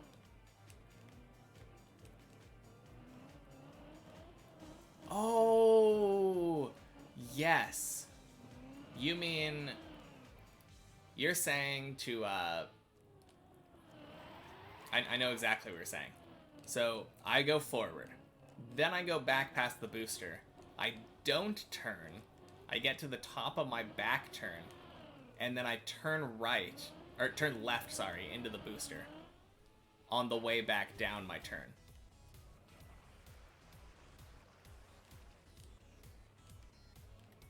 Yeah. Sorry, it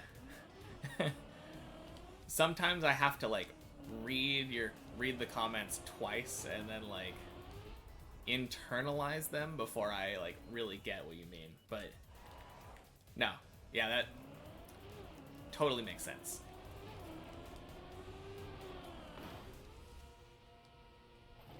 I agree, though. That sounds like a much better plan than what I'm doing. I mean, it kind of goes against my philosophy a little bit because I like to learn to do stuff, but yeah. Yeah, no, it's all good. No, I was thinking like, oh, I need to learn how to drive in reverse at some point. Might as well learn to steer in reverse now. But yeah, let's just not. Let's skip that instead. We can do that later.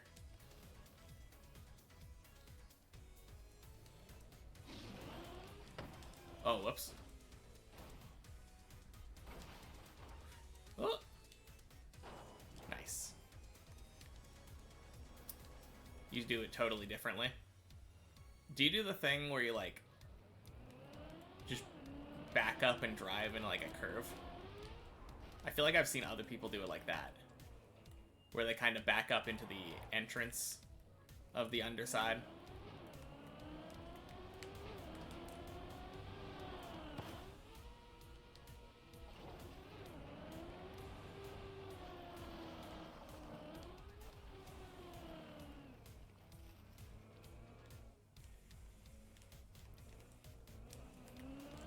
Yeah, Cam 3 might be a decent idea.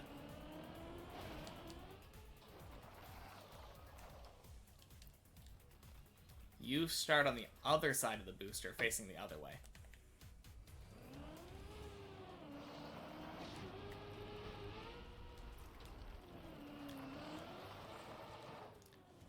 Man, I think that might have been the most scuffed jump that I've ever had.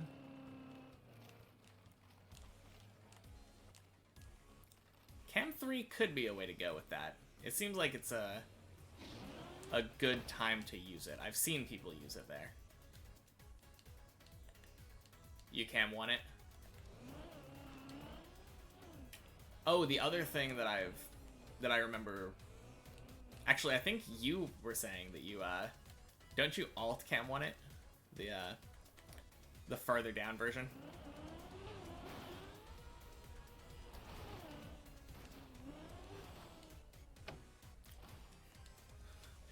Yeah, just have enough speed to go straight away.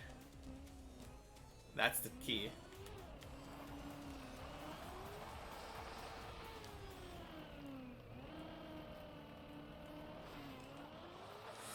Woo! Anyway, let me see what you're saying. You start on the other side of the booster, facing the other way. Go up, back up straight, forward, and 180 down into the booster.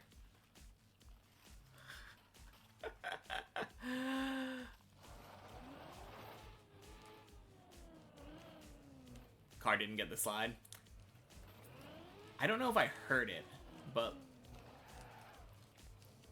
I think one of the problems is that because I don't have a loud speaker right now. Yeah. Because I'm not doing the speaker loud and like I don't have earbuds. Sometimes I'm talking and then I don't hear it over my own talking.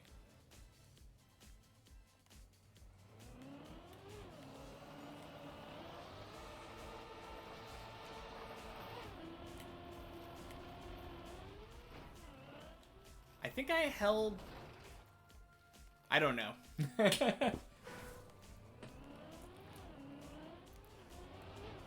I'm not really sure why my car ended up pointing so far to the right.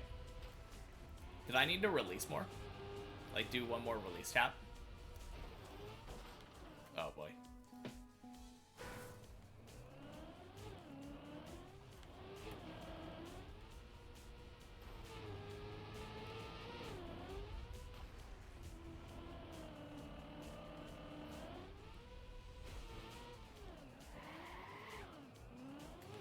Because that kind of felt good.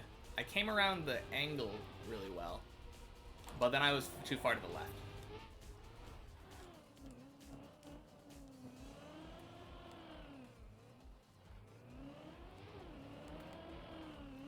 the turn was wide in the first place. Huh. The turn was wide? It felt the opposite to me. I could have made it with a ton of micro adjustments. Okay.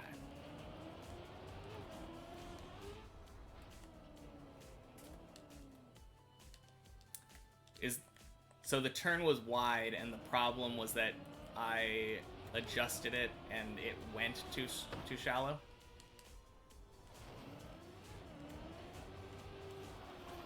Or something? I don't know. All I know is somehow I ended up flying off to the left.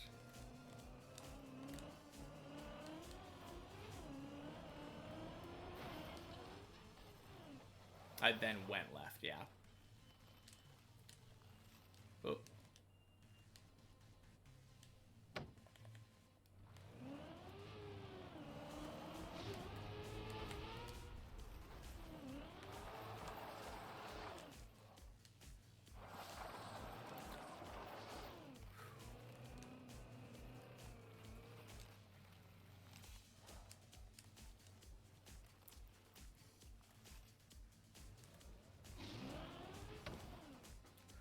Oh, ho, ho. Saved.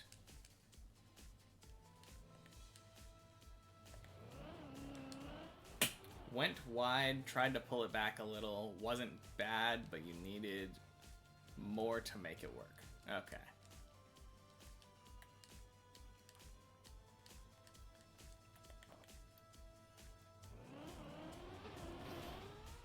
Yeah, I'm not... I don't really know. I don't think I really did anything to force it left.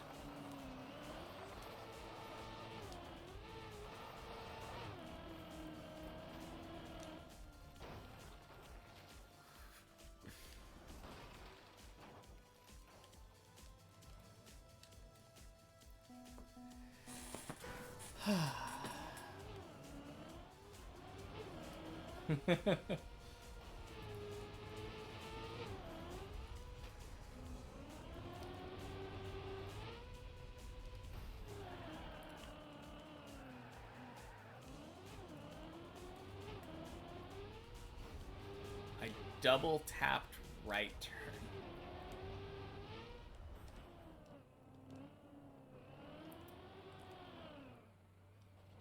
I don't remember that. Huh. I wonder how often that happens, because I feel like that might happen a lot, and that... So I was holding right originally, and then I, like, released it and hit it again?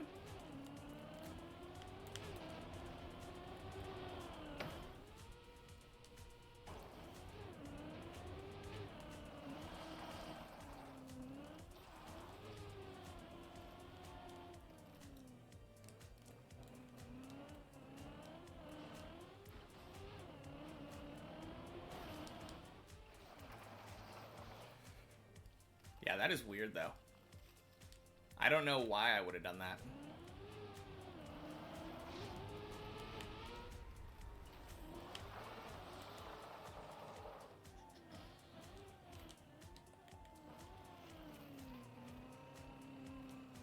Ooh, very nice.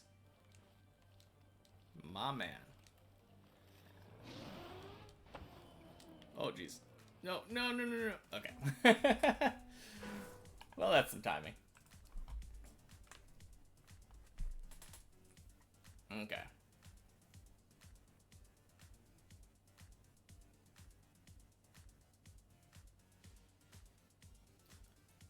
Oh. That's weird, yeah. Let me see. What was I thinking?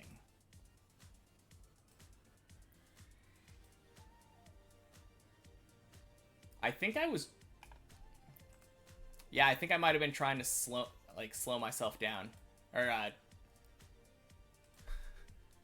I think that was me, like, That was my brain. Yeah, exactly. Just gotta trust. That was my brain thinking, oh, time to straighten out. But I did it without thinking about it. Like, if you were to show me that clip and tell me, like, hey, how do you straighten out? I would be able to tell you, like, just let go. But I think my instinct is just steer. And right now, that's a big part that's, like, giving me problems for this. Yeah.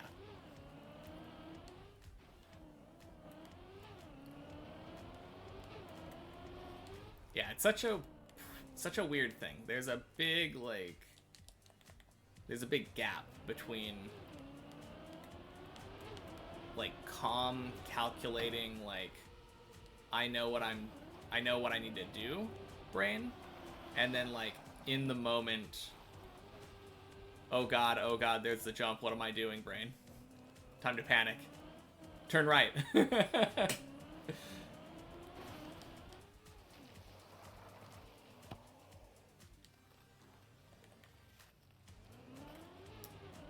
That much we can definitely agree on.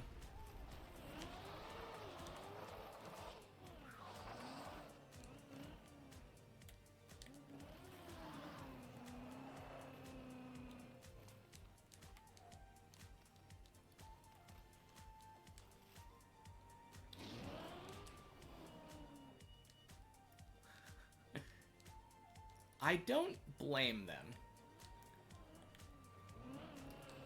I don't think I would, even if I wasn't being forced to do it. But, like, I can definitely see the appeal of entirely avoiding ice.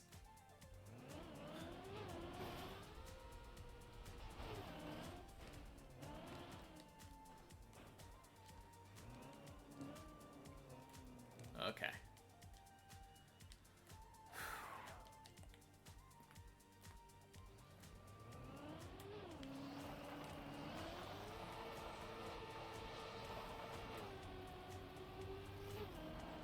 Oh no. You think ice is fun.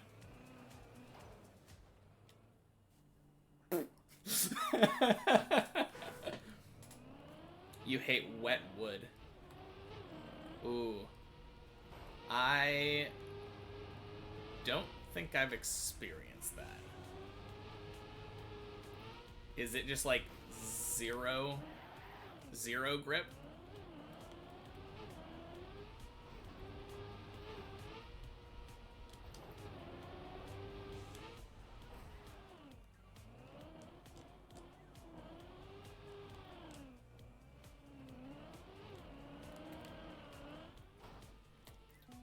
The variable grip. Okay.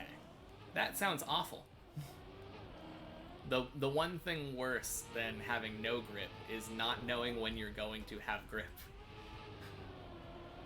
I mean, I assume that the grip is like everything else, deterministic, so like you would know based off of a turn if you were going to have grip or not, but like ugh.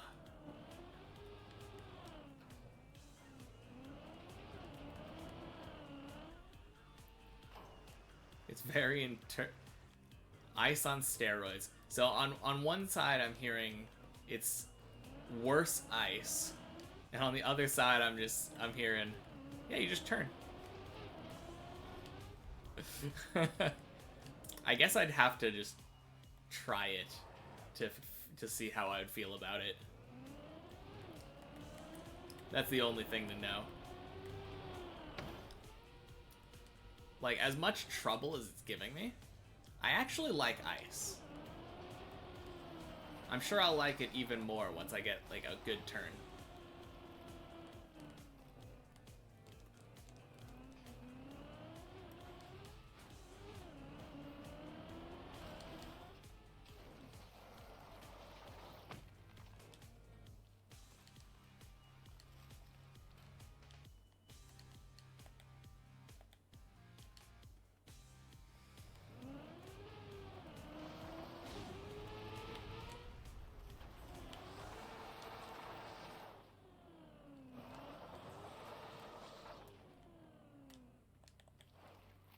Ooh. Car's angle. Yeah, never mind. I've had enough of angles right now.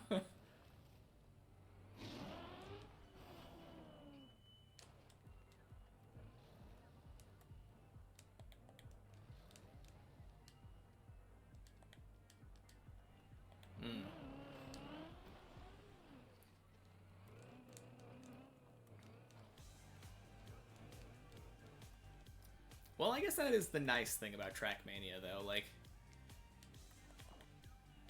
no matter what it is, what surface you're playing, you get to choose whether you're gonna play it or not. Chocolate coffee shake.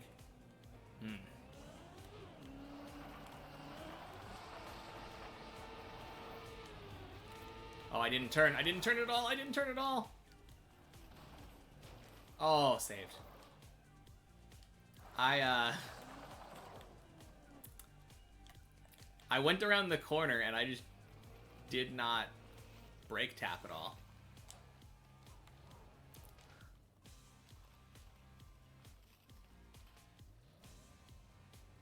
Oh, yeah. Yeah, I guess if like the thing that you enjoy out of Trackmania is playing Cup of the Day and like competing with people, and then you get on and you're like, all right, what's the cup today? And then it's wet wood and you're like, ugh. Yeah, I guess that would kind of suck.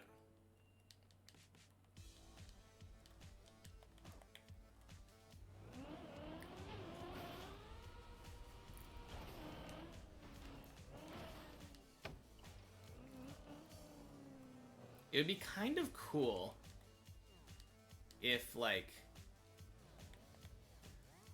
every day... No, not every day, because Cup of the Day has 3 different timings, right? Like, there's a morning, a midday, and a night one. What if each one was a different track? And, like, the morning one, the midday one, and the night one were all different? So you could play all 3 of them, but then they cycle.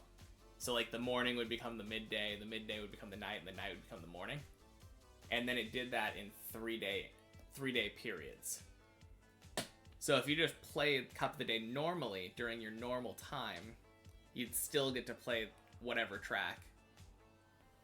It would make it so that, like, if you felt like playing Cup of the Day multiple days in a row, like, you'd have to switch times, but it would mean that you wouldn't have to, like, not play during one of the times.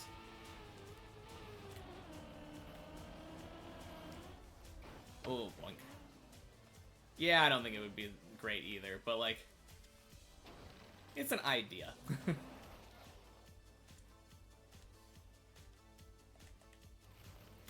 Yeah,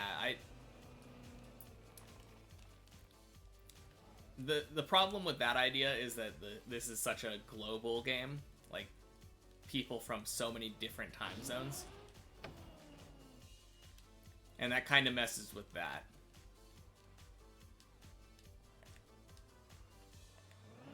Yeah, that's true. That is true. If you, I hadn't really thought about that, but, like, it would mean that the Cup of the Day, if you did one of them, you'd literally have, like, 2 whole days to learn it for the last cup.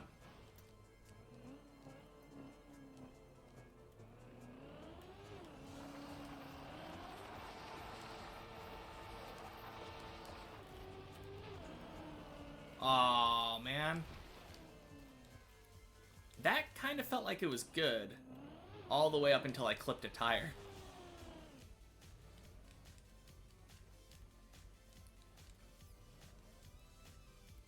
Yeah. That is true, because, like, if you played the noon Cup of the Day or whatever, the midday one, then you would know what cups were on day 2, or what tracks were going to be on day 2 and 3. Yeah.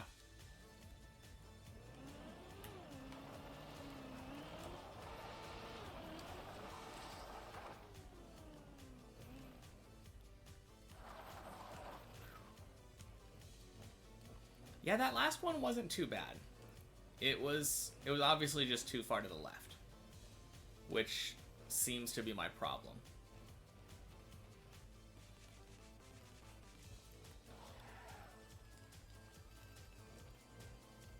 Yeah. No, I mean that is the point. Like, I was watching one of Virtual's Cup of the Day videos, and like one of the people had seen the map before and literally just DNF'd in the first knockout round because it was unfair that he had already played it. Ooh, clean.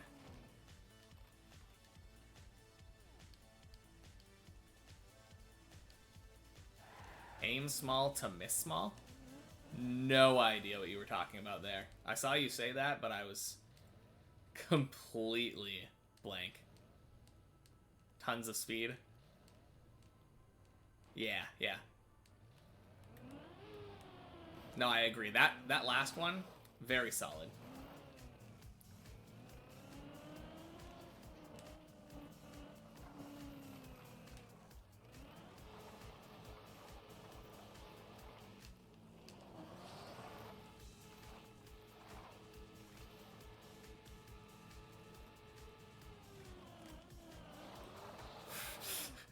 Man, that gap is harder to get in than it looks.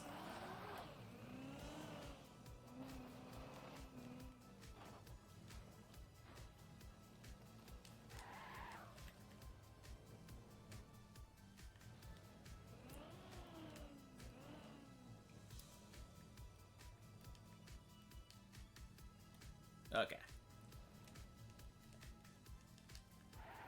So I'm gonna try it this way. Back up. Oh, wait, what? I don't know what happened there. Oh, boy. No, no, no, no, no.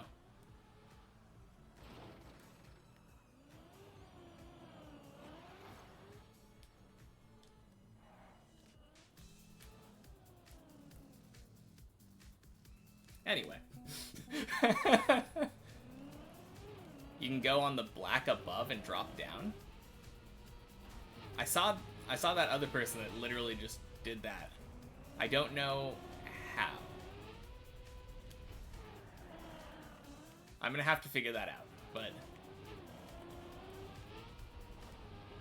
yeah, what a way to die, though. I wasn't straight. Yeah, but like, I know I wasn't straight, but I feel like when you go forward and then go straight backward, it should drop you in the same spot, right?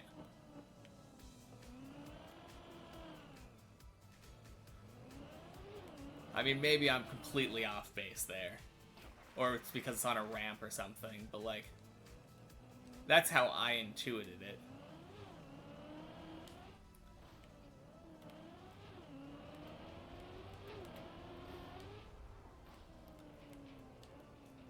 Yeah, I wasn't straight, but like I pushed gas and then I pushed brake without turning. And every other time I've ever done that in this game, it's just spit me back out where I ended up.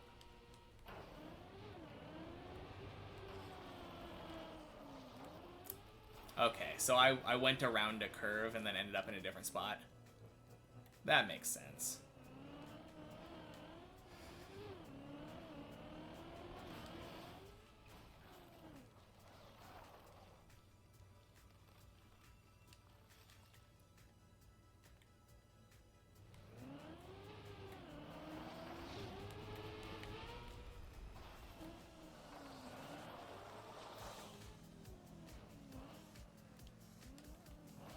Oh, this is the thing you were talking about with aim small, miss small or something?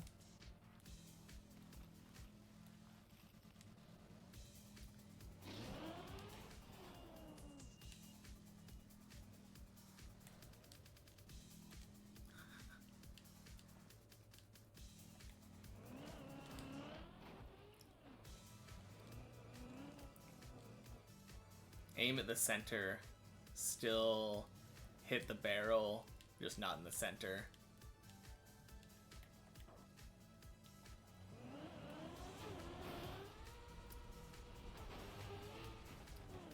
Yeah, I mean, it's simple to say it like that, but the problem is that I can't aim at the barrel. I'm not aiming for a, like, are you just saying, like, I should aim for a specific spot on the ramp? Or, like, try to, I guess? Because I'm having trouble just aiming the car and, like, getting it to go somewhere anyway.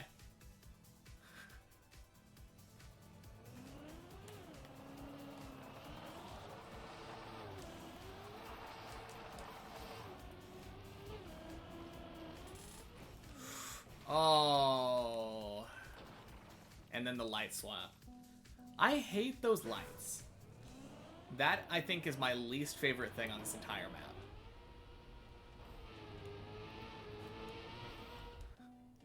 map. We know you can't hit the barrel. Fair.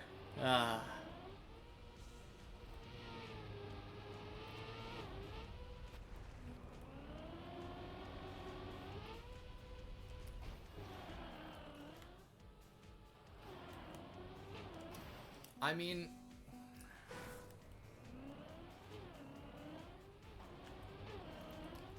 I just want to go straight. I just want to be able to go straight. I'm not even going straight, like, half the time.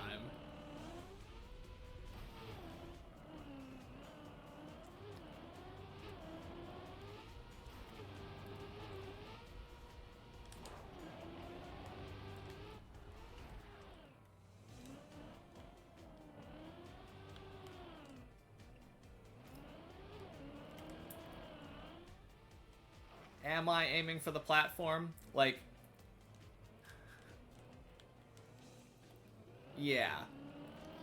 No, I get you, but, like, the problem isn't where I'm looking. The problem is the method of aiming. It feels like, you know, like playing pin the tail on the donkey. They spin you around like 6 times, and then you have to, like, try to get it on the map. Like, that's kind of how I feel on this ice slide.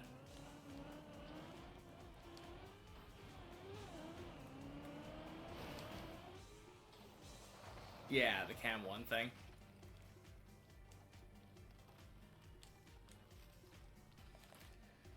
Yeah.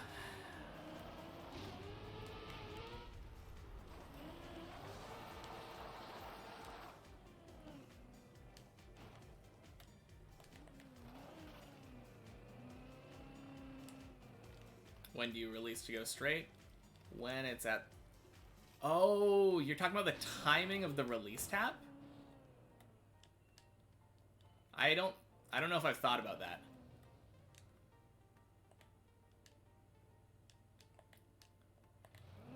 Okay.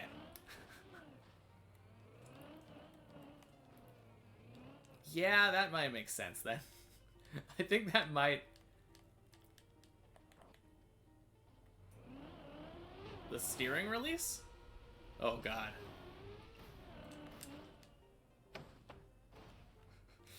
Ah!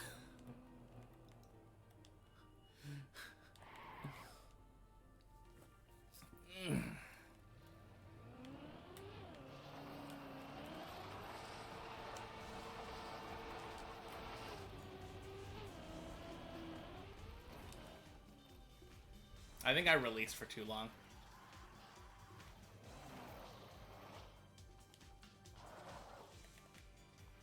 First release when the camera is pointed, then stop steering when the car is pointed. Okay.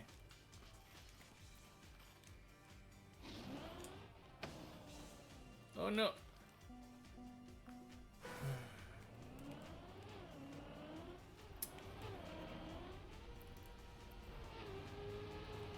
Yeah. I think I understand what you're saying now. The release tap for when the camera is pointed the right way, that will get my car to start straightening out in the right way. And then the steering, like, I stop steering when the car is almost pointed in the right direction. Little counter steer. Mentally, I get it now. Like, I know what you're saying. But mental stack-wise, I don't know if my... I'm gonna try, like, of course, but no promises.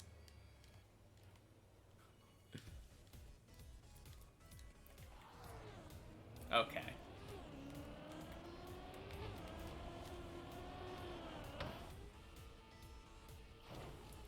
Oh! Oh, are you kidding me? I thought that might have flipped over on the pipe. Those are the aiming mechanics. Okay. That is good to know. I think I understand. It's... Yeah, it's iffy, but like... I'll get the hang of it.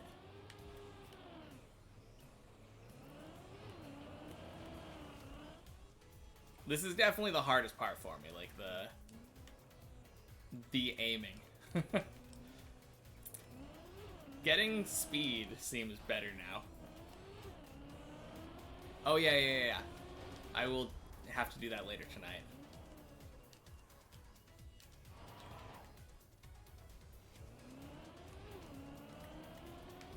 I'm feeling a lot better when it comes to the speed aspect of it today, though.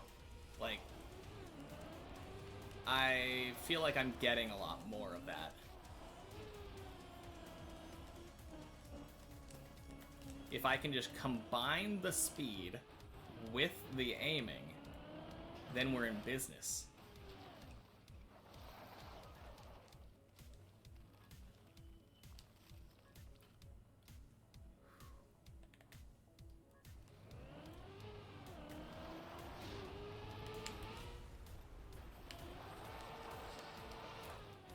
Oh, that was clean. That was so sick.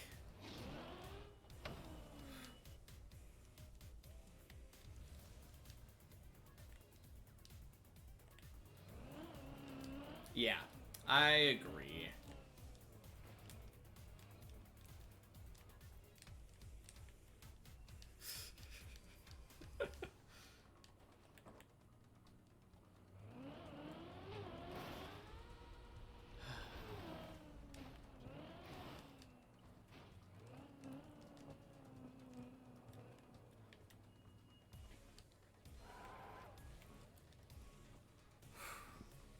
Helps with the feel of the car.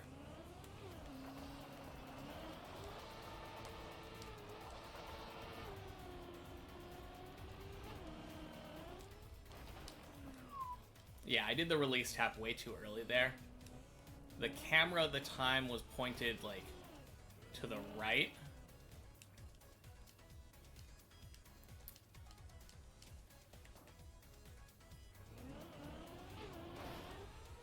Yeah. That's what I was saying.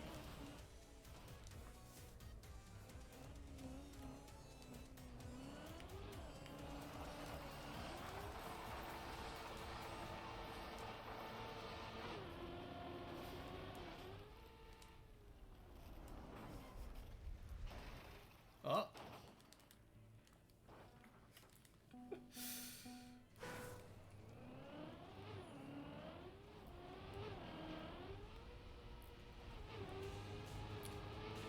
Yeah, I think that time I just kind of autopiloted. 10-minute warning. Yeah, I hit that one out of the park. It was... went somewhere.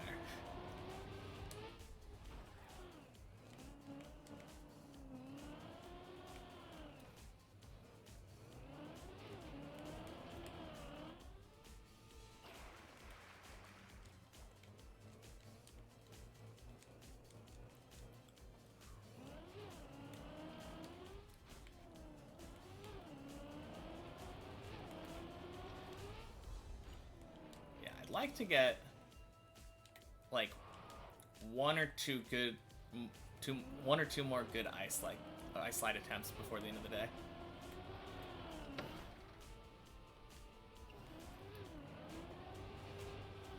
At least. Like, obviously more would be great, but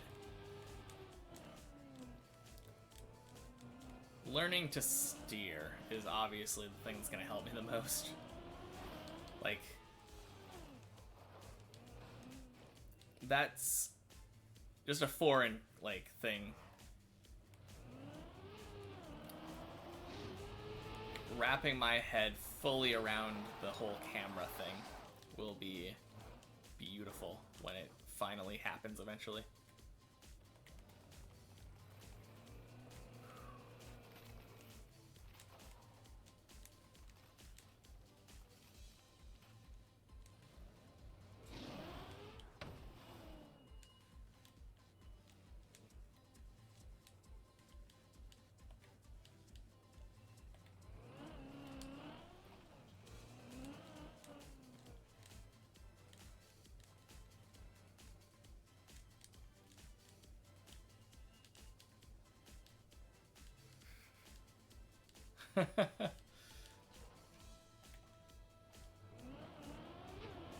My car went to Big Mac Land.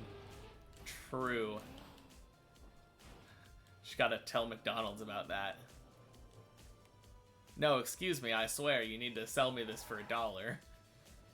My Trackmania car went way over there.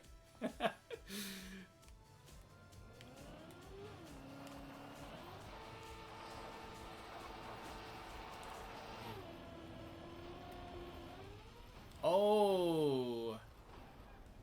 So I did not have enough speed there, but that felt good.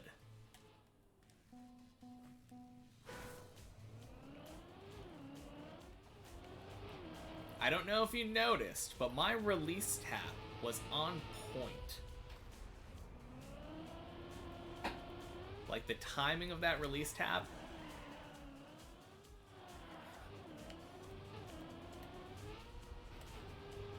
Chef's kiss.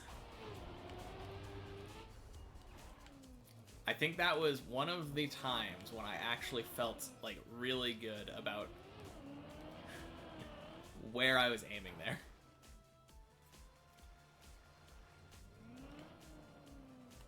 Oh, whoops.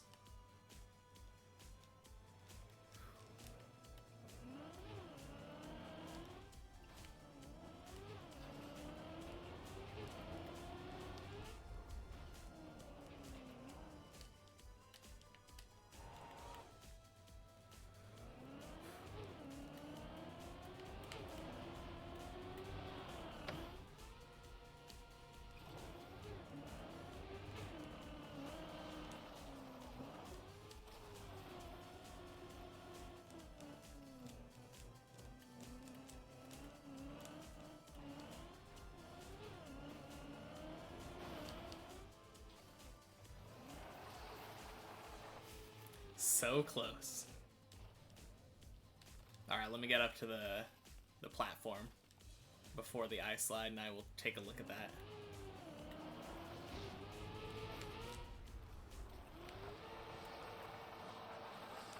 You have watched? What's the verdict?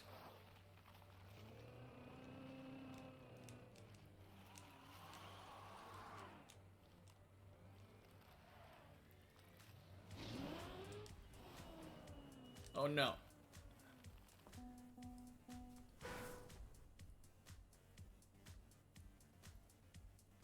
But the timing on the release. Okay, let me see.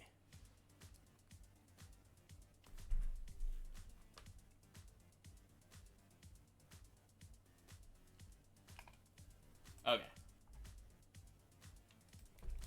I spent too much time at 45-ish degrees. Okay. Makes sense.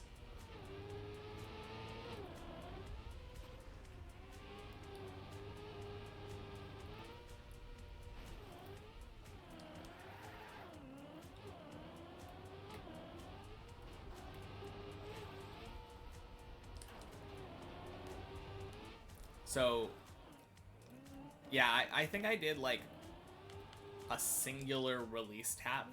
That was what was going on in my brain. I didn't actually count on the VOD, like or on the clip, if I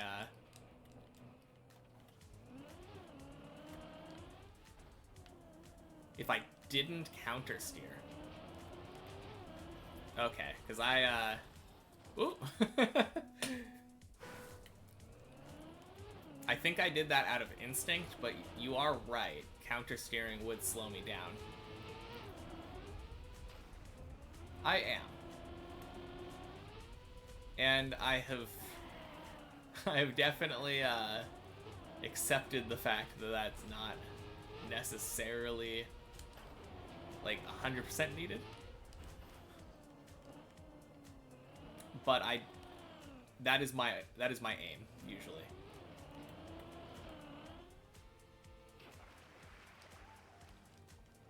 Yeah, the main thing is that like I usually want to try to like, I know when you're going straight forward and you're pressing gas, that's when you get the most speed. Stop aiming to be straight so much. Just can't help it. Okay. Aim the camera. Okay.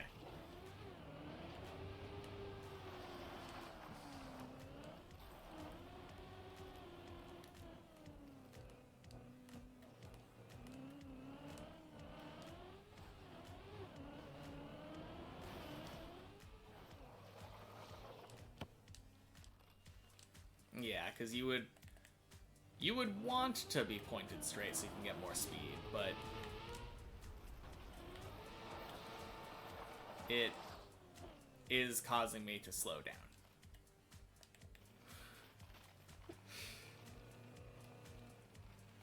Such a weird thing to me that doing the thing that is supposed to make me faster makes me slower.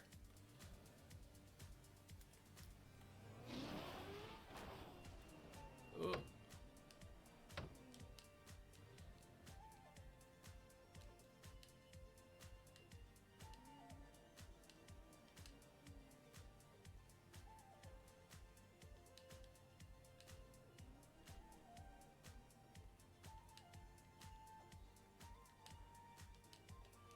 There we go.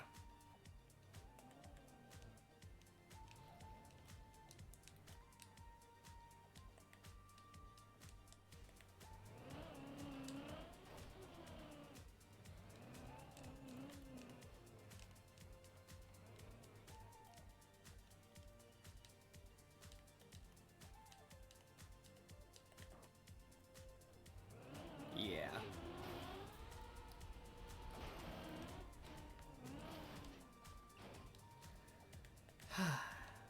Yeah. I definitely steer too much. I think that's the big takeaway.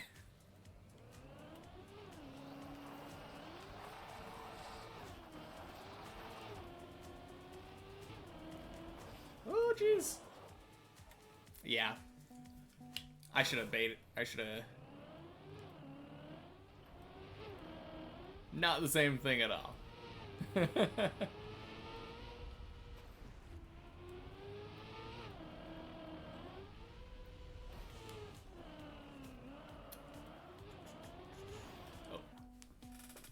Oh, what am I getting?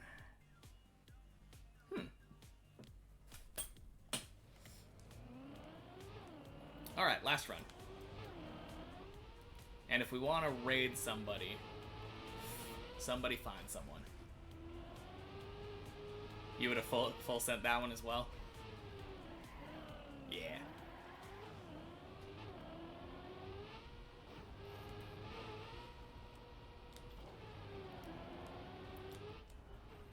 Yeah, I definitely feel like I should. I don't full send as many as I probably should. I am kind of picky about like where I'm steering. Oh, Thistle is live. Okay. Yeah, after this run then, let's go over there.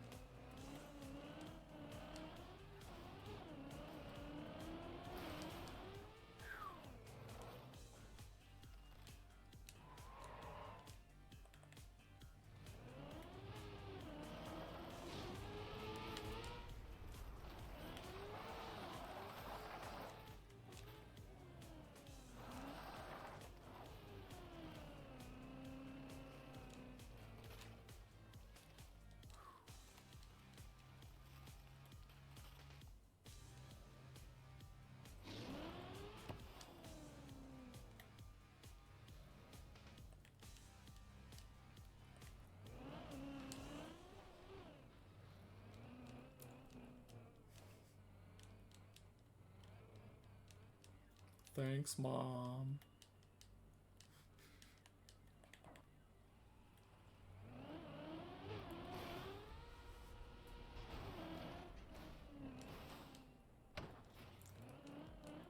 Whew.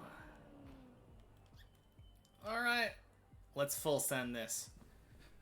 Going in.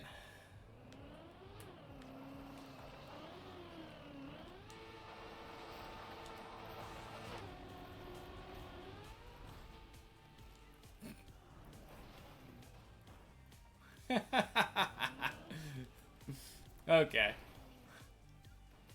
Nice try. Ugh.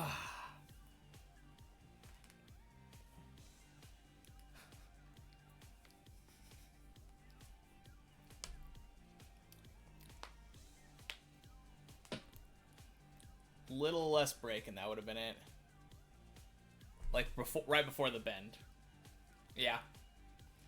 No, that makes sense. All right. Thank you everyone for coming and hanging out and giving me advice as always. Let's go raid.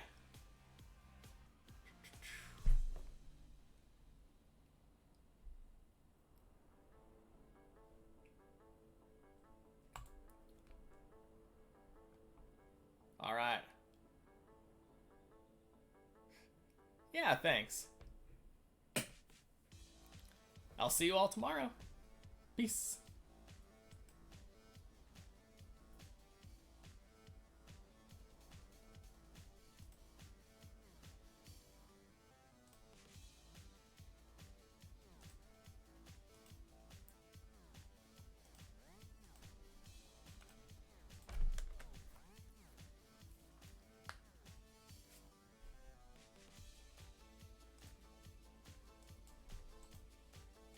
Why we keep going, because practice.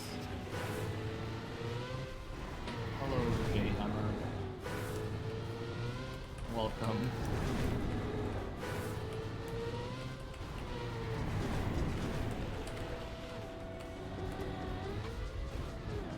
Does that work? Okay, this is up speed. And that's down speed a little bit. And this, that's up speed. Alright. Wait, I don't have ATs? Not in the last one. Hi, Fajukalu, as well. Welcome, both of you. You saw me on a virtual video yesterday. Yesterday! That was uploaded yesterday? Getting the ice slide better slowly but surely. That's awesome, by the way. Very, very good progress on that. It is quite... I was just thinking earlier about how I got first on a round in Bonk. Oh! Also, thank you so much for the raid. I don't know why that that raid alert was like super slow. But thank you so much. Regardless. And how was your stream?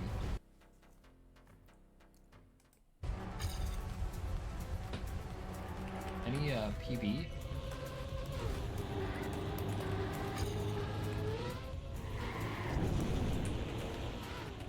Also, to be clear, by the way, it's not just that I don't have ATs, it's that I haven't even seen the maps in the black maps. I haven't even seen them for the most part. So, very late to them. There's no way this PBs. It did. Oh wait, no it didn't. Plus 1,000. You PB'd? Nice. No PB, unfortunately, still haven't made it back to floor 2 again. Made to the last jump 3 times, nice. Oh my god, anonymous gifter. Gifting a sub to Jhammer. Thank you so much. Guess who? I mean, since you say so, is it Glove Club perchance? Thank you so much for the gift sub. Awesome. Anon? That's crazy. I'm rich now. So much money from that one gift sub. I don't even know how much it's worth. I need to... Yeah, thank you so much, by the way. And for the raid and all that.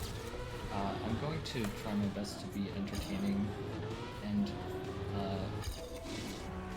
thrive. I have to go. See you, Faju. I will probably see you on another stream sometime as well. Thanks for the raid, game. And have a good rest of your day.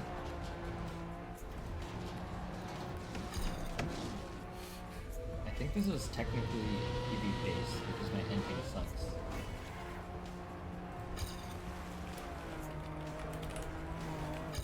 Not quite.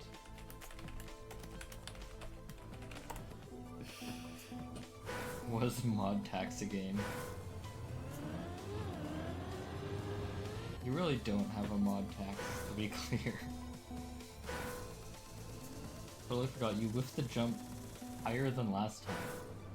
Oh, did you take like way too much speed on the floor 2 loop thing?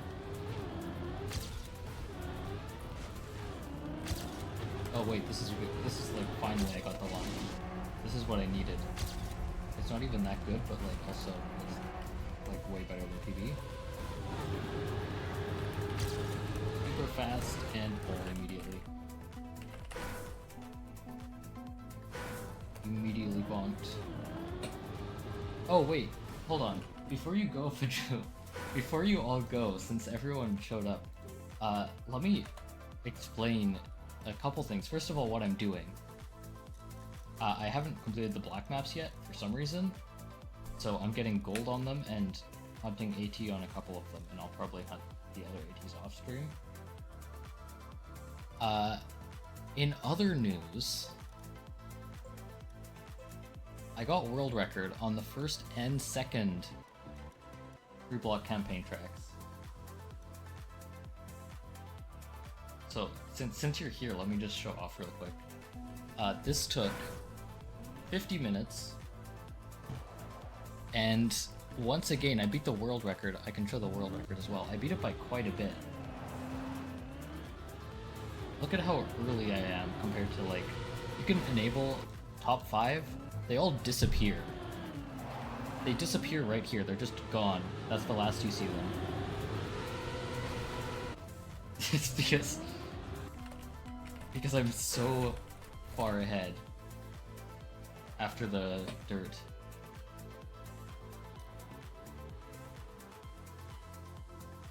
Super clean. And the second one, which I have already shown, and there's a clip as well of my reaction. Again, I got a little bit ahead. But I was thinking about hunting that campaign more, it seems really fun. And then I also hunted the track of the day from a couple days ago. So if you check on the 18th, I got a pretty decent cut. It was top 3 at the time, and then unfortunately a bunch of people got it, and I'll put on the top 3 as well here.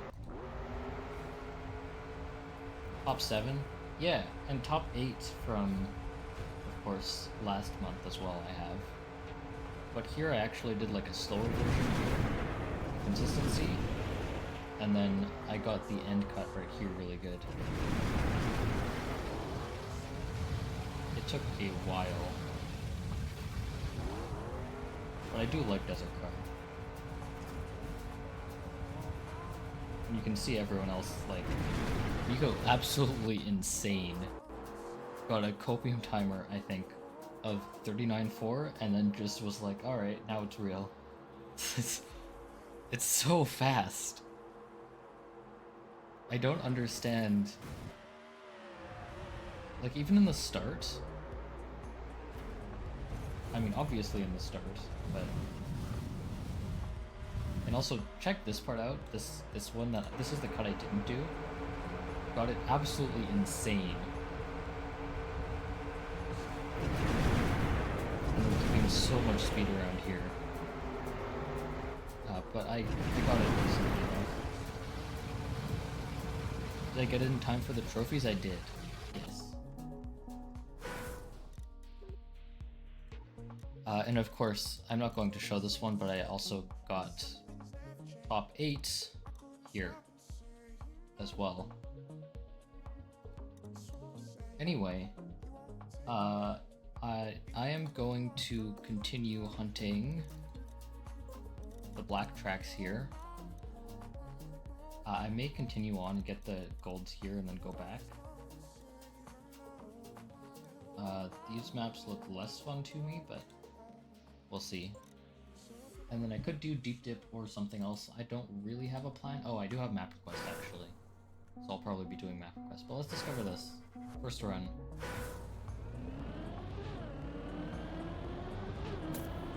This is looking icy. It is not. It is very, very, very slow wood. I don't think it's supposed to be that slow. Help. Okay. There are so many holes with arrows on them. Is this a new block? They're trying to show off. Oh, that's a tech turn. This looks super difficult. What is that?